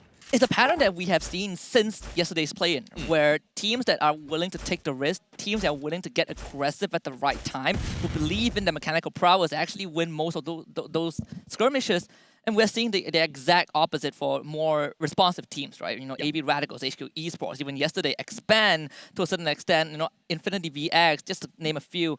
They have been preyed on because they are not willing to take that fight. They felt like they were being pressured. There was a lot of hesitation. And it's just very unlucky for HQ Esports to kind of fall into that category. Yeah, and RRQ, yes, they did eliminate HQ Esports. Props to them for that. But now it looks like Naguara have heard the cry, and they're like coming at you. They understand that there's somebody nearby. They need to ensure that they do get this secure. And then this is what we wanted to see from Naguara. Again, another team kind of on the bottom. They're 10th place right now with only 9 points. They need to figure things out. And they've done well that in the play-ins. They were able to ambush. They were able to secure and vulture as many kills as possible. We need to see more of that from Naguara. Yeah, and so far, it hasn't been a good finals for Naguara. Yesterday, they were almost tied up with Magic Squad, right? They were really aggressive, taking initiative, winning fights, and they only really had one underwhelming round, but it seems like that underwhelmingness has been translated into the finals, where they are still making the moves. They are still Naguara Esports, but they are not winning the fights that you thought they would. Yeah, not yet. And I think it's like one of those things where, hey, we're doing so poorly. Let's just play, you know, like pump the brakes right here. Let's just ensure that we're going to be as safe as possible, get ourselves in an opportunity to maybe win to the mid to late game. Maybe you get a little bit lucky. And that's what they need right now, because look at RRQ down. They're wounded. Yes, they've gotten the 5 eliminations, which is great, but it's a situation where, again, you've taken that risk. You've taken some damage. Now you're in this weird spot where you only have 2 members alive. And Naguara pounces on the opportunity, right? They got, I think Faku just got another kill, so it's only one thus far for Naguara, but it's kind of what they need. They also see Razor trying to bolt for safety, but Naguara Esports is a team that when they smell blood, they go for the jugular. And it seems like they are going to try and at least hunt Razor down. This is a team that, in their local region, are known to be slow starters but strong finishers. If there's anything, if we see them take down RQ Kazu, that might be the morale boost that they are looking for. That's huge. That would absolutely be huge. RQ, of course, was in 5th place, you know, behind the Thai and the Brazilian team, so they are definitely one of the top dogs. And if they can get this one, and Razor just trying to run for his life, and Naguara are trying to do what they can, but I don't know if they can draw a beat. They're getting some shots in on Razor here. Naguara, the Rush Kings are coming for blood. Razor, he still has a chance if he can find isolated fights. You can see that he has that double barrel shotgun in his hands, but he needs to make sure that he finds Naguara's member alone. They're just going to go in. Razor does it once. Can Brand keep this alive and afloat for Naguara Esports? He wants to go for the revive on Faku first, and he has a bit of time to do so. Razor gets caught by a flashback, still takes down Faku. This guy does not miss, and now Brand trapped inside a plethora of glue walls. Razor hasn't surrounded. It's 1 versus 1. Brand saves it for the team. Oh, gosh, that was so close. The 50-50 there. Yes, he did the style. He did get the shotty as well, but Naguara now down to only 2 members. They've got 2 eliminations, which is great, but they thought they were having an advantage. But when you can't win a 2 versus 1, and you know what I mean, do it cleanly, you're going to have a problem. So right now, Brand is on the run. They're going to look to just regroup and make sure that they're, you know, at full strength, hopefully by the 6-minute mark. And thankfully, they did have Yiko, who was not with the team, so he got to revive Maxi at least at the buy zone, but this is going to be a bit dicey for K because their members are split apart. It's 2 of K's members surrounded by the entire team of SCS Alpine.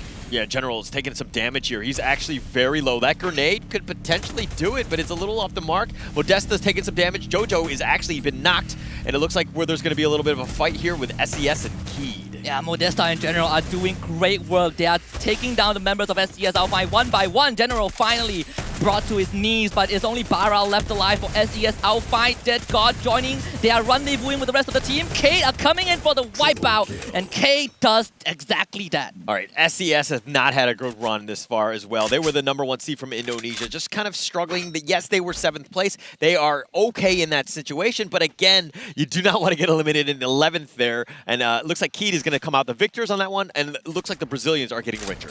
And so far, in the first 2 rounds, there were some questions thrown at Kate and Magic Squad, but more towards Kate.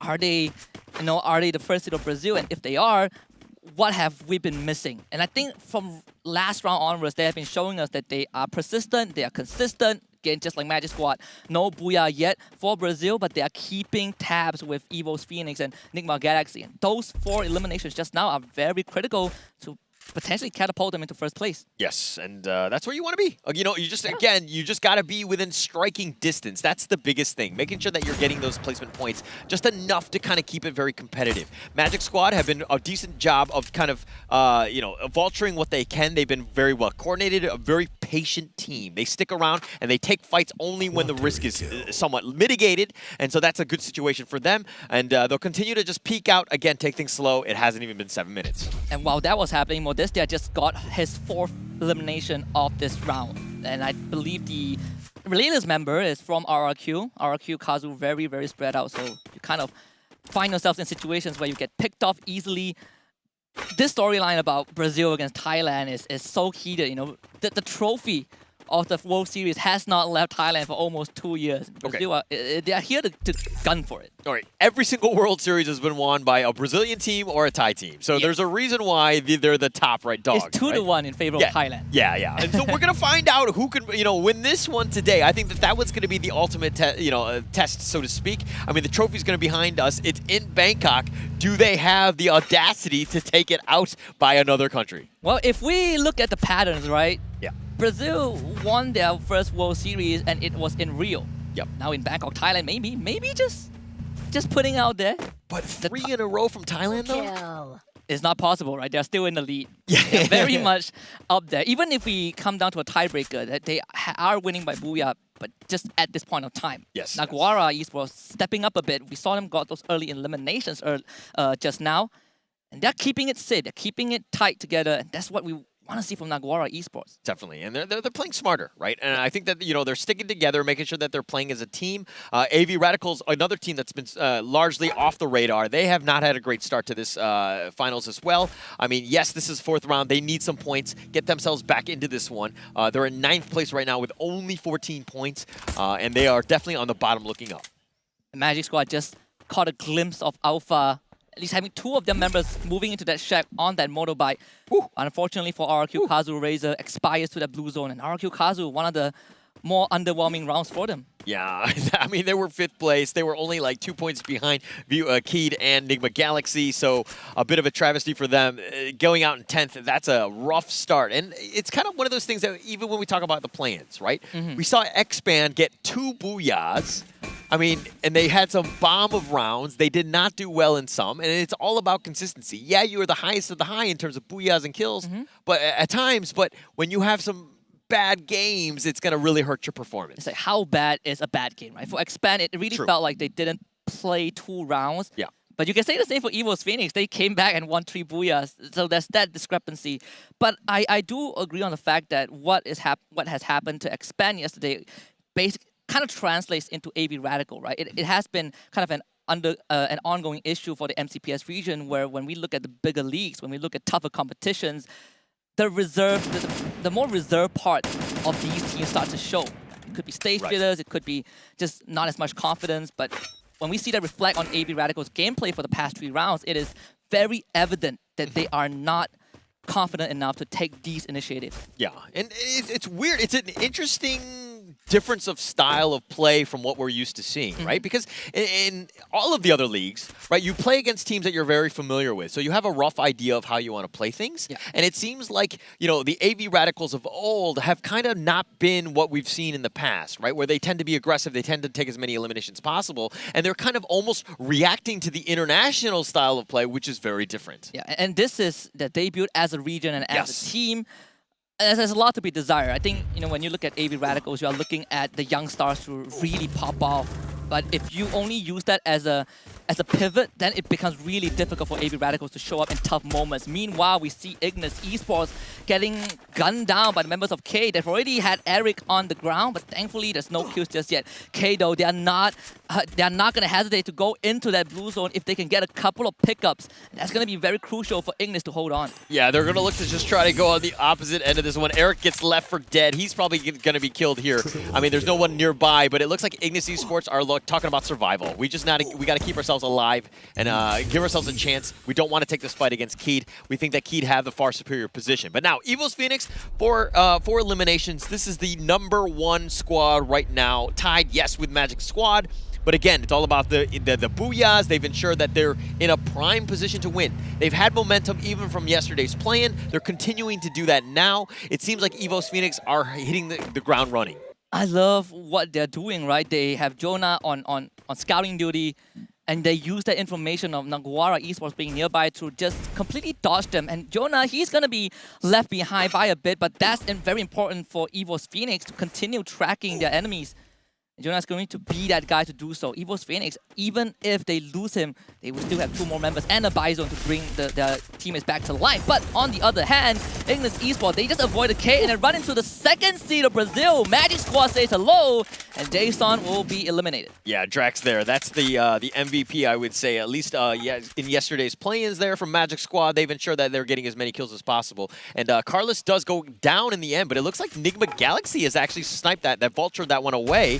And it looks like Magic Squad have only 1 elimination. Alpha, another team on the bottom. They need to get themselves back into this one. They've been playing pretty much, hiding in the corners and don't want to take any fight. Hopefully they get something towards the end. And that was since round #2, where they failed the rush against Kate. It felt like they decided to take a step back. But Moshi, he is being incredibly cheeky on this truth. I believe he also just got brought back, so there's not much resources for him.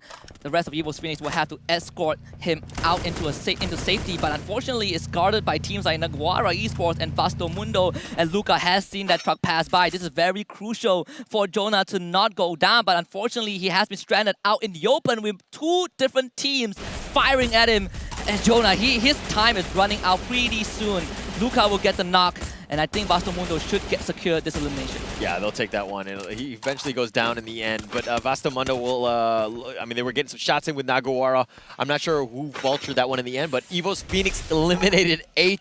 That's your #1 standing team right now, already eliminated. Nigma Galaxy, that's another top dog, and it looks like they're going to be going up against Magic Squad here. And Italo saw 3 of the Nigma Galaxy members just walk past him, so there's a lot of information for Magic Squad to work with. GU is going to be the first one to get knocked down. They also have Drax in the red, so Magic Squad don't really have the help to take on Nigma Galaxy right now. It's the best chance for NGX to pull this one out of the bag, take down MGS, and perhaps put themselves in a more comfortable situation. Yeah, you have numbers though. Nigma Galaxy right now with 4 against 3. Magic Squad are playing this smart. They're going around the other side of the flank, and they realize that they're going to use the Storm to advantage. Nobody's going to be behind them. But now, Magic Squad, will they be flushed out? Do they need to make a move? Nigma Galaxy holding down angles, making it difficult for Magic Squad to make any sort of movement. And NGX, they're controlling the bridge as well. That's the doorway that Magic Squad might be looking to utilize. But since the blue zone is pushing both of them back, you can see that these 2 teams are moving in parallel. From house to house, from building to building. NGX, though, have better cover to work with.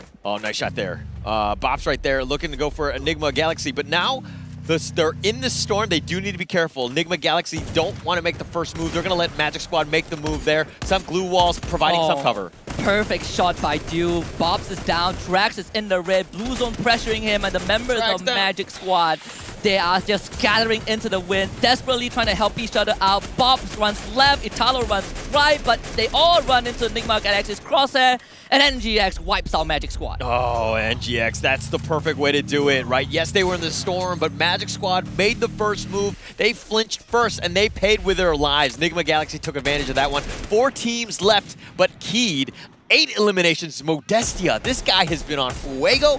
5 eliminations. This guy is an absolute beast. He was also the one that kept them alive when Alpha rushed them on Kalahari. That's the reason why Modestia is such a revered player.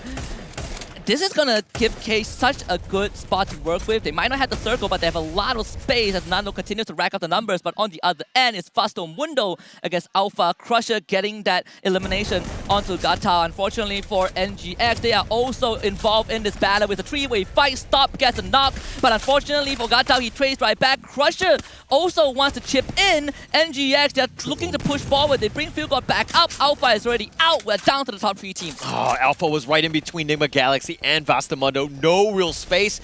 All the angles were covered. There was grenades left and right. Very difficult situation for them. I mean, they survived to top 4, which is going to give them some placement points, but I don't think they got enough elimination points. Now, Nigma Galaxy still in great position here. Vastamundo, they're the ones on fire, though. They've got all of the eliminations. NGX is the only team with 3 members left. Crusher crushes that hope with a good nade, but there's still some time. General says no, steals it away from Vasto Mundo. Cade is here to play. We talk about the Brazilian teams, and Cade has used a time turner, broken the Riptide Rhythm, broken the glue wall, and another nade overhead onto Crusher. Cade is here to claim their first booyah from Brazil since yesterday. Modestia with the Charge Buster in the face of Vasto Mundo. Luca, the last one alive. Can he do this on his own? The answer is no, and vamos for Cade to get the first booyah in the finals. Cade right there stepping up. That was like a dominant performance, I would say. I mean, they got a ton of eliminations. I think we're going to have to see the exact numbers, but I think around 13 or so, that's exactly what they wanted to do. Get themselves back into this one. They were top 4. That's going to springboard them up even further. They got a ton of eliminations, and they got the booyah. It's just incredible performance from Cade. We've seen this team from round 1 until round number 4, and we were wondering how high up they would place. When is the time for them to get the booyah? And they finally showed up just nice at the halfway point, putting Brazil in a good spot. But we do have the highlights coming up, and let's take a look. How did Cade get the booyah?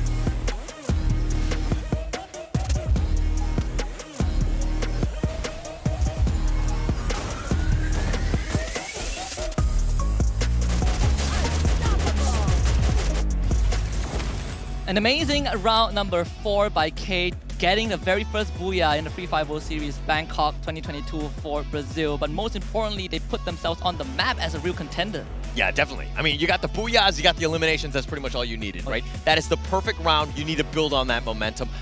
Speaking of another team that's building on momentum, Vastamundo stepped up. That was their best performance thus far. I'm not sure how many eliminations they get, but they really needed those points. They got it, and that's exactly what they needed. And I think this also quells some of the doubts people might have about Vastamundo, where they stand. Best team from EU. The roster has been together for a very long time, and the first 3 rounds didn't really justify that. But it's great to see Vastamundo make it to round 4 in top 3.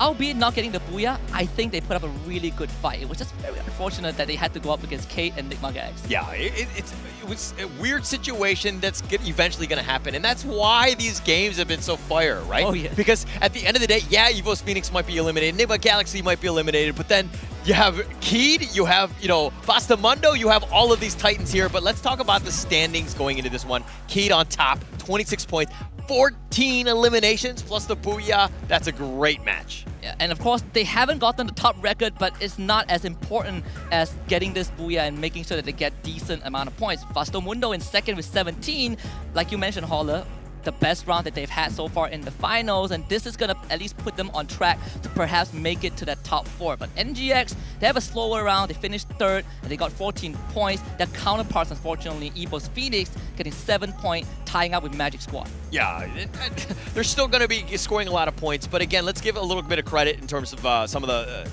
bottom teams, so to speak. Naguara with 9, that's a great win for them. Alpha getting that, the placement points was huge. They got caught in the middle between 2 other teams. That was a weird situation towards that part, but Alpha played that one smart. That's what they need to do. They need to ensure that they're doing that, but if we're going to talk about the overall standings for this piece, I think that there's going to be a little bit of a shakeup on the top. Yeah, absolutely. I mean, RQ Kazu, they are known as a late game team. They play very slow, but they got a lot of eliminations in the previous round. It still isn't enough to put them in top 4, but it keeps them very close. RQ Kazu with 49, but we have to turn our eyes and attention to Keith right now in first place, 70 points, basically 12 points ahead of NGX. Yeah, and Keith, it's one of those things, it's like the tortoise and the hare, right? Are you getting to that early start? Can you keep that up going into this one? Of course, just 4 rounds. We have the second half. We have 4 more to go. We have plenty of games, but that was a statement win. That's exactly what you want to do. You want to build on that lead, right? We're talking about 2021 Free Fire World Series, Evo's Phoenix. They won 3 booyahs out of 6 of the matches. They had it. It was no contest. Keith want to repeat that performance. And the best part is now they have 2 more chances to do it, right, in this new format with 8 total rounds. I mean, this booyah happened at the best possible round for them, the best scenario. They not only, we didn't only just see Evo's Phoenix getting knocked out earlier than expected, we also had Kate basically getting a lot of kills and being able to secure them with those utilities. NGX went into the last circle wounded because of Vasto Mundo, and Kate were like, you know what, Vasto Mundo, you guys did the hard work, we will claim the rewards for ourselves. Definitely so. And the MVP of the last matchup, we're going to see it. Drum roll, please. And of course, it's Modestia, right? 8 eliminations. This is a no-brainer. The fact that Keith was, getting so many kills and, has a 12-point lead in first place or so. 8 eliminations off the back of Modestia. And this is a guy that I have been stressing a lot. I kept saying that we gotta keep an eye on Modestia, and I was just waiting for that one moment for him to really show up. I'm glad it was this moment. We also have to look at the match leaders for round number 4, and I would say that Modestia is definitely at the top of the pack with 8 elimination, but he's also followed by Luca from Vasto Mundo with 4, and of course Dew from Ligma Galaxy with 3. Okay, having seen the Europe Pro League, Vasto Mundo, they kind of ride or die on Luca. This is a guy that gets a decent amount of eliminations. This is a great game. This is a bounce-back game. Can they make a run into the second half? But let's talk a little bit about the key players of that game 4, which was actually quite key. Caramel, assist king. You got to help out. You got to get the support. Modestia, not only was he the MVP with all the eliminations, but he's the glue wall master with 14. And the rest of the list is also K members, right? Nando 9 with 10 glue walls destroyed. He had that reptile rhythm down to a T, just landing it on the perfect timing. And not to forget, Dead God also from Kate having that damage, 800 damage block using the time turner, is keeping Kate in the fight, but also allowing them to get these pickoffs. It is pretty impressive how they were threatened, but they were not really pressured as we thought they would. True. And when Cade have a dominant performance like that, there's a reason why the key players are going to be 3 out of 4 in terms of, their team securing all of these awards, so to speak, because they were just on another level. I think that, for a team to do that again, it shows the real mettle of the team. Is it going to be possible? I mean, Cade, anything, the world is their oyster, so to speak. But let's talk a little bit about the next maps. We played 4 rounds thus far. What's going on in the second half? We are going to run it back because we have just gone past the halfway point. It is the last sprint, the last marathon for all of these teams out in the arena. We will start back on the Bermuda, and afterwards it's going to be the same sequence, right? Kalahari, Purgatory, and Alpine. But Bermuda was the feasting ground of Evo's Phoenix at the start of the evening. I do wonder if Evo's Phoenix can do it again, because this is a map that a lot of teams from Brazil, from Latam, from MENA, they favor this map, but they haven't been able to really crack the code. Yeah, they haven't. I mean, it's difficult, right? Again, just the teams, the level of play has just been so high. But going back to this one, now, if you were coach of let's just say the bottom 6. I don't want to name names or anything like that, but one of the teams, what are you telling them? What are you getting themselves prepped up to in terms of going into the second half? Well, this is a tough question, but I think from my perspective, if you are already on the back foot, I would say try taking risks. And it's something I want to see in teams like HQ Esports and AB Radicals and maybe Alpha. And Alpha did take the risk, it just didn't work out. But for the other two examples, they haven't really shown that they are willing to make that first move. And if you keep playing passive, so far these past 4 rounds have proved that you are going to get feast on. True. And you talked about Alpha kind of stepping it up, trying to be a little bit different, and that's right. But they were unlucky. I think they got 1 elimination in all of that. And yeah, they were like almost in every single fight. But the fact that they were just kind of caught out and not able to do that was, you know, a little unlucky by Alpha. You know what they say, you miss every shot you don't take, you miss every chess piece that you don't move. So at the end of the day, if they are not really doing well passively, you gotta take the initiative. That will be left for the next round. We're gonna take a short break and we will come back for round number 5 of the finals.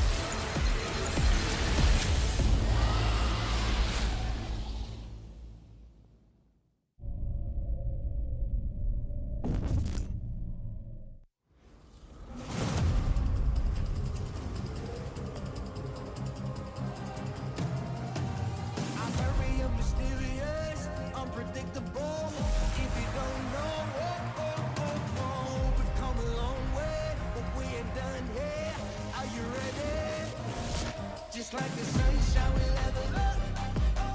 What a great view from the top. It's in our nature, it's in our blood. We can stop, never stop. We don't stop with the squad. Like the sunshine, we level up. What a great view from the top. It's in our nature, it's in our blood. We can stop, never stop. We don't stop. 'Cause we turn up in flames.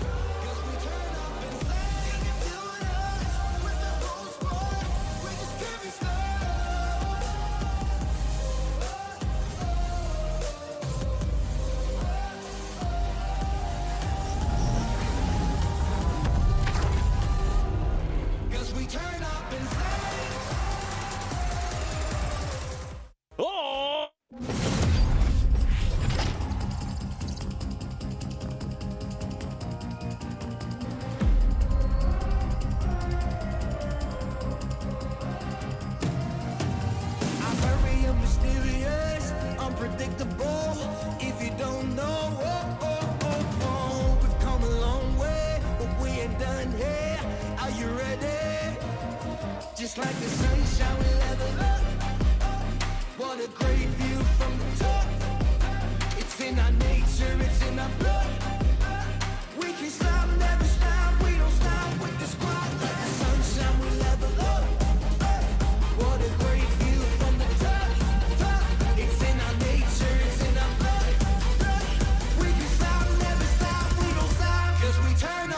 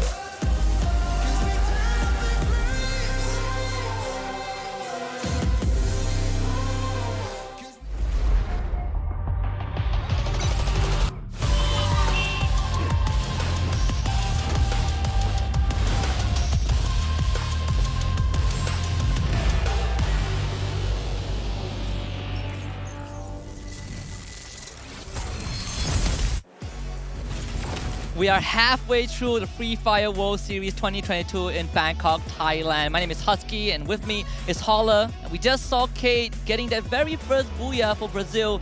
And not only just their first booyah, it put them in a very solid spot in first place. Great positioning, great game, and that's what they want to do continuing on. And they're going to look to build that momentum, go into the second half with that. Now, can they keep that up, especially against these top-tier teams? We're going to still have yet to see. There's so much more action yet to be played. Yeah, and we do see some front runners, right? In the Brazilian teams, the Thai teams, RQ Kazu is also up there alongside with Ignis Esports.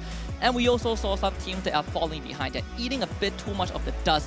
And so far in the first half, they haven't really been able to do too much to kind of make up for the difference. And to be honest, yes, we have 4 more rounds, but the thing is that this game and the next one, are going to be the key ones because that sets the stage for the final 2. Who's going to actually have a chance at that top position? I mean, we kind of see a little bit of a rat race in terms of, the top area. There's about 4 or 5 different teams that have a real chance. But getting it to that next level, we're going to see the story's going to tell itself in the next 2 games. Yeah, when the evening just begun, we hardly talked about which team is going to be left behind, right? Because it is all up in the air. But I think it's high time for us to really start looking into it. And and be truthful to ourselves. There are some teams that might not make it to even top 6, and that's going to be a travesty. But at the end of the day, it's the fighting spirit that matters, and that's what I want to see. Yeah, I mean, it's going to come back down to which sort of ranking that you are. Yeah, you might not be top 4 or whatever, but you're still fighting for a decent chunk of change. But let's talk a little bit about the Game 4 stats, right? Keyed on another level. 26 points. 14 eliminations. The total damage was 7,000. I mean, that is almost a perfect game, I would say, by Keed. And at one point, we saw this team split up 2 by 2, got caught by SES Outfight, and won a 2 versus 4 Modestia in general being the 2 kind of pillars for the team in this round. And that is going to really lift the spirit of Kate up. But like you mentioned, Holla, can they carry this forward? Because Bermuda so far has been the home turf, not just for EVO's Phoenix, but for the Thai teams in general. Yeah, they've done quite well. And I don't think that they need to panic. Again, this is a situation where they just need to be consistent, right? Be the team that we know that you're capable of doing. If you're looking at Enigma Galaxy, this is perfect. The guys are just joking around. They're just taking it very casual. They're not too serious. And, understanding that they're still in a great position. Yeah, and they're not too far behind, right? Yes. In fact, second place for NGX. That's not too shabby. One good round could set them on course to win not only their first World Championship, but keep that trophy on home soil. But we also have Vasto Mundo on our screen, the team that performed admirably in the previous round. Finally stepping up, showing signs of life, keeping EU in the race. Yeah, I was going to say, if they didn't have that good match, and they were, like right now they're 6th, right, with 38 points, only 1 point above Ignis Esports, and about, 11 points behind RRQ. That is within stone throws distance. They have a potential, right? The fact that Vastamundo were able to have a great Game 4 put them in a good situation. I was going to be worried about this team because, again, Vastamundo is a team that just, is built off of momentum, and getting a little something going is going to really help them as we go into Game 5. As we expected, right? Lako and Blazer did exactly that. Bermuda is where the true race begins, especially for the teams that are vying for that first place. We are going to go back onto the most classic map, but this is a map, as we both agreed on, has been the forte of the Thai squads. Yes, we're looking forward to that. At the same time, it looks like the drop is going to be going in. They're going to be going southwest, and everybody's kind of dropping down. Alpha goes down very early. They were kind of one of the first ones out of the plane, but if we're looking at it, nobody really, I think, is going to make it their way to Sentosa. It's a little bit far for that flight path. But look at this middle. Very congested, I would say. We might see some early action. Yeah, Kate instantly drops there. And we are also seeing the same maneuver from HQ Esports where they split up, try to cover as much ground as possible. But early on, with when AJ was on the broadcast, we did discuss about the pros and cons of this move. And the cons is that you might get caught out in the open, and if you lose that gunfight, it's going to be a free point. That free point could not have gone to a worse team. It's Kate. Oh, gosh. Not a great start there. General will secure that one. But, HQ Esports, I don't know if they're just unlucky, but they have not been able to find their groove. They have 6 points in 4 games. That's a rough situation to be in. This is a team that prides themselves on being consistent locally and being really proficient in that macro gameplay. But if there's anything we've learned, is that macro doesn't win you the games. At least doesn't win you the game fully. Yes. Right? We need teams to really take that first step, take that CQC, have someone to back you up. What really amazes me about competitive Free Fire over the years is how these teams have adapted, have evolved in their gameplay. Now we are no longer seeing 1v1, we're seeing mech checks, we're seeing those 2 versus 1 trades. There are all these really minute movements that separates a good close quarter combat play and a great one.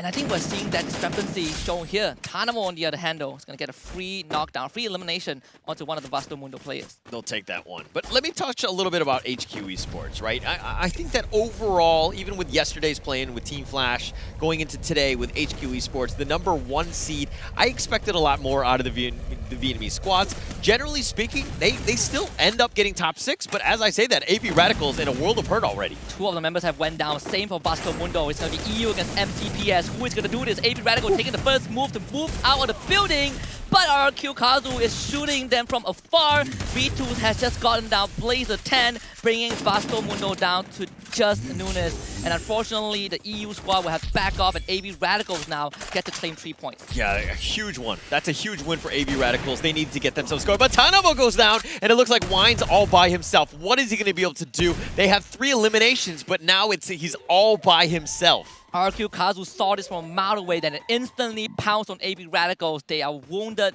they are crippled.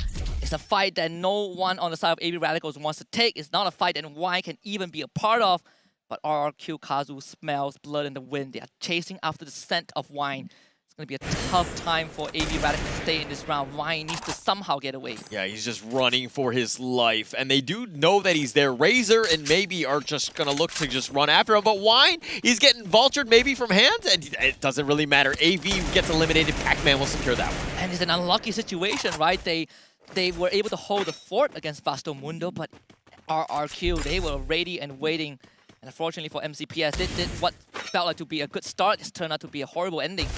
But RRQ Kazu, they didn't really have to use much, and they have ample resources to take on HQ Esports, who are spread really thinly on the map right now. Okay, RRQ has done quite well, right? Off of Legoloth, he's been doing a great job. I mean, this is a team that's won gold in the SCE Games in 2021. This is a team that's, knows how to win. They've done it not only in the leagues of the Indonesian leagues, but they've also done it on the world stage. They've made sure that they do it. But Vasto Mundo, I give them a compliment in the pregame, and they get eliminated 11th. Shame on me. And to be fair, they were really wounded because of AB Radical. So Ignis Esports picking up the final piece. And since, we talk about RRQ Kazu, props to Legoloth, because I think winning SEA Games was kind of the confidence boost that he needed to be a leader, right? He was doubting himself. He didn't know if he could do it, but that victory, that podium finish, first place medal for the team really gave him that boost. And we are seeing that reflect in his gameplay since the play-ins. And Legoloth, unfortunately, as I say it, will be caught out. But he was alone, so HQ gets a free kill. Yeah, Neo just completely ambushed him. He jumped off the building and just caught him off guard. Legoloth was not expecting that one. It really got caught with his pants down, so to speak. But now Magic Squad, on the other hand, kind of quiet. They've been sticking around. I mean, the Brazilian way has been more of targeted attacks, right? They tend to stick together. They're very well coordinated of when they want to attack. And at this moment, it looks like they're just going to be playing very patiently. Let the game kind of come to them. They don't need to do anything because Keed is right around the corner. And do they actually take out their fellow country mates? It seems like it has begun. GU just got a good snipe onto Modestia. I wonder if Magic Squad will go for that push. So far, it's all just love taps, and some of that can be debilitating. What we saw from some of these teams, especially from the Brazilians, is that normally when a team chases after their opponents, they will stop at a certain point. But for Magic Squad and K, they will chase you until the ends of the world, until the edge of the map, which is a very scary thing because it shows how confident they are. Nigma Galaxy, on the other hand, might just run into an opposing team who is circling nearby, and that team happens to be Alpha. Oh, but Alpha, okay, so Alpha, yes, they're making some movement, but they are kind of loud in those vehicles. They're getting some damage here. Enigma Galaxy's trying to draw a beat on them, not able to take them down. Yes, he does, and he knocks down R82D. He is down. The rest of Alpha would just have to live with the pain, at least for now. There is still plenty of time to get that revive, either by revival zone or the buy point. So for Alpha, not too big of a loss, but for Nickmore Galaxy, they are already close to the top of the leaderboard, getting these pickouts, these isolated kills will contribute to that. Yes, it's going to help them out. That's definitely what they need. But again, still very early. Let's just kind of slow it down a little bit. The circle is going to be a little bit beneficial, at least for Magic Squad and Keed, who've kind of been staring at each other. Yes, they're getting some shots, but nobody's really going to go into one another here. It's like a standoff right now, a Mexican standoff between these two teams.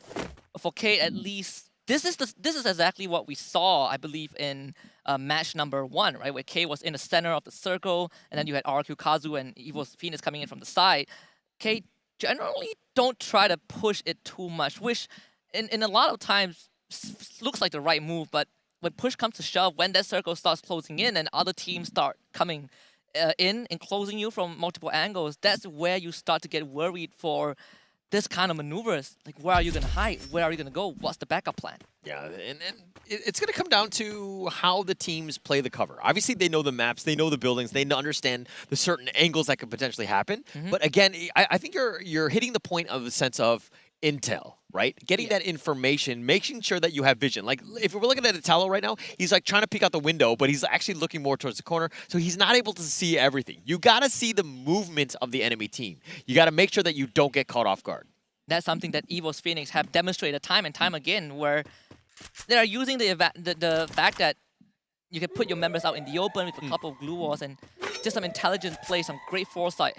Really enables you to get all this information. And that was what got them the very first booyah of the finals. And it was on Bermuda, where they played out in the open, they covered so much space, and they took advantage of the intel that they got. Yes, and it was super key for them. And okay, HQ Esports, they're in dire need of some points.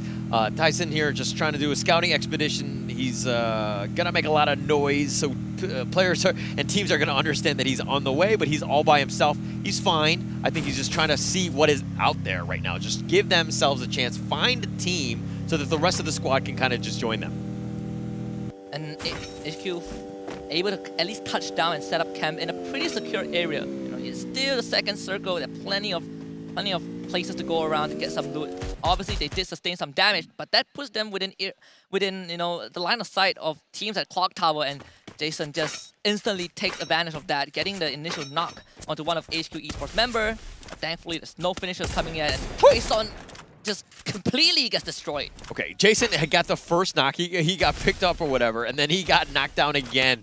Jason has just been a sniper. Tyson, that was, he's taking some damage. He's got knocked again. Kaino will take that one.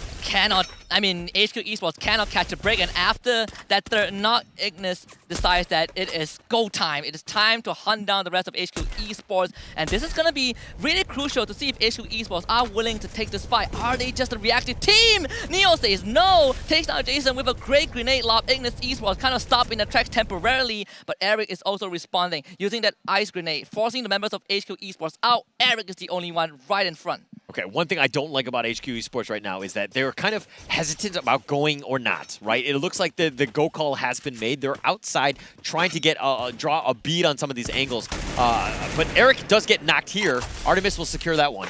And it looks like they're trying to find the rest of them, but they're going to use the glue wall, and Carlos. I don't know who's going to end up winning on this 50-50 fight.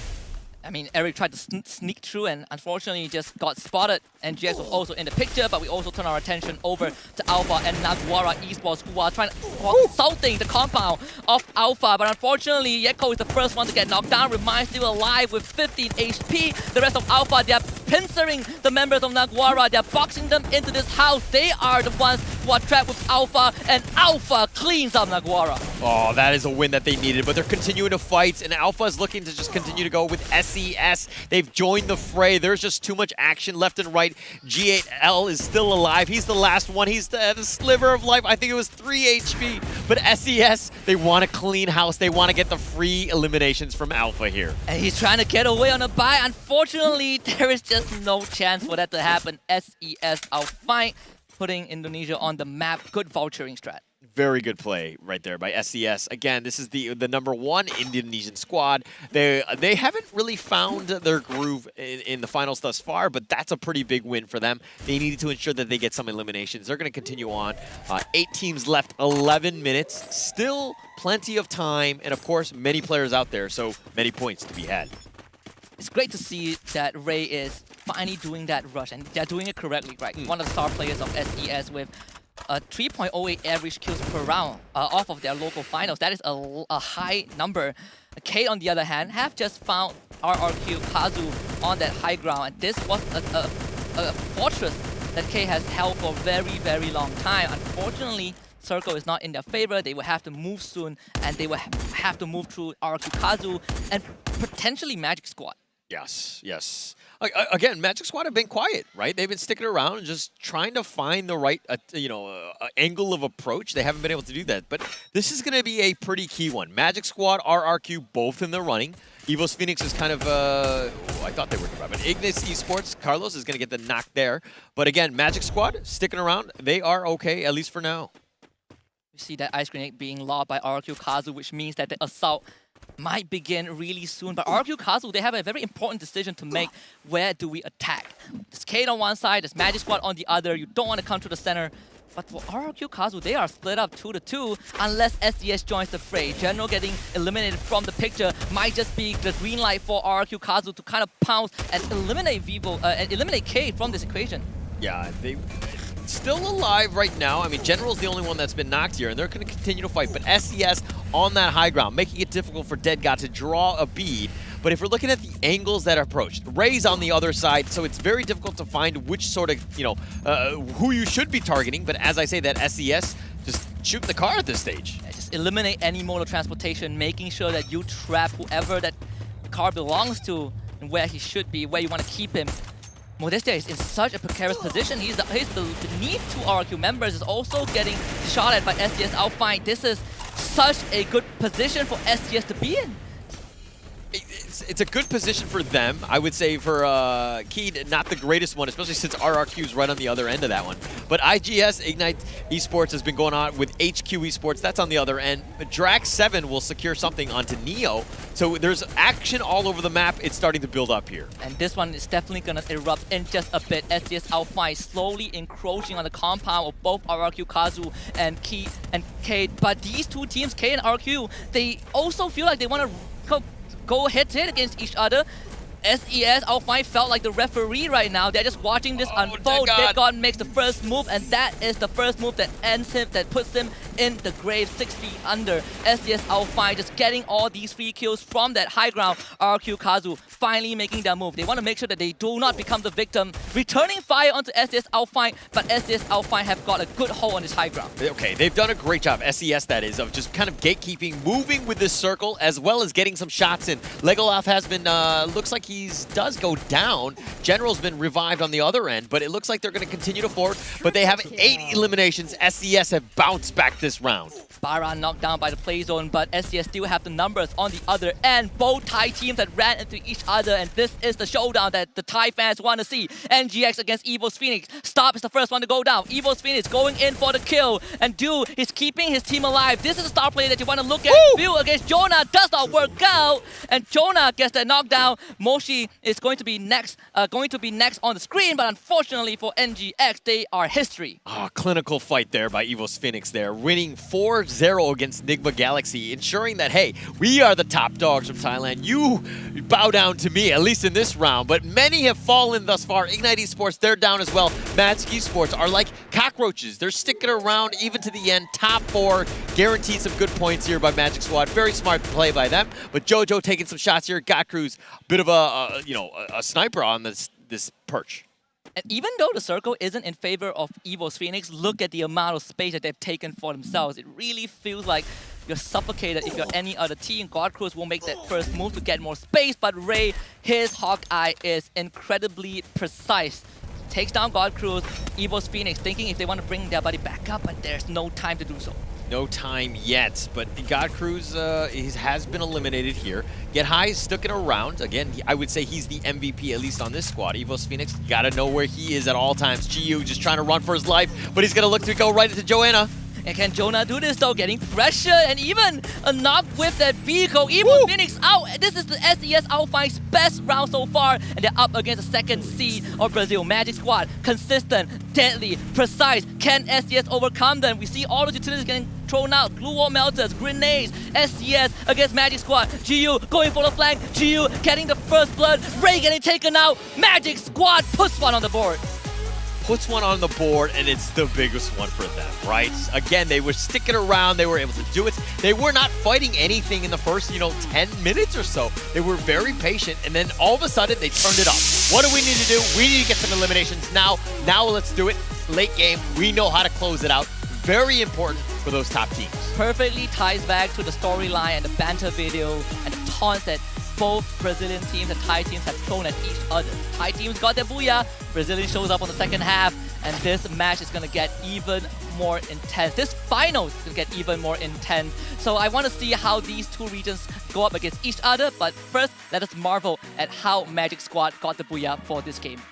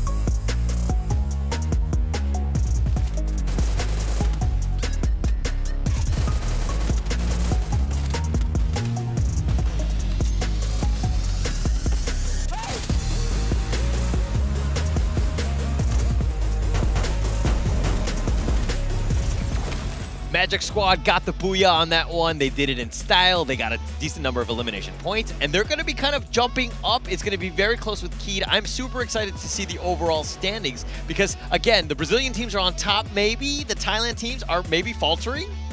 It feels like that way, but whenever we see either Evo's Phoenix or Nigma Galaxy go out, the other will still be in the race until the very end, right? This is a very tight race. It felt like we have been confined in this bubble of just Thailand against Brazil all the way.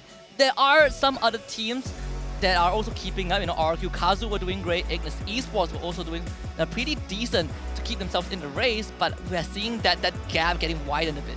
Yeah, it's going to be super interesting because, again, even for that the match standings on this one of that last game, which is going to be kind of key in terms of how it shapes it up for the next 3 rounds, we're looking at exactly what happens. SES bounce back game. 12 eliminations. They got second point with 21 points. They needed that one. That pretty much guarantees them at least a spot into, the top 7 spots going in.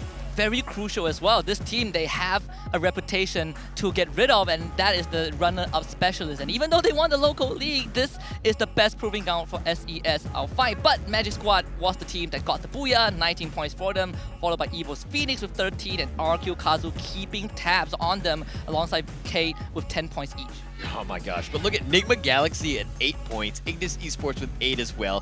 HQ Esports had a decent game with 7, so they kind of bounced back on that one. But look at AV Radicals, Naguara, Vasta Mundo with a donut. That is a travesty. This is a devastating finals thus far for Naguara in particular, right? Because this was a team that came in from yesterday with so much promise. They were dominating the play-ins, then they finished in 3rd place, but at the end of the day, this entire finals thus far have not been their playground. The current standings.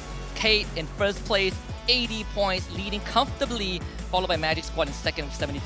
There's both. I mean, the Brazilian team seem to look like they're pulling away a little bit.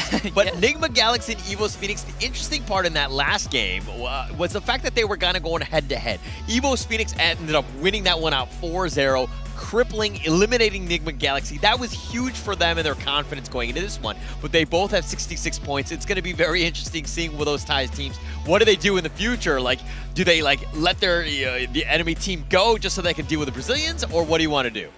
Without knowing who they are on the battlefield, it's going to be so hard. But I love the fact that you brought up SES having that important round, right? Because it really catapulted them to 6th place. In first page, there's still a lot of work to be done for SES to even have a chance to contest that championship title, but getting close is the first step. Yes, for sure, for sure. It's all about that. It's going to be going into that. But let's talk a little bit about the MVP of the last game. I think this is going to be super key because of the fact that, like, you know, who do you think is going to be the MVP?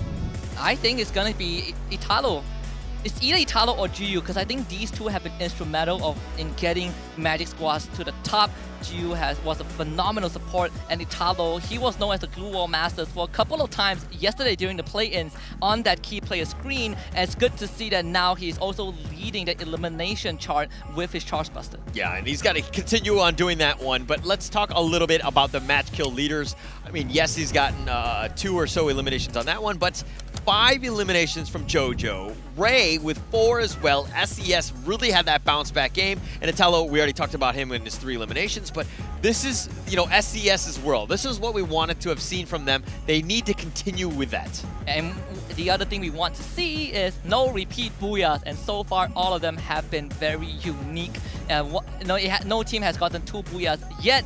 We also got to look at the key players of game number 5, starting with SES Alphine's Ray, 6 massive assists, and Jonah from EVOS Phoenix with 16 glue walls erected. Okay, you erect them, but a hand will knock them down, and he's knocked down 6 of them. Pretty good stuff by them. HQ's Esports, Neo as well, Field Medic. I mean, this is one of those things where, yeah, you got the award, and it's great support play, but picking up 4 guys, but it's never really good for the team when you have to pick up 4 people, right? And it's even worse if you can't translate that into something. Right? It's just like how we saw, for example, most damage blocked by Time Turner, but that team incidentally was the team that got knocked out early on. It really shows that you are getting pressured a lot. HQ Esports, they don't have much time left, and they are still biting the dust. It's not starting to get concerning. It is incredibly concerning if you are a HQ Esports supporter, but it's safe to say if you are EVOS Esports fan or if you're supporting SES Alpine, they are still very much in the running. Still within the running, and it's all about just having that good round, right? Okay, yeah, you might not be top 6 or whatever at the end of the day. I mean, unfortunately for some of those cases, I mean, mathematically you still have a chance, but we have a lot of games to go. But it's one of those situations where, hey, let's look at baby steps. All we need to do is just springboard ourselves 2 places to get ourselves up into that next game 6, which is going to be Kalahari. And Kalahari is an interesting map because when we looked at game number 2, I expected RRQ Kazu to gun straight for Refinery and take control of that. But it was Magic Squad that took control of Refinery and took it to the very end. NGS got the booyah, but Magic Squad is showing us that they're not afraid to contest these key areas. Never afraid, right? I think that's the biggest thing, is that you have to be confident enough to know that wherever I'm going to drop, whatever I'm going to defend, I know what I'm trying to do. The strategy is there. This is it. This is the best of the best. You're in the entire world for Free Fire, right? And you have to know the map. You have to understand what you need to do to make sure that you're playing it properly. And it looks like, you know, Magic Squad has done a great job of that. And there are some patterns we saw in that second game, where Alpha taking the initiative to take on Kate. They lost, unfortunately. Ningma Galaxy setting the record for most points and eliminations in a single round. I'm not looking for any teams to break that record, but I certainly am looking for the teams to adapt to what happened in round 2. Definitely, definitely. And we're going to see more of that. Again, it's all about the strategy. We've kind of gotten our, we see how the other teams played it. It's going to come down to this. And how do we react? What is the counter strategy to all of that? It's going to be super key. And I think when we talk about this being crucial, Kate has gotten it to the T. Felt like they have mastered not just being passive, but also knowing when to take that first move to get that booyah for themselves. Yeah, definitely. And we're going to see 3 more games. It's going to be the end of it. It's going to be coming up. We're going to find out what's going on. But we have still plenty of action to go at you. But first, we're going to take a quick little break.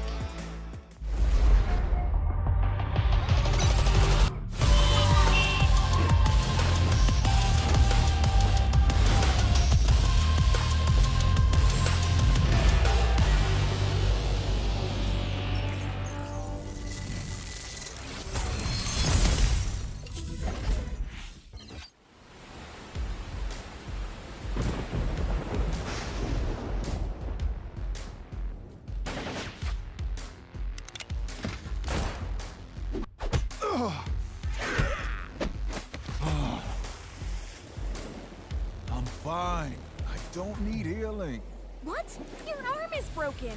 If I show you I can do a push-up, will you stop bothering me? I dare you. Hate to say it, but I told you so. You don't hate it at all. Oh, my grumpy love of my life. You can be so stubborn. I am strong-willed. I'm not stubborn. Introduce them to their new home. You're the captain of the island. You do it. Fine, fine. Thank you for taking us in. What is this place called? Ford, you didn't tell them? Slipped my mind.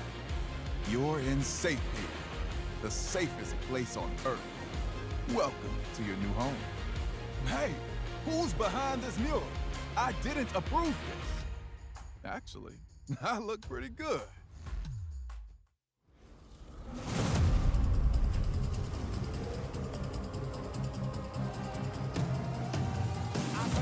Mysterious, unpredictable. If you don't know, we've come a long way, but we ain't done here. Are you ready? Just like the sunshine, we level up. What a great view from the top. It's in our nature, it's in our blood. We can stop, never stop. We don't stop with the squad. Like the sunshine, we level up. What a great view from the top. It's in our nature, it's in our blood. We can stop, never stop, we don't stop. 'Cause we turn up in flames.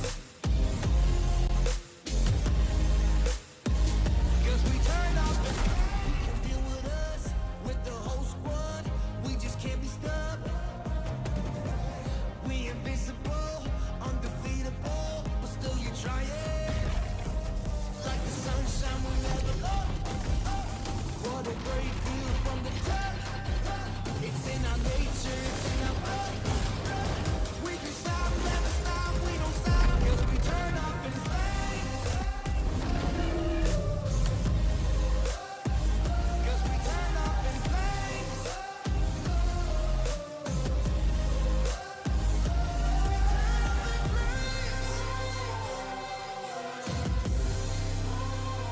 Cause we turn up in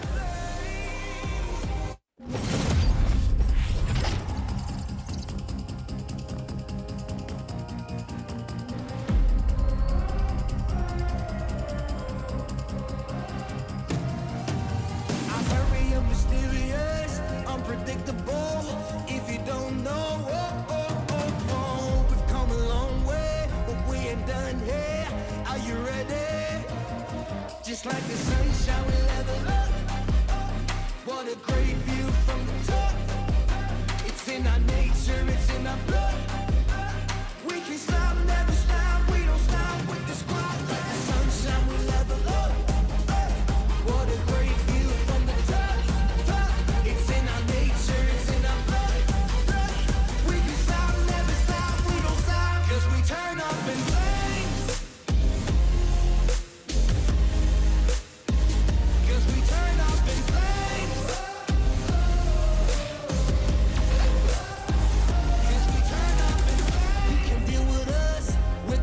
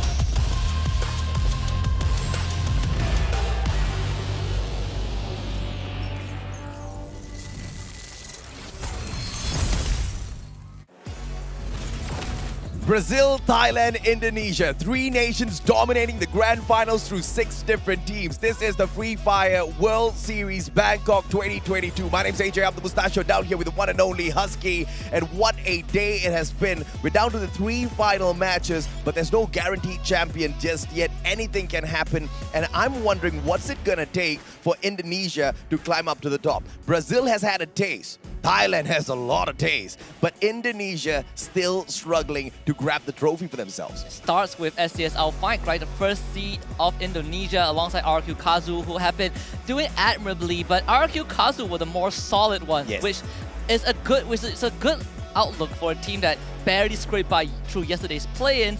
But we also are seeing the possible conclusion of certain storylines where it's between Brazil and Thailand is Godzilla versus Predator kind of matchup. Let's take a quick look at the previous match setup as well. All of the stats from the previous game by Magic Squad as they managed to secure a phenomenal booyah for themselves. I believe this is the first one since the play-ins. They strike it on the grand finals, and it is no better time to get the job done for the Magic Squad, but there's still a lot of work to be done. They're currently about 8 points behind their brothers, Cade, and this is just what the Magic Squad needs. Consistency has been the key of their success, but now they need to secure those extra bit of points that can get them up to the top. And I want to quickly bring up Magic Squad as a team. They went from 6 players to 5 players, and they've been holding all of them since then. And their eyes were actually set on 2 distinct teams in the finals. Kate and Evo's Phoenix. Guess what? They've gotten what they want, and right now there's a huge chance that Magic Squad can stay on top. And this was all off of consistency since the players. They have not dropped a single beat. No, they have most definitely not dropped a single beat at all. And you know, one of their winning successes, one of their winning formulas for the previous matchup was always a tight rotation, compound into compound, preying upon teams, and it's always with sending one kind of scout out first to see if anything does go south for him. When the area is clear, everybody comes in there for the backup. Magic Squad just executed that rotation time and time again, all the way into that final circle. And into that final circle, it was all about the timing, right? Waiting for that circle to start moving, waiting for that chaos to break apart, because they kind of knew that a lot of these teams love to play the very edge of that circle, especially when it comes down to the final one. And therefore, when that circle starts moving on in, nobody has the time to take pot shots against them. That was just brilliant. 2 key players on the side of Magic Squad, Giyu and Italo. These 2 have been instrumental to defining what Magic Squad has achieved so far. Not to take it away from the rest of the team, but these 2 have been phenomenal. And of course, as we go into Kalahari, the teams are trying to get that trophy away from Mr. Wacker, because that's what they are fighting for right now. We will see if that's going to be the case, because Kalahari, I think, is interesting. We'll see if RRQ Kazu wants to take back Refinery from Magic Squad. Yeah, flight path skewed towards the right here as it cuts through from Stone Ridge all the way down to Shrines, leaving Maze and Mammoth quite the distance away. But as you can see, SCSL finds the sub for themselves. This is going to give them that bird's eye view from up top, but also a lot of area around them to loot up. They just need to be a little mindful of the positioning of Alpha. But looking at the performance of Alpha thus far, it doesn't seem like they're going to be that big of a threat for the squad. Well, for this esports, it might not be the same. They've hard drop onto that blue tier, the high tier loot zone with AB Radicals. And we talked about this from the beginning, right? These 2, it's not easy to miss AB Radicals. It's not hard to miss them, excuse me, because they always take the high tier loot zone and they're paying for it. Absolutely, man. It's not difficult to find these boys at all. If you want to look for the Filipinos, you look for a blue circle, and there you go. You'll get all of them there. But this is the problem with AB Radicals. They haven't really been able to keep up with the very aggressive gameplay that we usually see out of them in the grand finals in here today. Jason Scar will be able to take down Wine, and if Wine himself cannot get those CQCs completed, there's just no hope for AB Radicals in here today. Wine is their most phenomenal player, but he hasn't been able to strike a beat throughout the whole day. And you can say the same for Ray Miao, the wonder child from the Philippines, right? When he first joined the scene under VPH Velocity, this guy was the absolute Hawkeye of the entire MCPS region. And right now, not really showing up. I mean, you are looking at the pillars of AB Radicals crumbling one by one. And I feel like definitely not entirely on them, but it's also these teams understanding what to do against AV Radicals. You've seen this very passive and responsive gameplay that hasn't worked out. Modestia, good drop. Dynamo doesn't see exactly what's happening behind him. Is Modestia going to be able to get this backstab? We will have to wait and see. Enigma Galaxy, on the other hand, holding on to this compound at Foundation and slowly surrounding the players of RRQ. But Phil God manages to dodge that Spaz 12 in hand. He can turn it around, but unfortunately for him, the time turner is just a tad bit too late. Gets taken down. UMP in the hands of Razor, and RRQ the first ones to draw blood. But he's going to get revived instantly by Stop. NGX are not in the perfect position to fight RQ Kazu. So it's understandable why they decided to take that backseat and go for the safe play. But on the other hand, Naguara, they're facing off against Vasto Mundo. Yeah, Naguara, Cole. I mean, Naguara has been having quite the troublesome time out there in the grand finals, but as quickly as they go down, Maxi brings them right back into the matchup. Naguara still alive and kicking, but not much loot on two of their players. Blazer 10 and Faku pulls up a great glue wall, but look at the securing here coming through from Vastamundo. The backstab was just way too good. Faku out for the count. The grappling gun, very crucial on a map like Kalahari. And that is what allowed Vasto Mundo. They knew that the Naguara member was alone. All they had to do was to put pressure and outnumber him on that roof. They did exactly that. On the other hand, Ignis Esports are going to face off against HQ Esports. RRQ brings their team members right back in, all thanks to Pac-Man. Ignis, on the other hand, fighting for a lot here. They want to get the top 6 for themselves first. Ghost goes down. Jason, good backstab. Woodpecker manages to get that shot, and he gets the elimination point for himself as well. Eric Max 7 needs one more shot. Can he get it? Pulls up the glue wall, and what a play! Gets the headshot. Hand goes down. HQ continues to struggle. Eric puts on his dancing shoe and just dances around the members of his opponents. This is this incredible movement. He was in the red, uses the building, uses the structures to protect himself. Phenomenal play. You could have slapped it and he would have gone down, man. I mean, that was just so close for the player from the side of HQ. But Eric's just way too good, man. I mean, happy feet. He danced around that perfectly. RRQ, on the other hand, Razor and Maybe needs to look for a little bit more of those loots. But this danger zone is just going to tease them for a little bit as they run away. They were at the very edge of it. Refinery is the home of RRQ, and they are right back at it.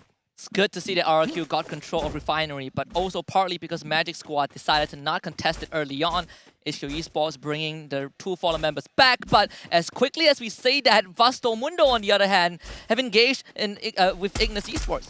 No offense to HQ Esports, but the more they bring their team members back, they are just going to feed into some of these teams. 180 by Jason Crusher got crushed instantaneously. Jason's playing this on a whole other level. Ignis on the long side flank doesn't even need to do much, but Kano down on the ground though. Can he get to him? Yes, he can. Jason getting everything done all on his own. IGS is on fire right now. 5 eliminations just on his own. This guy has eyes on the back of his head for sure.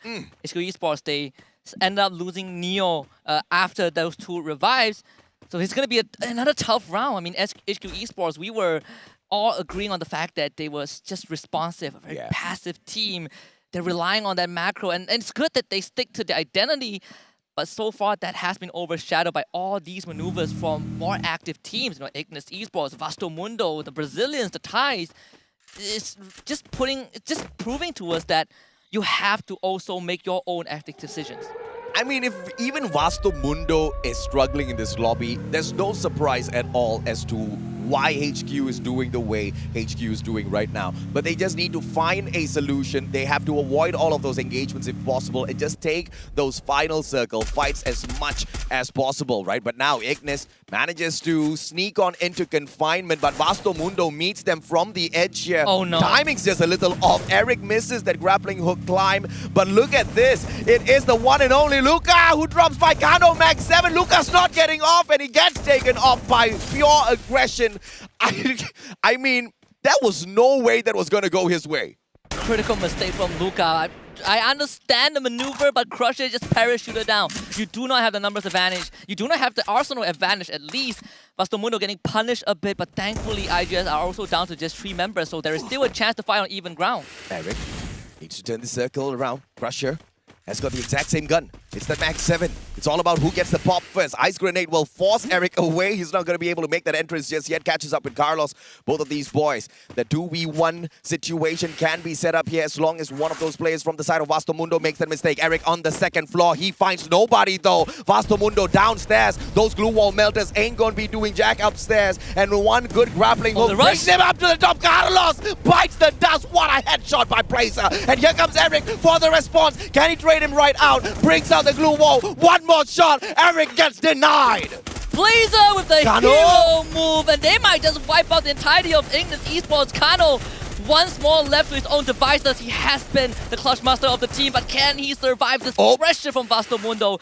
Gets away, buys a bit of space, but Vastomundo are on his tail. Yeah, this is going to be a problem. Kano barely has any room to get away. He can't even pick up his team members. Eric's up top.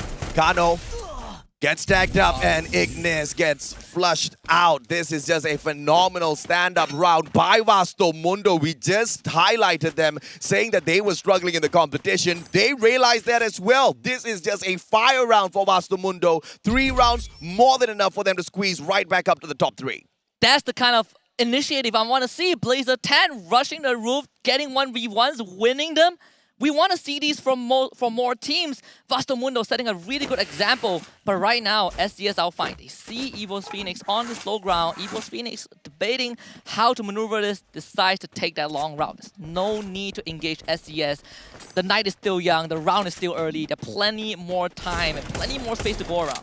The Knight's not that young though. The Knight's getting quite old here.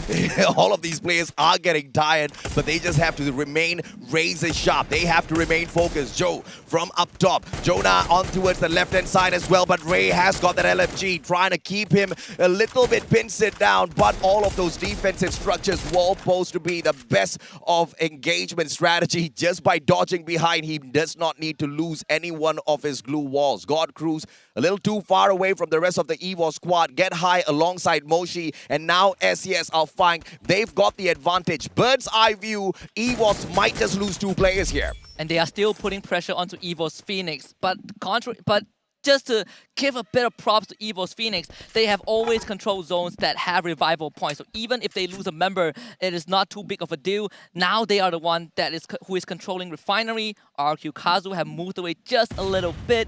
But with the state of the circle, EVOS Phoenix might also have to consider moving. Kate playing this slowly, just 2 more players left on their side. They are the #1 ranked team at the moment, but very early engagements has just forced them to struggle just a tad bit here. Apologies, not 2, but they do have 3 on their side. Vastomundo loses Blazer 10. That's going to be a huge shot coming through from the one and only HQ, but they get one traded out instantaneously. Nunes with the backstab should be able to find one. Artemis flies away. That grappling hook is sound, but the backstab's just way too good. Nunes should be able to secure this for himself. Vastomundo does it again. Go on the roof, catch the isolated members that's keeping Watch out, and you gain the numbers advantage. You control the building. Vastomundo have gotten this equation down to a T, and HQ Esports, they're getting picked apart. Han needs to hold his team together, but he's getting pinned. Vastomundo once more stays in this game. This is why I want HQ. Don't revive your players, man. You're just going to be feeding into teams like Vastomundo. Vastomundo thanks them with a huge big smile on their faces, but Crusher, the final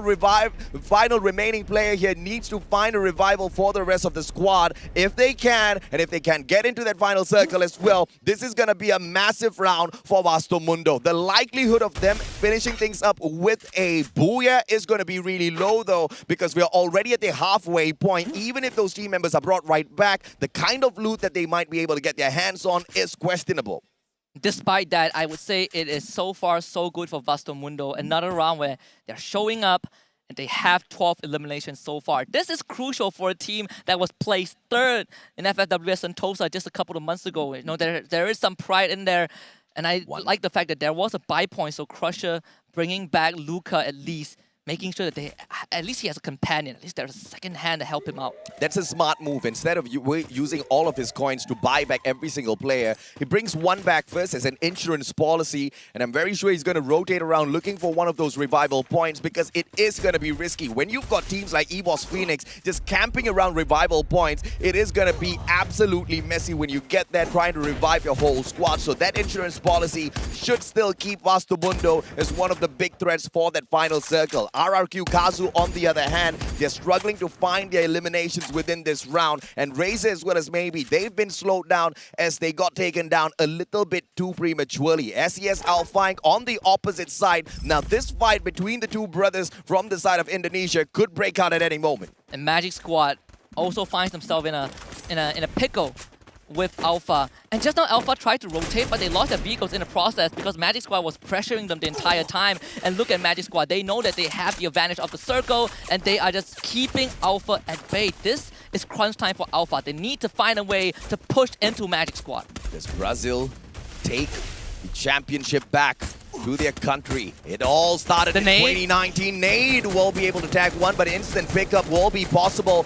Bobs now erects that glue wall, but Riptide Rhythm rips it right away. Drax as well as Italo. Zone comes on in as well. Bobs gets taken down. This is Alpha. Finally, they wake up in the competition. Yet another nade can be very useful here, but Raid himself gets taken down. It's all up to Remind. GU way too far away, and Magic Squad sprinkling their pixie dust on the Alpha squad right now. Double barrel in the hands of Rewind, but it is a 1v2. Drax steps on in first, and that ice grenade was just the perfect solution for him.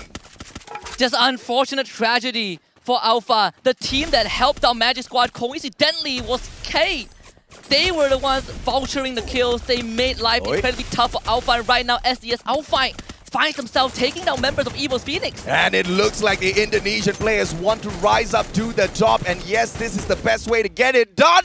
But Moshi responds with a Groza headshot from down below. And that's one of the weak points of having that bird's eye view. But look at Jojo. He holds on to that tallest point on the battlefield right now alongside Ray. They've got the grappling hook, which can get them to safety down below. Gaday's going to be safe. And therefore, SES Alpine once again a major threat within this next circle.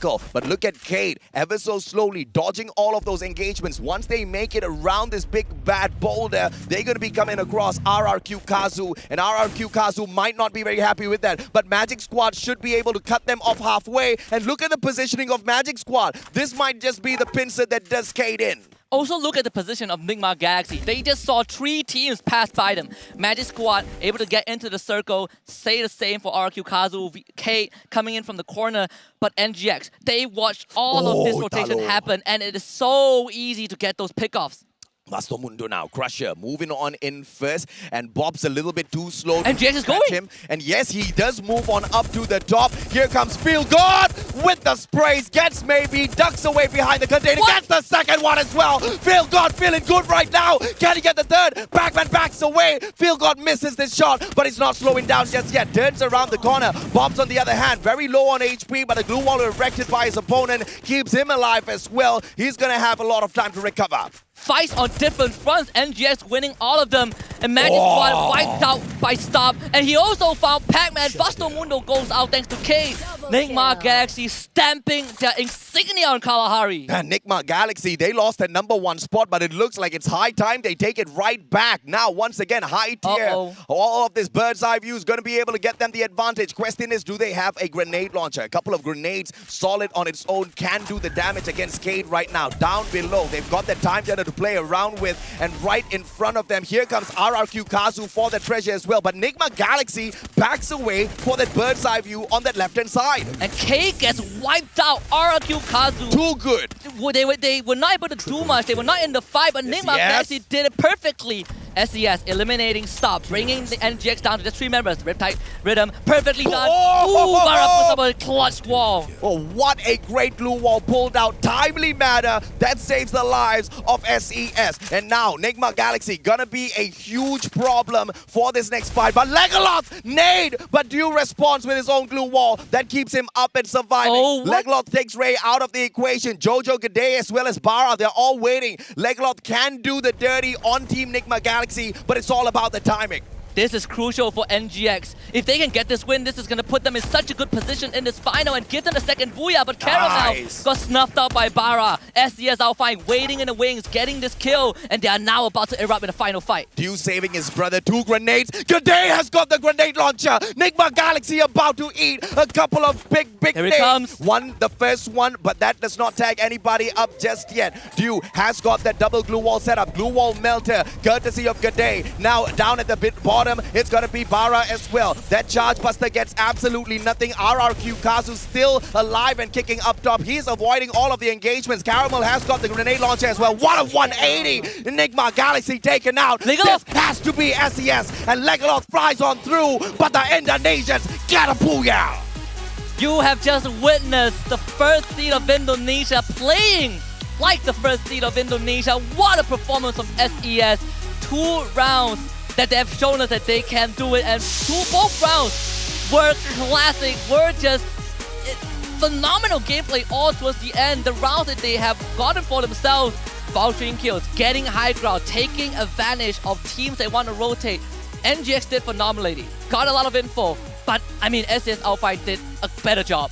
This was a hard-fought booyah by the Indonesians, but the highlight to see exactly how it broke down.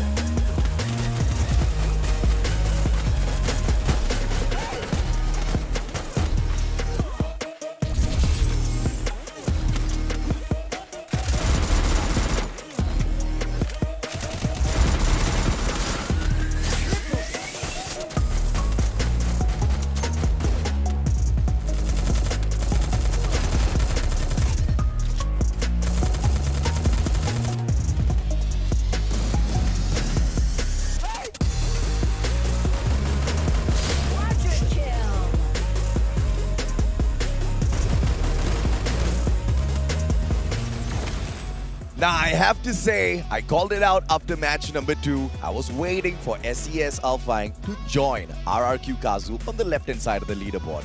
Not only did they join them, they were just 1 step below them in the earlier matchup. You called that out. They were struggling just a little bit in comparison to RRQ, but look at where they are now. I mean, SES Alpine, this is the first booyah that they got in the finals, but they also had a previous round where they did very well. Yes. And these 2 rounds have a similarity, right? They have a common playstyle that we saw. SES Alpine playing the vouchering game. They were getting high ground advantage, and they were picking out members from different teams who were rotating inside. And we talk about Ray from XCS, right? He is the rusher for the team. It's great to see him show up, and he really did play his part in this map. One of the highlight plays, in my opinion, also is from the side of Enigma Galaxy. The players of Cade right below them under the platform. There was no line of sight at all. They hop on over to the boulder on the left-hand side. Cade did not see that coming and instantly put them out of the equation. Alpine picking up 21 points for themselves. 12 from the booyah, 9 from the eliminations. Enigma Galaxy doing phenomenal as well as they shut many of those teams up with the 19 points to their side. And Vasto Mundo, this was a breakout run from them. It's just unfortunate that they only managed to sneak away 5 of those placement points. This is the second round for Vasto Mundo where they had an incredible performance. I mean, they took out both, I believe, HQ Esports and Alpha in the same manner, where they were just pushing, they were just going for the rush, and they completely caught these 2 squads off guard. You can say RQ Kazu in 4th place with 14 points. Kate also did fine with 13 points in 5th. Esports kind of rounding out the first page with 8 points. If Vasto did not pick up absolutely nothing in the previous round, they would most definitely be in the top 4 right now, looking at the kind of massive points that they can pick up for themselves. But of course, here's the overall standings and how the leaderboard has been shuffled. It is still going to be dominance from the Brazilians up top with the 93 points, but Enigma Galaxy's quickly catching up, 85 in that 2nd place. Magic Squad wants to sprinkle that pixie dust to slow them down, but it's not going to be possible because Enigma right now is on fire. The Shooting Stars are about to bust through the Brazilians in this next matchup, unless of course something messes up for them. We have 2 more rounds left, AJ. It is not a far cry if we say that NGX might win, or even Cade taking the trophy Oh, back. yeah. The trophy was first claimed back to Brazil during FFWS Rio, and maybe after 3 years it would be brought back again. Kate is leading that charge. Kate is most definitely leading the charge. There is a possibility here that the Indonesians might be able to sneak it away from both the Thai as well as the Brazilian squads. But in order to get that done, SES Alpine needs to hit massive booyahs in the next 2 rounds. And they've clearly shown us that they are capable of that. RRQ Kazu, on the other hand, they've shown us that they are capable of consistency. Let's see if Indonesia can prove themselves out there on the battlefield. But who's the MVP for SES Alpine? You'll be able to see that right now. G'day with the 3 eliminations. This guy was surely the playmaker for the squad. And I was looking for SCS to not just rely on Ray to be the rusher, but also to make moves as a team. And that match just now was the perfect example of SCS Alpine realizing that we do not need to be the passive ones. Why are we holding back? Go forward. We are the first seed of Indonesia. We had this title of runner specialist. We do not want that to stick with us. Yeah, the top eliminators of that matchup, as well as a lot of action broke down on the battlefield. Surely you should see one Nigma player here.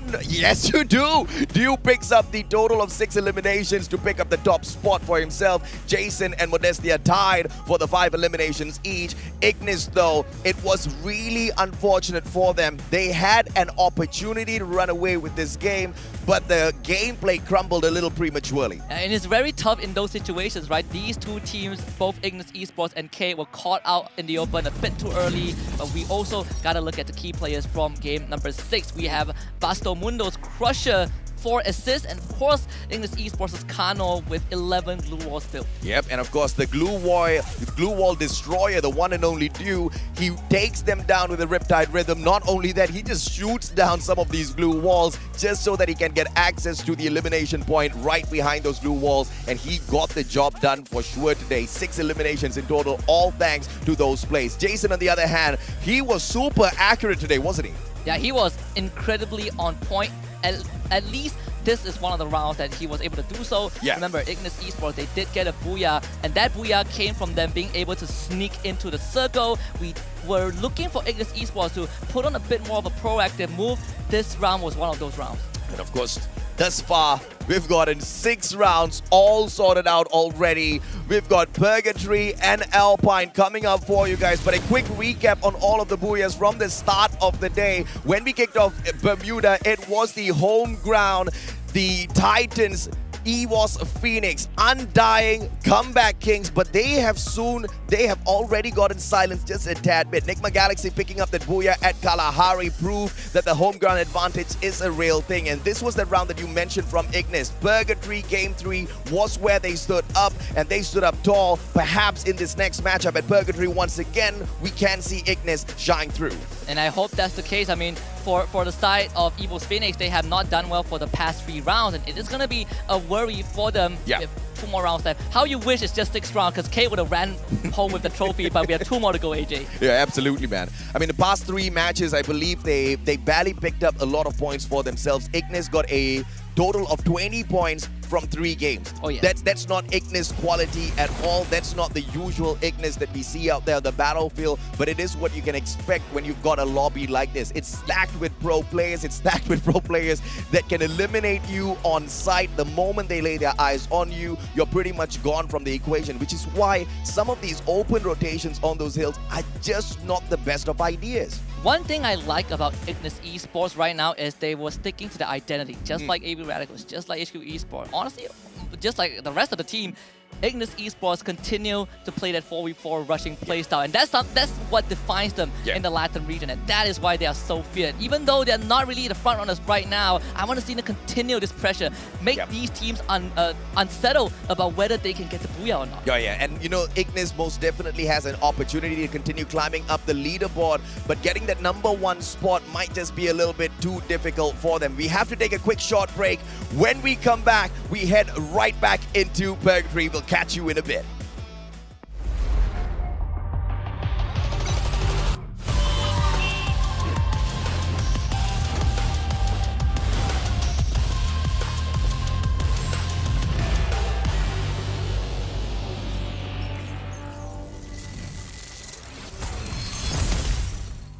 All right, survivors, welcome to Free Fire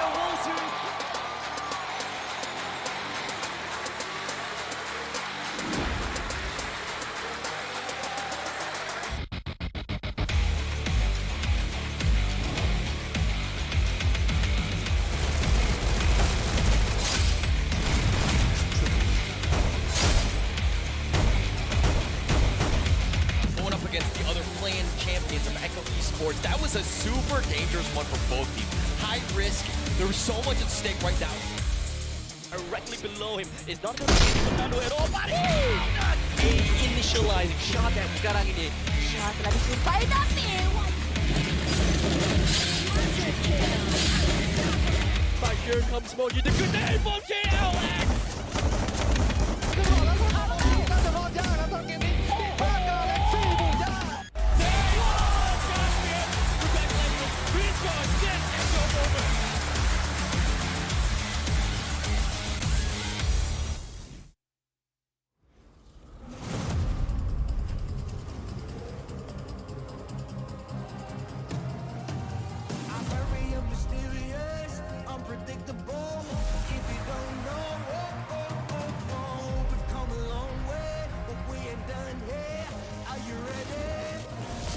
Just like the sunshine, we level up. What a great view from the top. It's in our nature, it's in our blood. We can stop, never stop. We don't stop with the squad. Like the sunshine, we level up. What a great view from the top. It's in our nature, it's in our blood. We can stop, never stop. We don't stop. 'Cause we turn up in flames.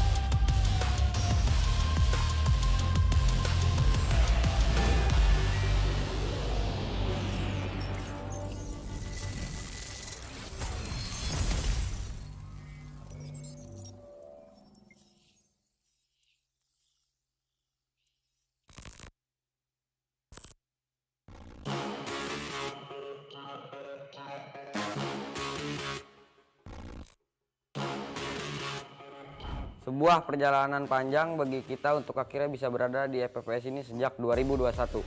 Fakta bahwa kita bisa ke FFWS, menurut gue sangat pantas dengan semua usaha kami. Gue berharap kami bisa mendapatkan kejuaraan pertama untuk tim kita.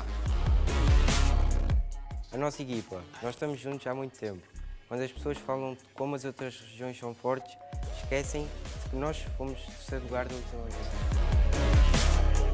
Thật sự thì mình không quá lo lắng vì mình đã có trải nghiệm từ lần đi Singapore trước đó rồi. Chỉ cần team mình giữ vững phong độ thì có thể nói là HQ không ngán một ai hết. Ipinagmamalaki ko na umabot kami dito. Gagawin namin ang lahat para magningning sa FFWS. طريقة وحيدة حتى نظهر شكرنا للمعجبين وهي أن نعطيهم أفضل ما لدينا نحن مصرين على ذلك فهم La última vez nuestro camino acabó en play-ins. Esta vez seguiremos peleando y acabaremos con todos. Eu penso mais como uma vingança. Nós vamos provar que os times da Tailândia não são imbatíveis. Nem o time tailandês ganhou 2 vezes seguidas. E nós estamos aqui para que não ganhem novamente. Vamos levar esse orgulho de volta ao Brasil.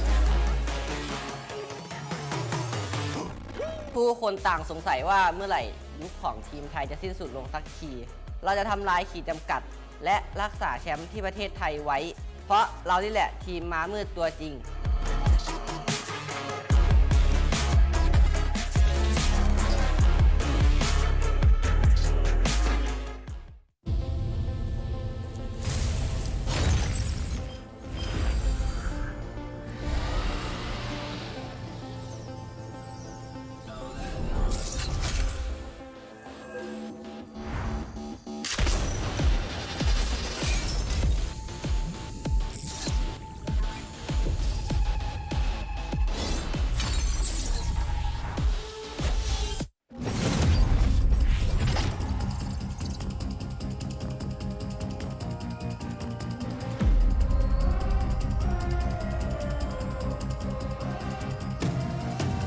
I'm very mysterious, unpredictable. If you don't know, we've come a long way, but we ain't done here. Are you ready? Just like the sunshine, we level up. What a great view from the top. It's in our nature, it's in our blood. We can stop, never stop. We don't stop with the squad. Like the sunshine, we level up. What a great view from the top. It's in our nature, it's in our blood. We can stop, never stop. We don't stop, 'cause we turn up in flames. 'Cause we turn up in flames. 'Cause we turn up in flames. You can deal with us, with the whole squad. We just can't be stopped. We invincible, undefeatable, but still you try it. Like the sunshine, we level up. What a great view from the top. It's in our nature, it's in our blood. We can stop, never stop, we don't stop, 'cause we turn up in flames. 'Cause we turn up in flames.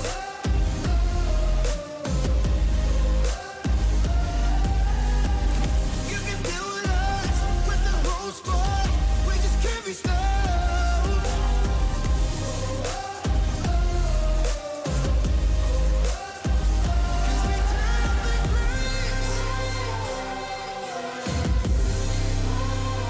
'Cause we turn up in flames. 'Cause we turn up in flames. You can deal with us, with the whole squad. We just can't be stopped.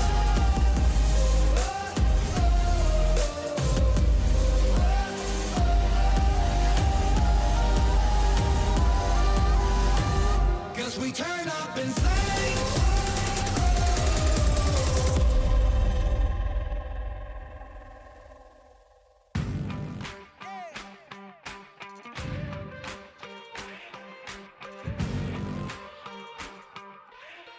Time to level up and pay attention. Only the best can win, and I got a vision. I'm gonna be everything you said I couldn't be. I'm gonna leave my footprint, PS, I know you see. I do believe that some things might be destiny. I do believe that I'm gonna give the best of me. I know you can't see, but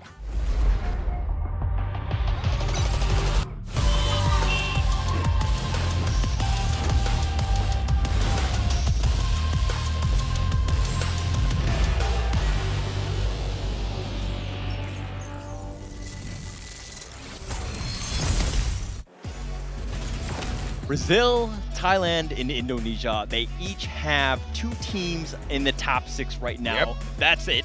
All those teams. Are they going to win the world champion. I mean, one of them surely do have their hands on that world championship already. It's, yes, RRQ as well as SES Alpine, especially SES Alpine, a little too far away from that #1 spot. But SES just scored a phenomenal booyah. If they can pull a back-to-back-to-back 3 booyahs in a row, they are your world champs. They will be able to sneak it away from the home ground boys, EVOS Phoenix as well as Nigma Galaxy. But that is surely asking for a lot. RRQ is just 6 points ahead of them, and they have a huge chance as well. I mean, RRQ has been one of the most consistent teams in the competition, but they have to get it done over the dead bodies of Magic Squad. I mean, if RRQ was consistent, Magic's just slightly on a higher tier. So you're telling me there's a chance, right? That's all I needed to know, because at the end of the day, we have 2 more matches ahead. And I mean, SES, can they do the miracle run? You're talking about the 3 booyahs in a row. Potentially it could happen, but SES had a great one. Let's talk about the previous match stats for that one. SES, I mean, they had 21 points, but with 9 eliminations and 5,000 damage. SES, we liked what we saw. Can we see more of this? I mean, okay, it's asking for a lot. It's asking for a lot, right? But the SES has proven they can get this done. And we did discuss this just before heading on into this matchup as well, just during the break, that whenever SES was playing it a little bit slow, whenever they looked like they were a little scared to get into an engagement, they did horribly. On that round where they secured the booyah, that was the kind of aggressive SESL flank that we have been expecting throughout the whole competition, where we finally saw them. Now, we just need this Indonesian squad to go ham. We need them to go all out. If they do, Indonesia stands a super strong chance. Okay, I love the fact that you're bringing up SES. It's funny that we're like putting up so much praise and so much pressure on the 6th place team right now. You know what I mean? Like, they have such a hard journey, but we're like, no, SES, all you need to do is just triple booyah. Yeah, triple? Easy, right? I mean, RRQ at this point is like, hey, am I not standing here? Have I not performed enough for you guys to talk about us just a little bit? I mean, RRQ has been amazing, but we want to see the hustle, right? I mean, SES, if they secure yet another booyah back-to-back, they're going to be putting on a phenomenal amount of pressure on teams like Cade. They're going to be putting on a phenomenal amount of pressure on teams like Nigma Galaxy as well as Magic Squad. And talking about Nigma Galaxy, this team has been quite strong, right? Cade as well as Nigma, both of these teams have got the most number of eliminations out there on the battlefield right now. RRQ Kazu, on the other hand, currently sitting down in that 4th spot with 73 points, just 6 points behind Magic Squad. Now, this is just a situation where anything goes. None of these teams, none of these top 6 teams are going to be happy if they do not find this next final circle. It's going to be huge, right? And I think that this is the drama, right? We're coming down to it. We've extended the World Series. We went from 6 rounds to now 8, completely changing things up, throwing in an Alpine, doing whatever we can to make it harder for the teams to really show up, show that consistency, and make sure that, hey, if you're going to win out, you got to get the top 3 and you have a chance. And don't think that this last 2 fights are all about the top 6 teams in here.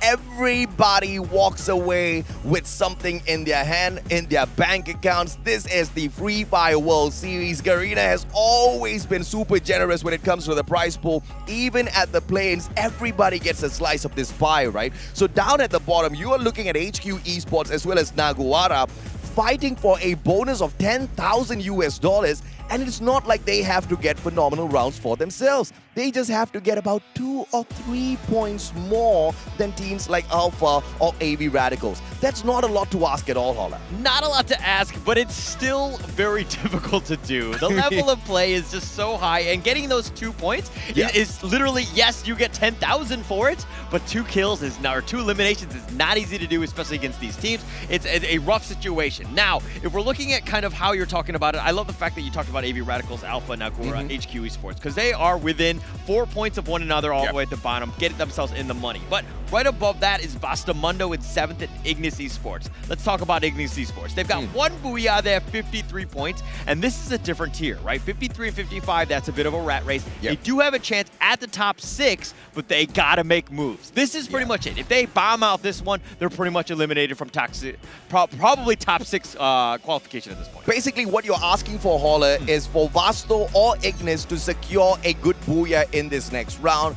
or at the very minimum to be placed in the mid-segment of the round match standings by the end of Game 7 as well as Game 8. Now that's the kind of performance that is going to be able to bounce them right up to the top, or at the very least to climb a couple of ranks, but that's also dependent on these top flight teams not making it into the final circle, which we have come to find out is very difficult to prevent, right? I mean, these guys are on fire. Cade has been phenomenal as they leapt into that #1 spot. They have refused to let it go. Nigma Galaxy desperately is trying to take it back, and they're 8 points behind, and that kind of motivation is not easy to go in there and disturb, right? You know Nigma Galaxy is going to go for gold after this. Of course, and they want gold. I mean, that's pretty much what they want. I mean, RRQ right now, the only top 8 or top 6 team, excuse me, without a Booyah, they're going to want it. But look at that spread.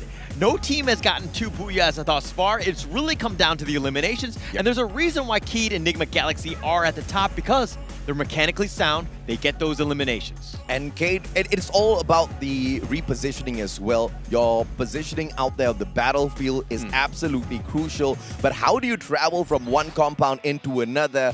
Nobody at the moment does it better than Cade or Nigma Galaxy. Magic Squad might be able to argue that they do a phenomenal job as well, but they usually do not get engaged in a lot of these gunfights. Cade and Nigma, on the other hand, they just annihilate team after team on their pathway in towards that final circle. They are two forces to be reckoned with surely out there on the battlefield, but teams just need to find a solution for this. And I have to say, one of the best solutions to play against teams like Cade or Nigma Galaxy is at the very get-go to hop in somewhere around the mid-segment of the map. Now, when you're looking at Purgatory, you're mainly talking about Brasilia, but this was a problem that we saw yesterday. This is that hot spot. Potentially more than 2 teams are going to be taking that hot drop in there, as everybody does not want to move around too much in Purgatory.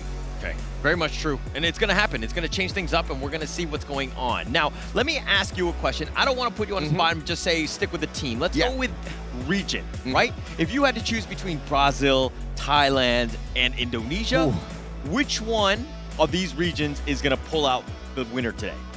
I mean, you got 2 horses in this race, you know what I mean?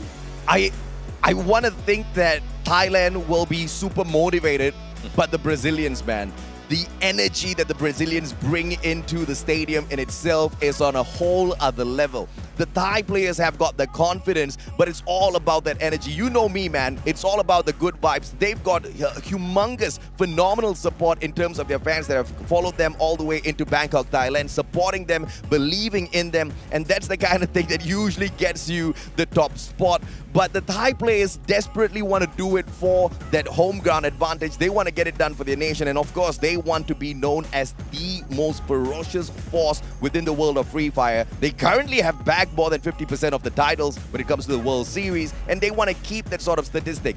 But as I talk about them, I'm thinking about Indonesia, who's left out of this equation. I'm thinking about Indonesia, who does not have a single World Series title to their names, but they've got a lot of capabilities. And maybe the rising veteran beast RRQ might just be the ones to get the job done. It is crazy, right? And the fact that they were a play-in team, RRQ, some people had written them off. They bounced back on the, level up. They're just kind of tearing it up. Yeah. I mean, this is a guy who's like taken all of that to heart. Yep. You know what I mean? And he's turned that into motivation. Yeah. The team is in a great position. Top 4 right now. That's exactly where you want to be going to the final 2 rounds. Now it's time to close things out. As we fly on into Purgatory, everyone clearly has got the championship trophy in his hands. Mr. Wagger can't fly, so that's cheating, everyone. You gotta put it down. You gotta run around on the battlefield, all right? Flight path cutting through Moat House all the way down towards Mount Villa just means that the left-hand side of our map is gonna be a little packed. Ski Lodge's gonna be wide open. Question is, will AB Radicals fly there? Yep, the answer is yes. They are gonna go for that straight up. Yeah, they knew right away. I mean, we've seen their, they tend to traditionally go this way. They're going to go for the high loot. They're going to stick to that side, and they're down right now, trying to get as much utility as possible. Look at Nigma X kind of splitting around a bit. Carmel's going to be left all the way out in the open, provide a little bit of intel. They're going to look to run into Naruga. Yeah, Naguara's going to be in a lot of trouble here as HQ Esports, they find Alpha. Now, these two teams, the last thing they need is early engagements, all right? Both these teams are struggling. Both these teams are very close to each other. HQ Esports just needs 4 points to catch up with Alpha. And if they can do that, they get a bonus of $10,000. Alpha is fighting to hold on to the extra bit of 10,000 USD. They can't lose it. And a great shutdown onto Maxi from afar from HQ. But look at this, Ignis. They're on fire. RRQ bites the dust. Ignis is hungry. Already eliminated 12. RRQ, we were talking about how they had to have a good Game 7. Getting eliminated so much for there. that. I mean, they're pretty much out at this point. I think that they're, unfortunately not going to be the winner, I would think. I mean, especially since the other two have, or the other 3 teams have such a huge lead at this point. But now they need to build off on that. Yeah. They got to figure something out in terms of coming back. But Kazu, now they have plenty of time to think about their mistakes. But look at this, SES, the flank, they might just be able to get a huge advantage here as Nigma Galaxy preys upon the players of Cade. Modestia down on the ground. That MVP is going to get taken out of the equation. But Nando 9, the savior of Cade, might still be able to turn things around. General's on that bike and he's off and about. He's not going to be waiting around to get shut down. He backs away to play the game of revival. There is a revival point here just outside of campsite that he can make good use of. But General's just going to circle around first to make sure the area is clear before he attempts anything of the sort. Smart, but it looks like Nando's running into Carmel here. Carmel did get a couple shots onto Nando here. And again, they're completely isolated, but Keed have not had a great game. Carmel almost tried to run him over with a bike. He's going to drive right by, and he should be fine. He hops off, and it looks like he's going to go for a one-on-one versus Nando. Yep, Mother Nature is my savior. Nando uses the tree as cover, but steps on out. My goodness. Gets sprayed down onto the ground. Caramel gets the advantage as Nando misplaced that by a mile. Caramel's just going to go in for the Juggernaut finisher. Tries to run him over instead. But he's not going to go in here, take cheap shots at the player on the side of Cade. He knows nobody else is going to be able to secure that elimination. But can you imagine how salty he'll get if someone else just nicks in one shot and takes that point for themselves? Yeah, that would be silly. But I think at the same time, it's like you're holding him off. Nobody's going to get him. He's kind of wide out in the open. You're going to basically secure that one. I think they should be fine. But Nagu are here. 1 elimination. Brand has got it. They're looking for more. Ignis Esports have also been, the kill feed has been quite high. I want to see the eliminations on Ignis. I mean, Enigma Galaxy, once again, the Thai players are on fire and they are off to an amazing start.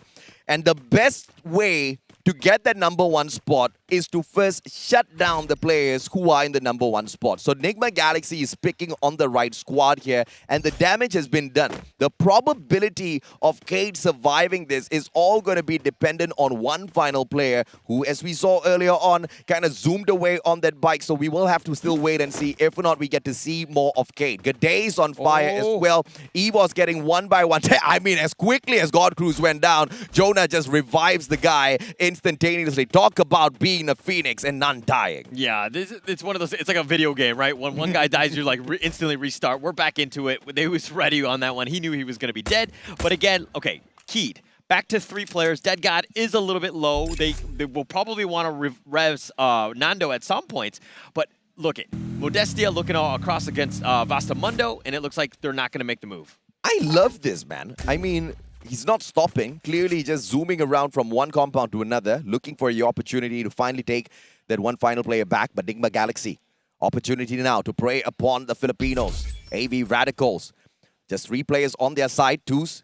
Moving up first, Caramel's got that AK-47. Few got from the back, but the Charge Buster needs a very close opponent in order to be super effective. The timing's all what it's about. That Charge Buster's not going to be able to do that damage from afar. 1v2, great blue wall pulled out. Caramel barricades himself in, but how long can he survive? Not long at all. Wine takes that point for himself. Very smart play by AV Radicals there. That was really on point. Very good ambush, catching him from all grounds. I mean, yes, the blue walls were going up, but it doesn't really matter. They had the numbers advantage. AV Radicals, that's perfect. Now can they compound into that into more? Fugata is sticking around on the side. I don't think he's going to give away his position at this point. Nigma Galaxy helped out SES, and now now AV Radicals helping out SES. These two top dogs need to get taken out of the equation for the Indonesian squad to stand a strong chance of grabbing this championship for their home ground. And it is going to be very, very difficult for Indonesia to get the job done if these two teams are in that final circle. So from the get-go, the advantage is to the Indonesian squad. Has an advantage. And this is what you wanted to do. They built a lot of momentum going into the last round, or from the last round into this one. So it's kind of helped them out. They're putting themselves in a good situation, and they're probably going to jump over. I mean, I think RRQ, Kazu at this stage, but Evo's Phoenix still up there. They do need to find some of those teams to get those teams eliminated. Again, Keed, Galaxy, Magic Squad, Evo's Phoenix, all still alive, and there's plenty of points to be had.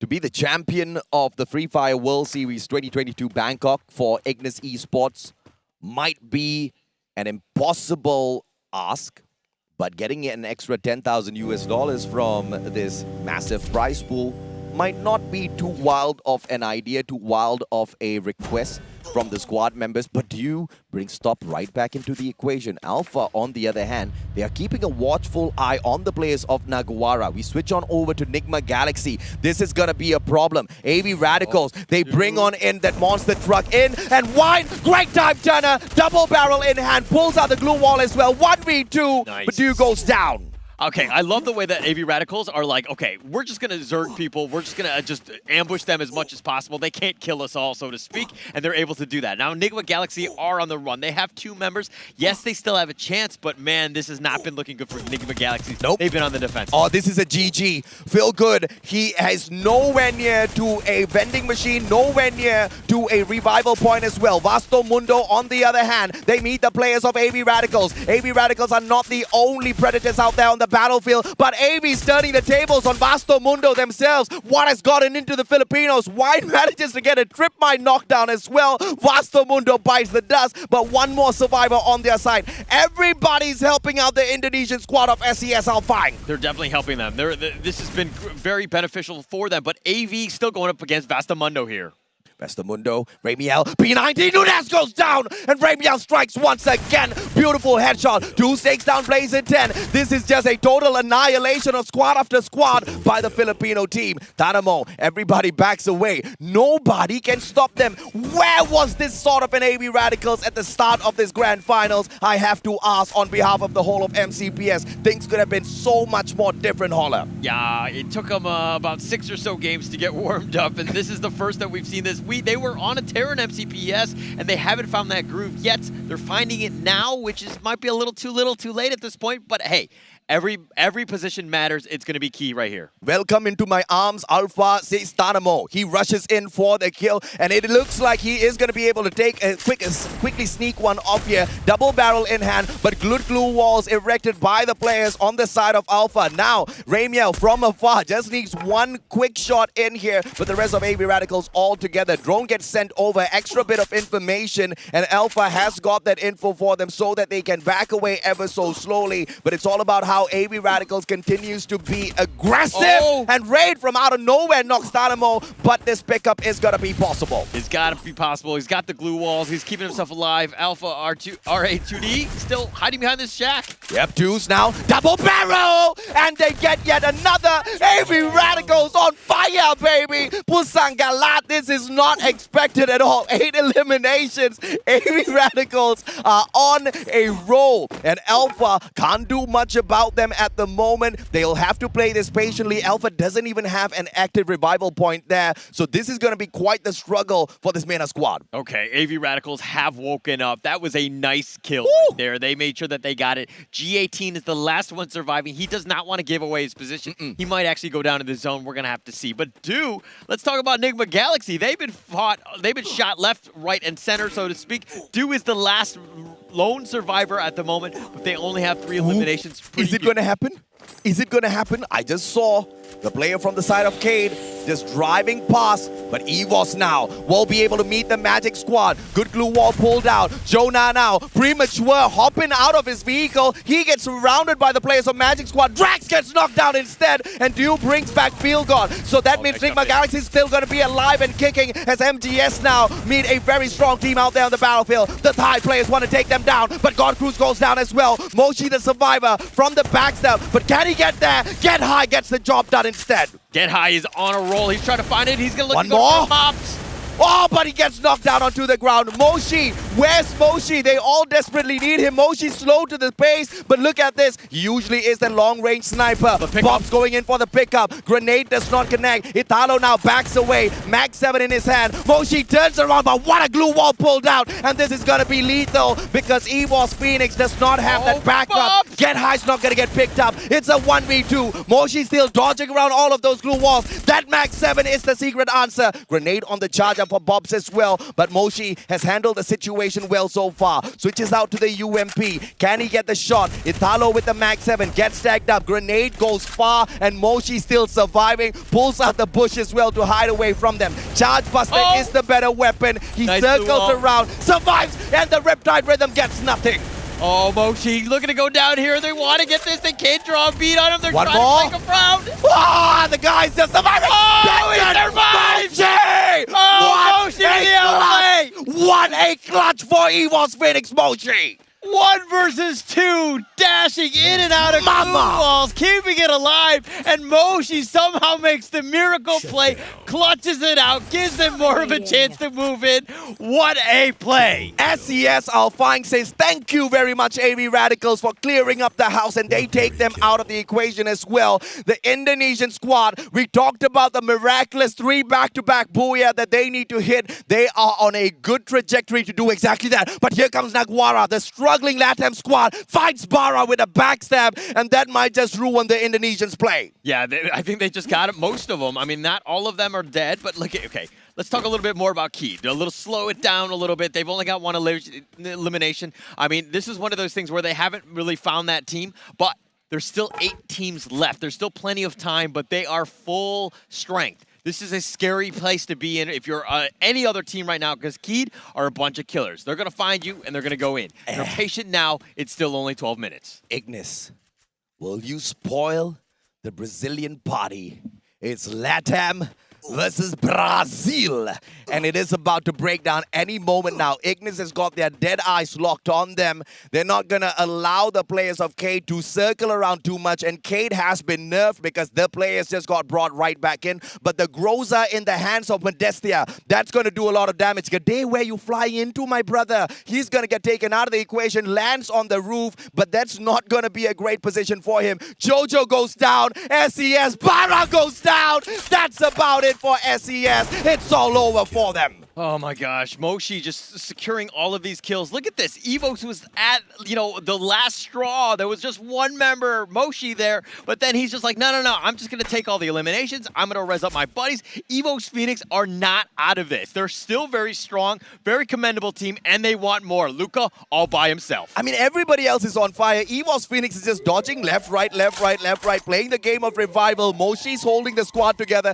Can we still talk about that Moshi 1v2 super dodge, running those mazes around the glue walls, and the guy manages to take the time to switch out into a charge buster as well to finish the job off. I mean, Moshi, if he doesn't get the MVP title, I tell you, I'm going to cause a riot here. That was an actually crazy play, and that will be highlight. I mean, we got to clip that. We got to make sure that that goes on every single highlight, because that was amazing. But the fact is, EVOS Phoenix still have a chance. If they pull off that booyah, which started with that initial 1 versus 2 fight with Moshi, I mean, that is just speaking volumes of this team and the resolve that they have. They really want this. Mena's gonna cry a river as Alpha gets taken out of the equation. Naguara, this was the encounter in that second matchup. Remember, EVOS Phoenix got taken out by the players of Naguara. God Cruz goes down, and the grenade launcher is for naught. Jonah as well as Moshi. Are we gonna see another 1v2 from Moshi as Yeko gets taken out of the equation? It's now 2 players on the side of EVOS Phoenix outside of the circle. This circle's gotta hurt, bro. You gotta move. Maxi takes 1 down, and once again, it's all about Moshi. Moshi drags out Maxi. Moshi, the final survivor, once again. EVOS Phoenix surviving with a breath of air, but Mochi goes down. He's taking it out, but he's finally been eliminated. Jason from all the way downtown. It seemed almost, like really unfortunate for them. They weren't even in the play, but Ignis Esports, 11 eliminations. They are looking to storm back. Ignis Esports in a great spot. At this point, you just gotta concede that the Brazilian team of Cade, as well as the one and only Nigma Galaxy from Thailand, are gods of Free Fire. So many encounters, so many players knocked down, and here they are aiming for that final circle. Ignis wants to ruin their chances. They want to be the champs of LATAM that says, hell no, this Booyah belongs to me. The players on the side of Cade, on the other hand, bring out those vehicles, circle around, and they find the circle. What a play. But open grounds, my brother, that was premature. Yeah, Modestia with literally 2 HP, but they're wide out in the open. The glue walls are there. Ignis what? In a decent spot, but he gets sniped. Nando, he's a pro with that sniper. Come on, Nando. How did he hit that? Phil God goes down, though. Eric trades him out. Great headshot. Secures the elimination as well. It's going to be Ignis aiming for that Booyah. But can they get it done over the crawling bodies of the players on the side of Cade? Nando in general, they flank from the right. Good grenade is going to tag up those players. Yet another comes through. Riptide Rhythm misses by a mile. NGX gets taken out of the equation. But General, he's got the grenade launcher. Oh, it's Cade! It's all about Brazil this time round. But Dead God loses his standing. Ignis Esports still sticking around. They're going to be all the way on that side. They're going to use the glue wall to their advantage. But General's looking to fight with this one. He goes down. Ignis Esports are looking to clutch this out. It's a 2 versus 2. I can't believe I just saw a side takedown in a situation like this. Modestia as well as Dead God taking on Eric and Kano. Glue wall melters get popped out first, and the players of Cade, they have to reposition. Dead God! What are you doing? And it is Ignis! LATAM squad survives, and they rise up a couple of ranks. Oh, Ignis Esports, they get the outplay. They had a huge, it was one of those moments where there was 4 versus 4, but Vivo Key was like, no, we're going to take the fight to them. They went two inside. They tried to go for the assault or whatever. They got blown up. Ignis Esports, perfectly defensive, and then they were sticking together. They're playing very well as a team together. What a game, bro. We've got so many crack teams in the grand finals in here. It's not gonna be easy, but the LATAM squad just maintained their composure no matter what. They allowed everybody else to do the dirty work. They just played the safe placements. Let's take a quick look at this replay and see how it was done.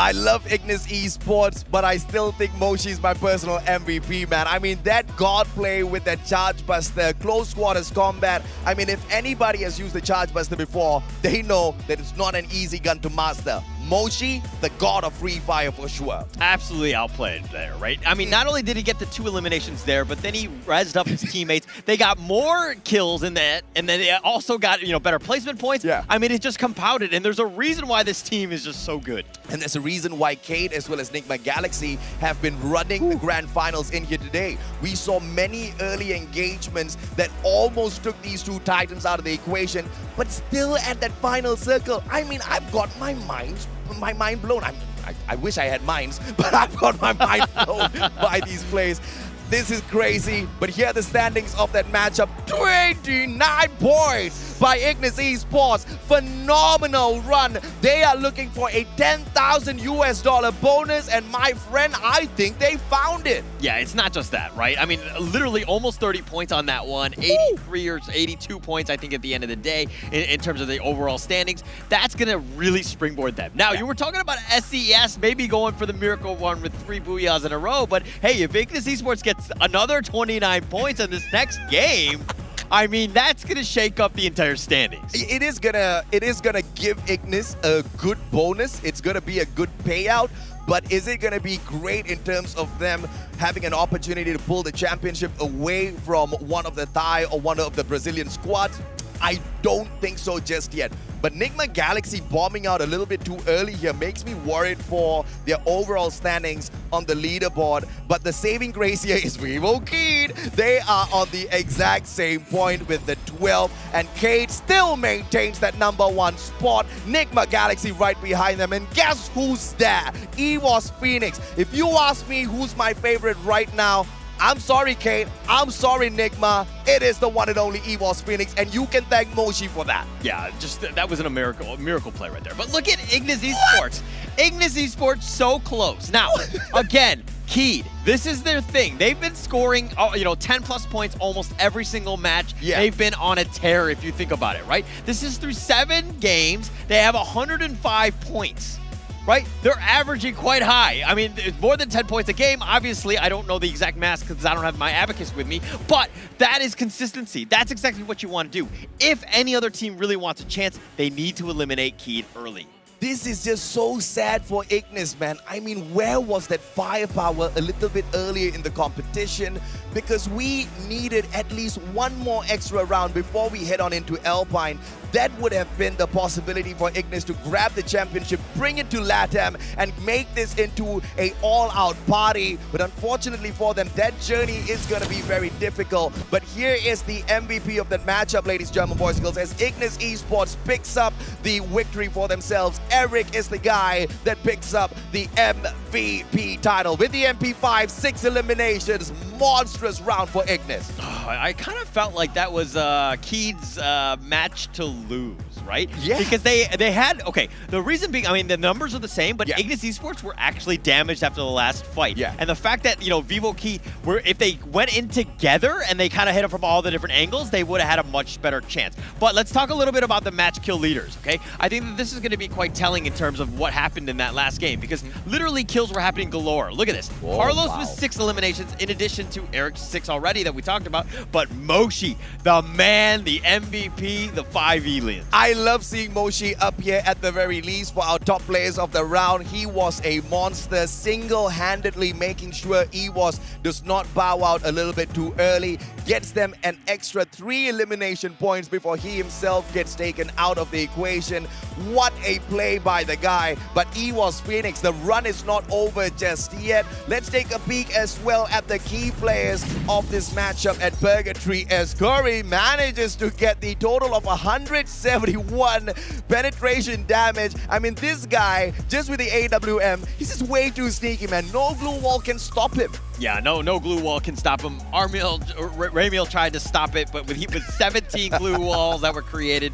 Tanamo, on the other hand, Skylar, the glue walls destroyed, 6 of them on his own. But Eric, this is the biggest thing, right? Because yeah, you can kill glue walls, but you don't get any points for that. You do get kills, or you do get points for the eliminations, and with the headshot killer, it makes it very easy. It was a massive round for AV Radicals, no doubt whatsoever, but it was a waste of an opportunity for the Filipino squad, because what they showed us in Game 7 should have been shown from Games 1 until 6. I feel like they were a little bit too reserved. I feel like they were just a little bit too scared to step out of their comfort zone, because when they do step out of their comfort zone, look at what they can achieve for themselves, Holla. Yeah, they definitely have a great chance. But okay, it's funny because AV Radicals had a monster game. That was one of the best ones. But the funny thing is they actually dropped a spot to Alpha. Alpha actually overtook them. I mean, they have a 1-point lead, but it's going to come down to the very end right here. This is going to be round 8 Alpine. This is for all the marbles.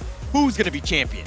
Ignis needs Yet another booyah to ruin a couple of people's chances to get that Okay, so what's the probability of Ignis now jumping up into that second place and getting a massive payout for themselves? Because currently they are sitting down at that 4th place, which gets them $100,000 right? Second place gets you 250, my friend. But it's not going to be an easy journey. They need almost, what is this, 15, 20, 25, 23 points over the other teams. Is that a lot to ask for? It is actually quite a lot to ask for, because you know that those top 3 guys, okay, if they get eliminated early, they pretty much are out of this one. They are going to play super safe. I think that's going to be stock standard, right? Nobody wants to get eliminated. Hot drops are not going to happen this one because it's all about the placement points, making sure that you get those eliminations. You got to give yourself a chance. This is the moment. But maybe the safe place, as they try to protect their standings, might just play against them. Just like how we've seen all of the safe plays not bode well at all for teams. I mean, take Expand, for example. Take AV Radicals, for example. Only when they go all out can they take some good points for themselves from these rounds in such an aggressive lobby. So I don't know. Fingers crossed for Ignis that they do have some teams playing it safe. But we're going to take a quick short break so we can catch a breather before we kick off the final match where we will crown the champions of the Free Fire World Series. We'll catch you in a bit.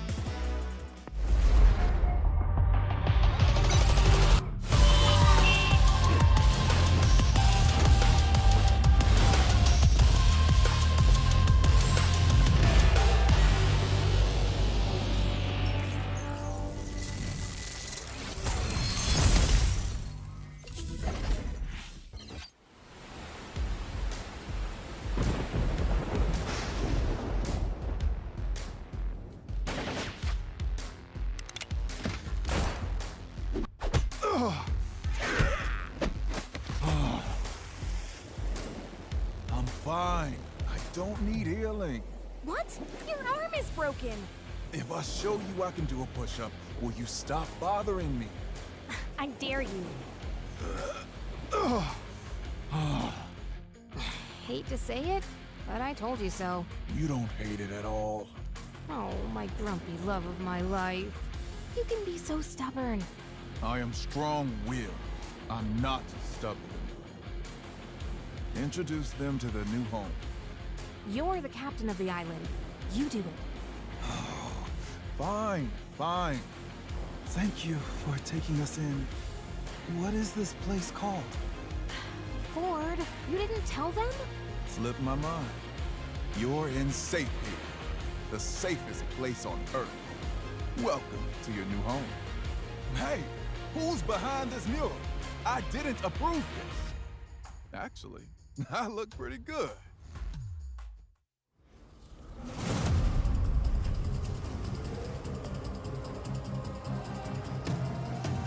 I'm very mysterious, unpredictable. If you don't know, we've come a long way, but we ain't done here. Are you ready? Just like the sunshine, we level up. What a great view from the top. It's in our nature, it's in our blood. We can stop, never stop. We don't stop with the squad. Like the sunshine, we level up. What a great view from the top. It's in our nature, it's in our blood. We can stop, never stop. We don't stop, 'cause we turn up in flames.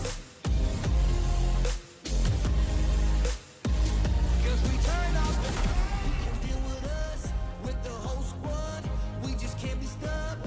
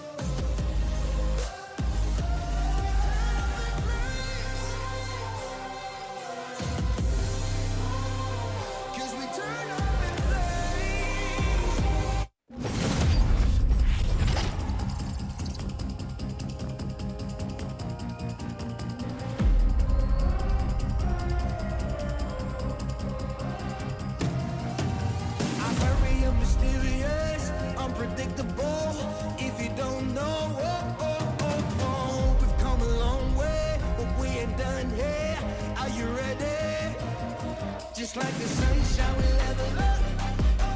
What a great view from the top. It's in our nature, it's in our blood. We can stop, never stop, we don't stop with the squad. Like the sunshine we level up. What a great view from the top. It's in our nature, it's in our blood. We can stop, never stop, we don't stop. Cause we turn up in flames. Cause we turn up in flames. Cause we turn up in flames. You can deal with us, with the whole squad. We just can't be stopped. We invincible, undefeatable, but still you try it. Like the sunshine we level up. What a great view from the top. It's in our nature, it's in our blood. We can stop, never stop, we don't stop. Cause we turn up in flames. Cause we turn up in flames.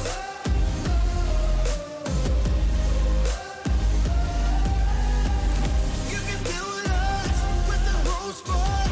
We just can't be stopped.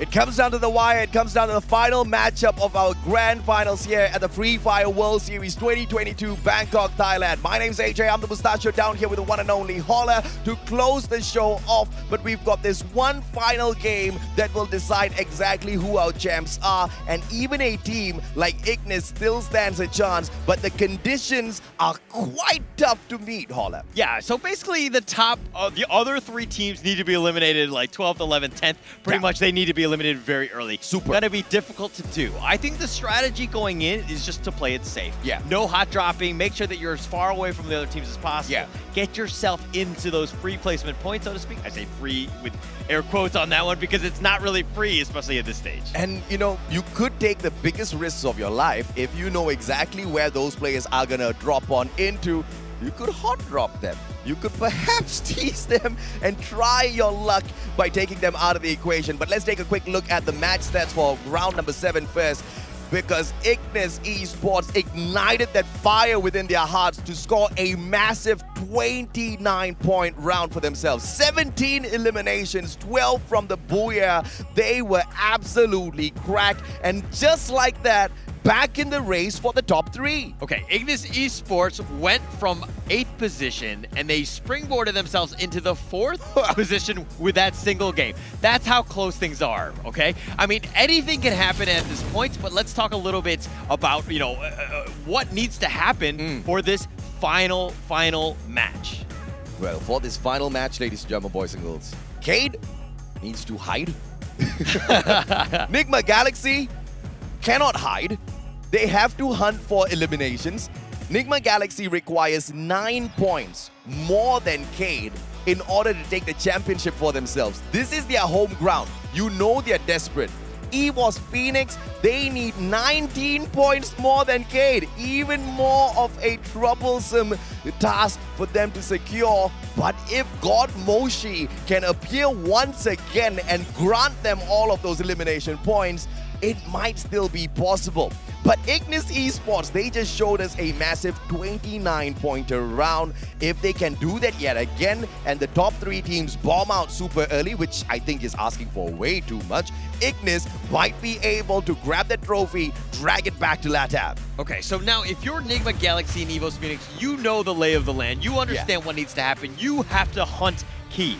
Yeah. That's pretty much your chance. Correct. Are you going to go super aggressive trying to find that team to give yourself that one opportunity? Because literally, look, if you get that first place, you are immortalized, right? It's all or nothing at this stage.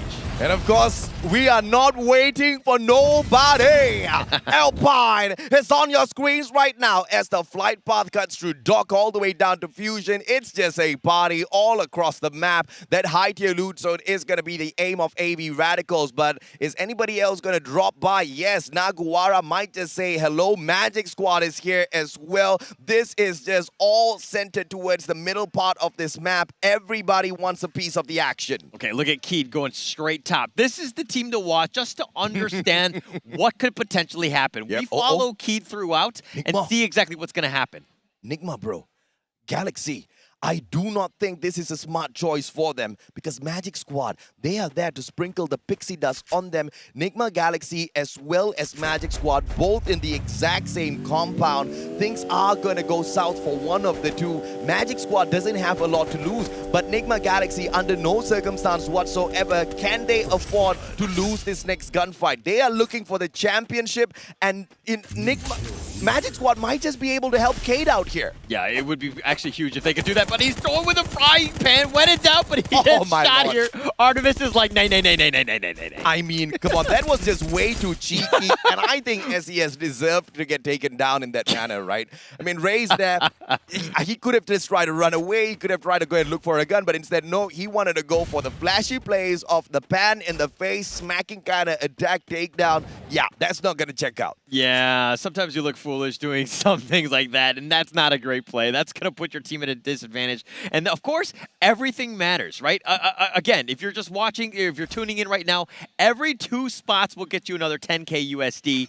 Every placement point matters. I may not be able to grab that championship and bring it back to Brazil, but guess who can? My brothers most definitely can, in the name of Cade. And in order to get that done, Nigma Galaxy, I need to take you down. This is going to be a tall order. And Cade, on the other hand, they're going to town on the Mena squad. They shut down Alpha players one after the other. Just a single elimination, though. And SES moving straight in towards them. This might just be a party house for Cade, as they just need to sit down in the same spot, picking on player after player. Okay, you're calling Cade your brother, right? Because they're the favorite going into round 8, and you're just trying to jump on that bandwagon now? No. Cade's not my brother. Cade's the brother of Magic Squad. Okay. If Magic Squad ruins the party for Nigma Galaxy, it's just so much more easier for Cade to secure that number 1 spot. All right. I thought you were trying to be brothers, trying to get in the still goes back to Brazil, my friend.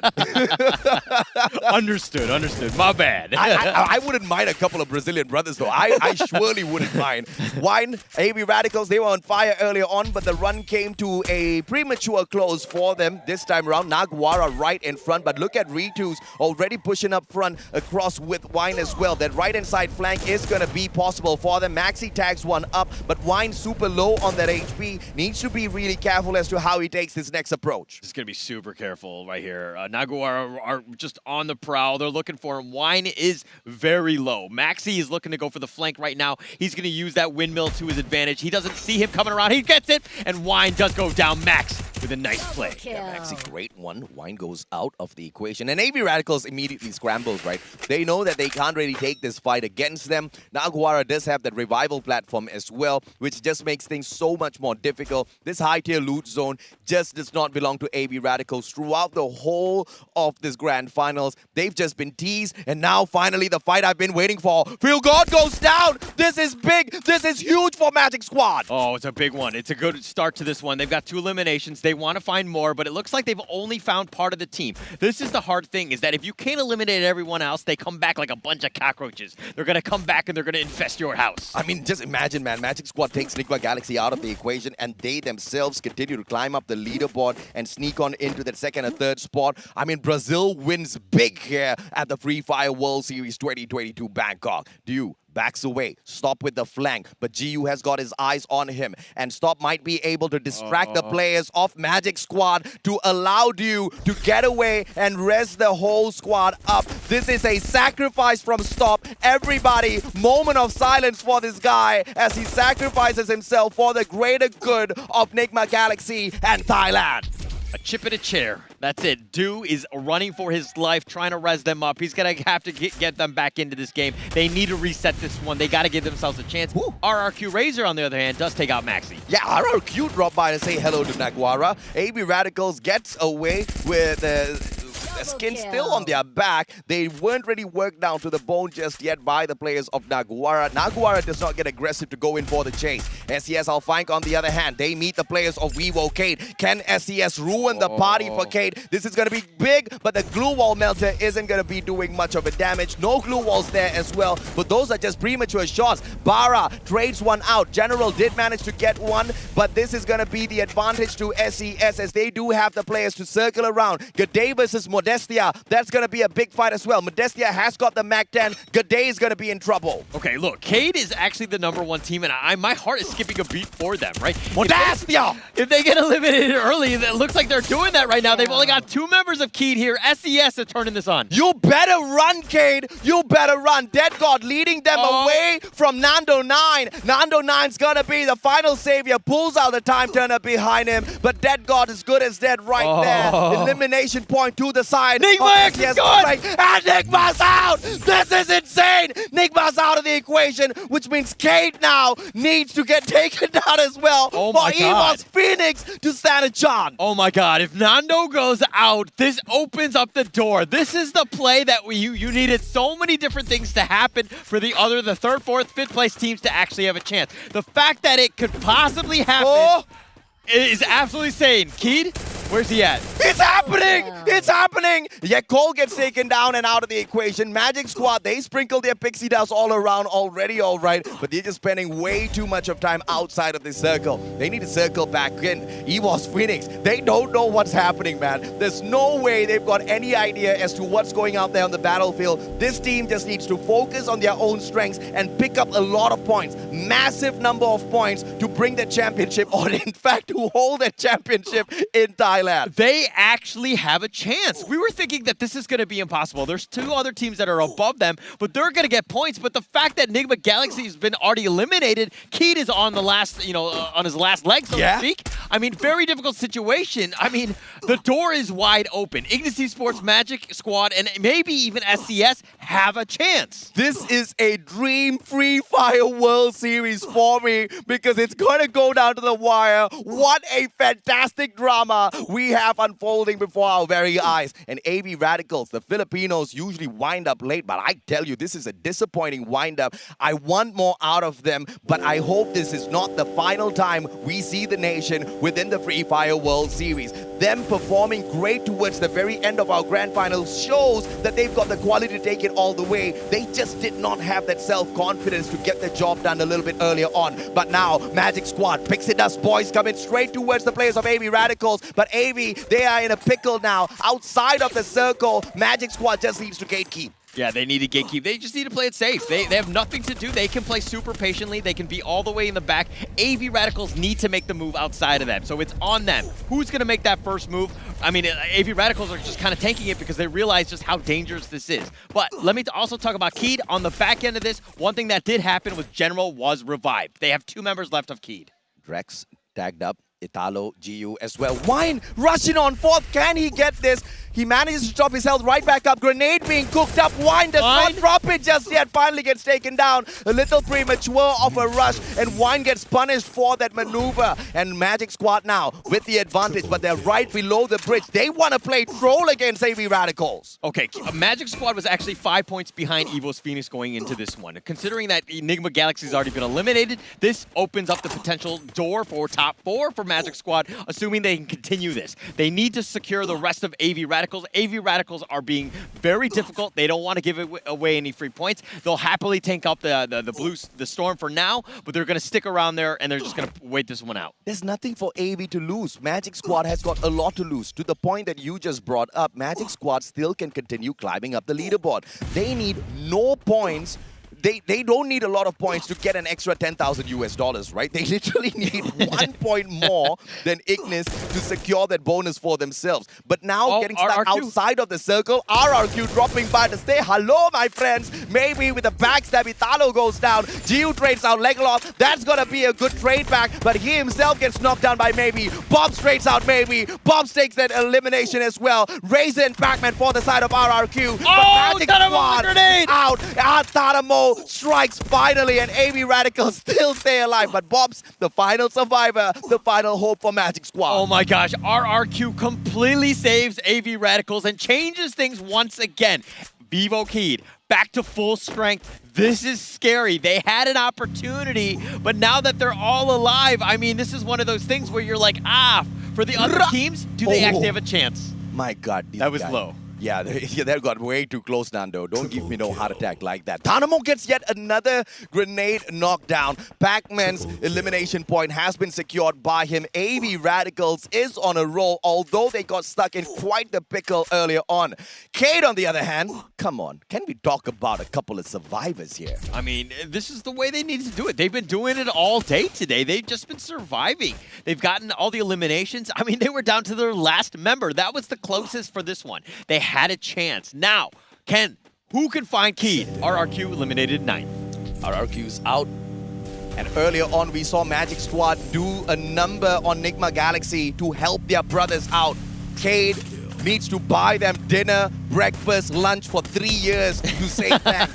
I mean, this is just gonna be a phenomenal run for Cade if this manages to go through as a victory for them. But EVOS Phoenix now grenade on the delivery, but Get High is the one that secures it with the Max 7. Jonah steps up as well. This is the Thailand squad versus Indonesia. SCS are firing. They bite the dust. EVOS Phoenix on fire. They know what's needed. They need massive number of points to hold the trophy in Thailand. Okay, EVOS Phoenix already a World Series winner. They got second place in the last one, and they're again in a great position to be in the top 3, top 4 at this stage. I mean, it's pretty much on them. Can they find Keyed? Can they eliminate them? Get those points, because Keyed has a huge advantage going into this one. It was about 18 points going into this one. Carlos with the LMG in hand. Neo has got the grenade launcher. But how can they cut this distance towards Ignis? It's all about how HQ plays this. I mean, they need 15 points to catch up in Naguara, which gets them no bonus.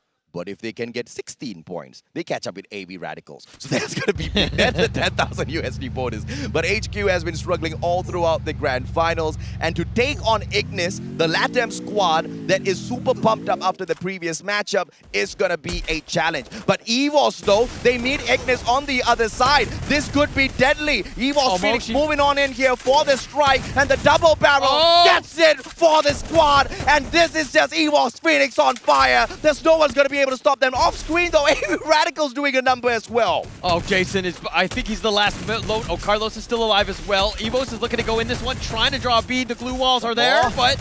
And Carlos, final player, is alive and standing for the players. It's Jason, and he has got the charge buster. But Jonah, just with the pan maybe this time round. Can we see a smack? Oi! Good ice grenade gets the elimination. Guys bite the dust. Ramiel, on the other hand, manages to take it down Artemis. HQ hanging on for their dear lives as AV Radicals tries to take them down. Goes with the Max 7 return, and Cade surviving. But this is Magic Squad. Magic Squad, can they ruin the chances of 2 big titans and help out EVOS Phoenix? They have a huge opportunity right here. Magic Squad is going to look to take this one. Vivo Keyed have 4 members. They picked up General. They're going to look to fight this one. And it looks like AV Radicals bites the dust as well. Nando responds. GU up in the air. Taken out already. Dead God surviving. General's been picked up. Nando, he still survives with a sliver of health. And the whole squad of Cade hanging on for their dear lives. MTS, get the heck out of here, says Cade. They won the championship. I mean, they've got it, but they've only got 2 kills. Now,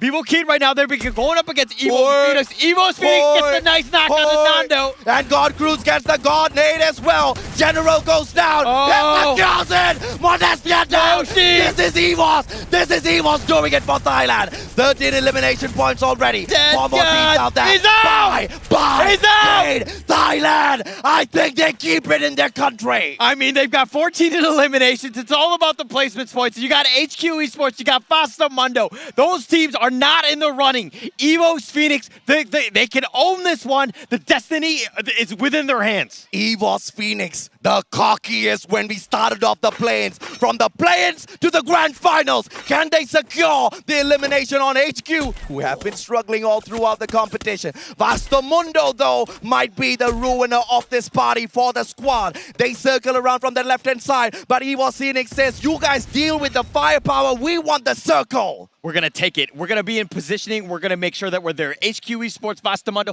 I'll let you two just fight it out. I've got no issues with that. I will go for the third party. I'll make sure I'll take it whatever I can. I have no pressure right now because I'm in the middle of the circle. This is a victory for EVOS Phoenix on the highest level. Fasta Mundo says, thank you for coming, HQ. Get out of here. We want to meet EVOS Phoenix. Two players on the flank. It's going to be the AC-80 in the hands of God Cruz. Grenade as well. Jonah on the other hand. Just a ban, but you know she can cook it up. It's going to be Nunes with a Groza. They attack from afar. Get high. Moshi, he's the secret weapon of the squad. They're sticking aside. They don't need to do anything. The storm is just wide open. Let the snipers go in on the action. Let's force out where we need to go. The circle has been dropped. It's in favor of EVOS, though. They need more than 18 points. They need 19 points more than Kane to secure the championship. They need all of these eliminations. One goes down. Nunes is out. Oh, he's dead. Will he get crushed? One more shot. Oh, Crusher. Crusher. Plays the 10 from the back as well. Luca ain't got no luck. This is EVOS Phoenix. This is Thailand. He gets knocked as well. And EVOS Phoenix. I don't know if that was enough, Ola, but that was a phenomenal round from the home ground boys. Wow, if there's ever a moment you need to step up, that was it. EVOS Phoenix, I think they got a monster.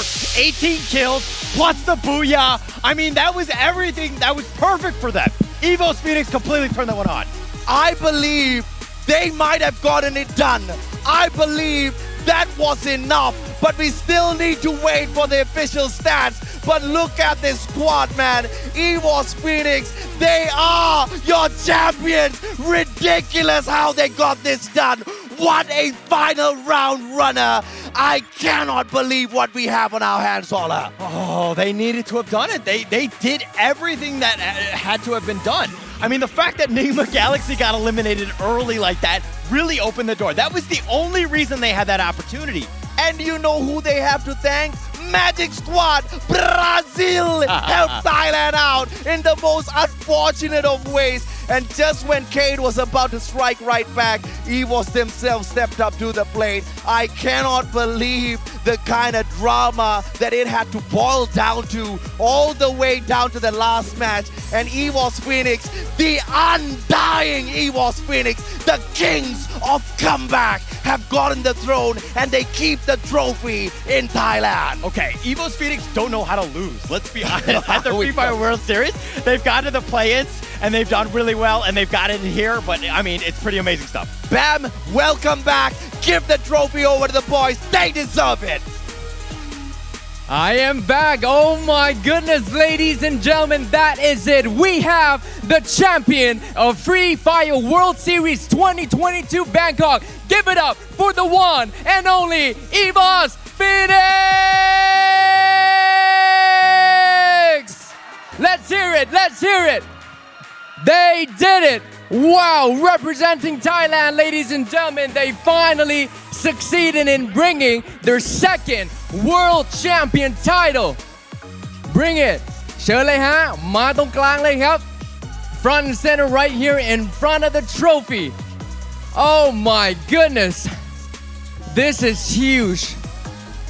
Their big moment right here, ladies and gentlemen, right here in their homeland. Can you believe it?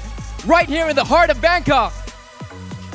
ชนะเป็นที่เรียบร้อยนะฮะเชิญเลยครับตรงกลางตรงนี้เลยฝันเป็นจริงมากๆวันนี้มาถึงเป็นที่เรียบร้อยแล้วนะฮะกับแชมป์อีกหนึ่งรอบเชิญด้านหน้าเลยด้านหน้าเลย Oh, teary eyes right now. Big moment because they've been pushing and pushing. Oh my goodness, this moment right here. Let's take it in, take it in.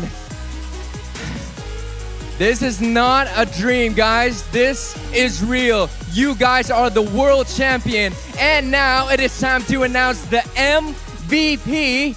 Of course, who contributed the most for the team, has become the most valuable player of the World Series. And the MVP, give it up for Moshe!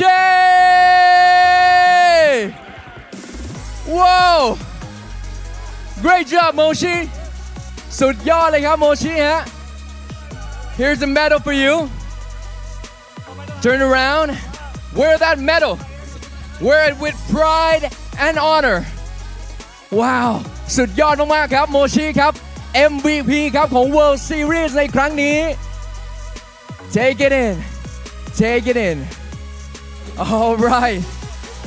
สุดยอดครับน้องๆทุกคนเอาล่ะได้เวลาแล้วนะเชิญด้านหลังโทรฟี่ตรงนี้เลยเดี๋ยวนับถอยหลังเป็นพร้อมกันชูขึ้นสูงๆชูขึ้นสูงๆครับ The moment is right here ladies and gentlemen for Evos Phoenix to raise that trophy up high on my count.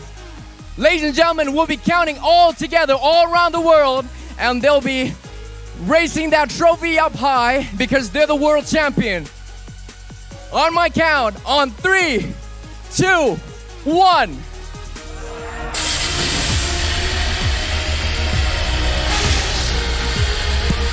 Wow! There you have it, ladies and gentlemen, the champion of Free Fire World Series 2022. Give it up for Evos Phoenix! Wow! What a beautiful, beautiful moment. Congratulations on your incredible, incredible success. Sensational play. Sensational play. You've made Thailand proud. นี่คือช่วงเวลาที่รอคอยมากๆเลยจริงๆครับและยินดีด้วยกับ Evos Phoenix นะฮะที่คว้าแชมป์โลกสมัยที่2ครับและสมัยนี้อยู่ที่ประเทศไทยด้วยครับเจ้าภาพที่ประเทศไทยอย่างนี้โอ้โหภูมิใจแทนคนไทยเลยจริงๆครับเอาล่ะพูดคุยกันหน่อยดีกว่า Alright เชิญด้านหน้ากันหน่อยครับน้องๆโอ้ยทำให้ประเทศไทยแบบว่าสุดๆไปเลยตอนนี้เราอยู่กับล่ามแล้วพูดคุยกันหน่อยเป็นไงไหนพูดไม่รู้เรื่องใช่ไหม One of the players were like, oh, I cannot do interviews right now. So many emotions right now. Overwhelming. Okay, take it easy. Take a deep breath. Take a deep breath. หายใจก่อนนะหายใจนะโอเคขอตัวแทน1คนครับรู้สึกอย่างไรบ้างตอนนี้ How you feeling right now with the title of World Champion ดีใจมากครับดีใจมากจริงๆเลยครับทุกทีมเก่งมากครับทุกทีมเก่งกันมากเลยครับดีใจอย่างเดียวเลยพูดไม่ออกเลยครับมันจัดขึ้นที่ประเทศไทยด้วยครับผมอยากได้แชมป์มากที่ประเทศไทยอยากชูถ้วยที่ประเทศไทยมากเลยครับแล้วทำได้แล้วครับทำได้แล้วใช่ทำได้แล้วสุดยอดจริงๆครับทำได้ครับโอ้โหสุดๆกันไปเลยนะฮะเชิญเลยฮะ Okay, he says he's very happy and very excited because this time we have in Thailand every team done the best performance and he was very happy. That's all he said. Yes, they pulled it off and they really want to hold that trophy up high right here in Bangkok and they did it. Evos Phoenix, guys. All right, so what was the biggest challenge? What was the biggest challenge in the entire tournament? Was it communication, the strategy, anything? มีอะไรที่แบบท้าทายที่สุดเลยในการแข่งขันครั้งนี้ครับอะไรที่มันท้าทายสุดอะไรท้าทายไม่มีเลยง่ายไปหมดก็รอบนี้ก็ยากครับท้าทายยากเหรอตรงไหนตรงไหนมากครับจุดไหนพวกผมแค่ทำให้มันเสียวเฉยๆครับจริงๆแล้วแบบมันง่ายอยู่แล้วแหมแซวเล่นไหนมีแบบจุดไหนไหมเกมสุดท้ายครับก็เราเกมสุดท้ายละยากใช่ไหมใช่ครับต้องตามแต้มครับโอเคก็อย่างที่ว่าครับนกฟินิกซ์ไม่มีวันตายครับโอ้โหHe said the last game was really challenging because the point gap is quite big. But as you can see, Phoenix never die. Yeah, Phoenix never die, and they never die indeed. All right, so which team surprised you the most? ทีมไหนแบบที่ทำให้เราแบบเซอร์ไพรส์สุดเฮ้ยนี่มันแบบว่าท้าทายนะเนี่ยทีมไหนฮะก็ทุกทีมครับเก่งขึ้นมากทุกทีมเลยครับรวมถึงรอบพีอินด้วยครับถือว่ายากมากครับโอเคเชิญเลยครับ All the team are very good, including the play-in, because they have make a hard time to come to finals. Yeah, so no one team in specific, right? Every team was challenging. Every team was a great competition. All right. Any last words you want to say to the fans? So many fans all around the world watching you, supporting you from the very beginning. มีอะไรอยากจะบอกกับแฟนๆไหมฮะที่ดูอยู่ตอนนี้ว่าเราเป็นแชมป์แล้วเชิญเลยครับที่ดูทั่วโลกด้วยนะและด้านนอกคือกรี๊ดแบบกรี๊ดหนักมากอ่ะจริงๆเชิญเลยฮะก็ขอบคุณนะครับที่เป็นกำลังใจให้พวกเรามาโดยตลอดครับทั้งทุกเรื่องเลยครับทีมงานหลังบ้านเลยครับซัพพอร์ตดีมากครับขอบคุณทุกคนครับผมที่เป็นกำลังใจให้พวกผมมาโดยตลอดขอบคุณทีมงานกาลิน่าด้วยครับขอบคุณพี่มุ้ยด้วยครับครับผมขอบคุณครับและนี่เลยครับแชมป์ของโลกครับ congratulations once again give it up all of you guys right here and all around the world give it up for EVOS Phoenix wow it's a wrap ladies and gentlemen thank you all of you wow thank you for watching thank you for supporting thank you the organizers Garina as well thank you and let's check out all the standings back to casters. At the start of the day, we call them the undying kings of comeback.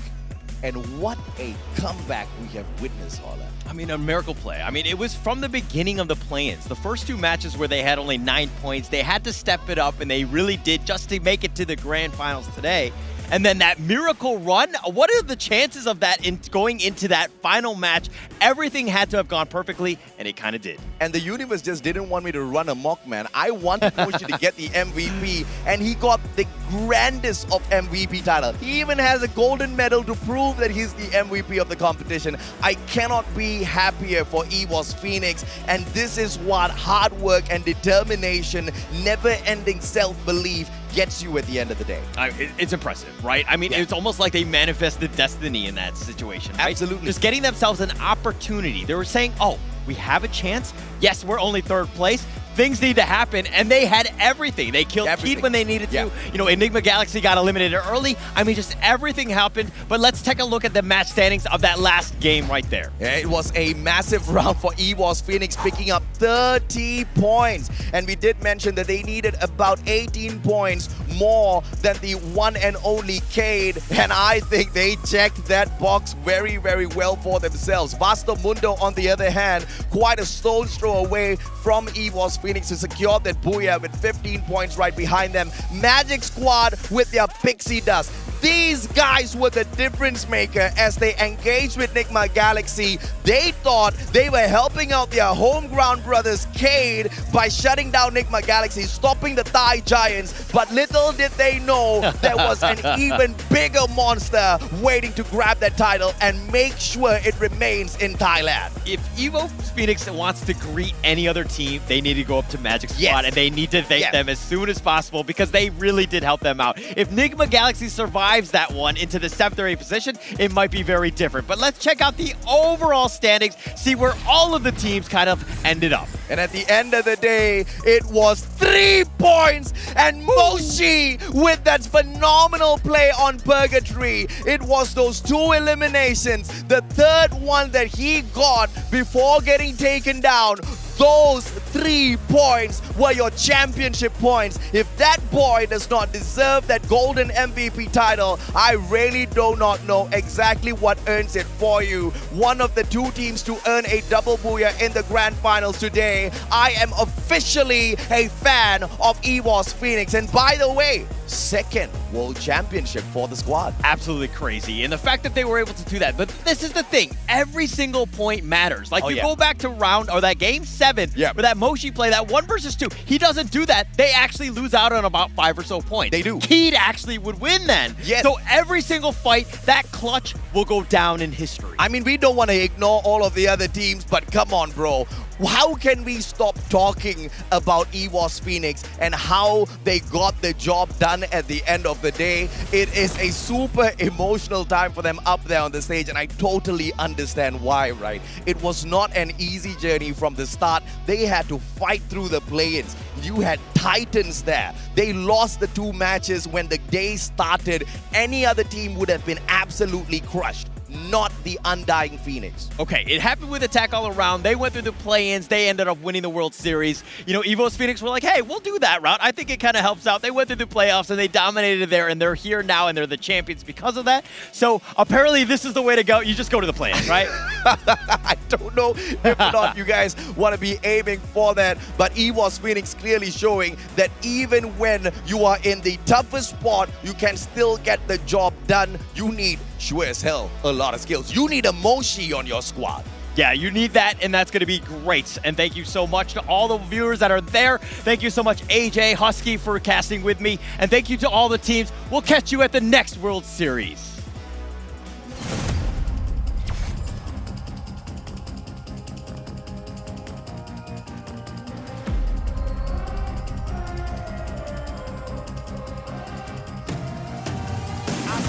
Mysterious, unpredictable.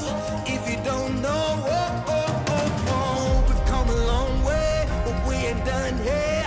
Are you ready? Just like the sunshine, we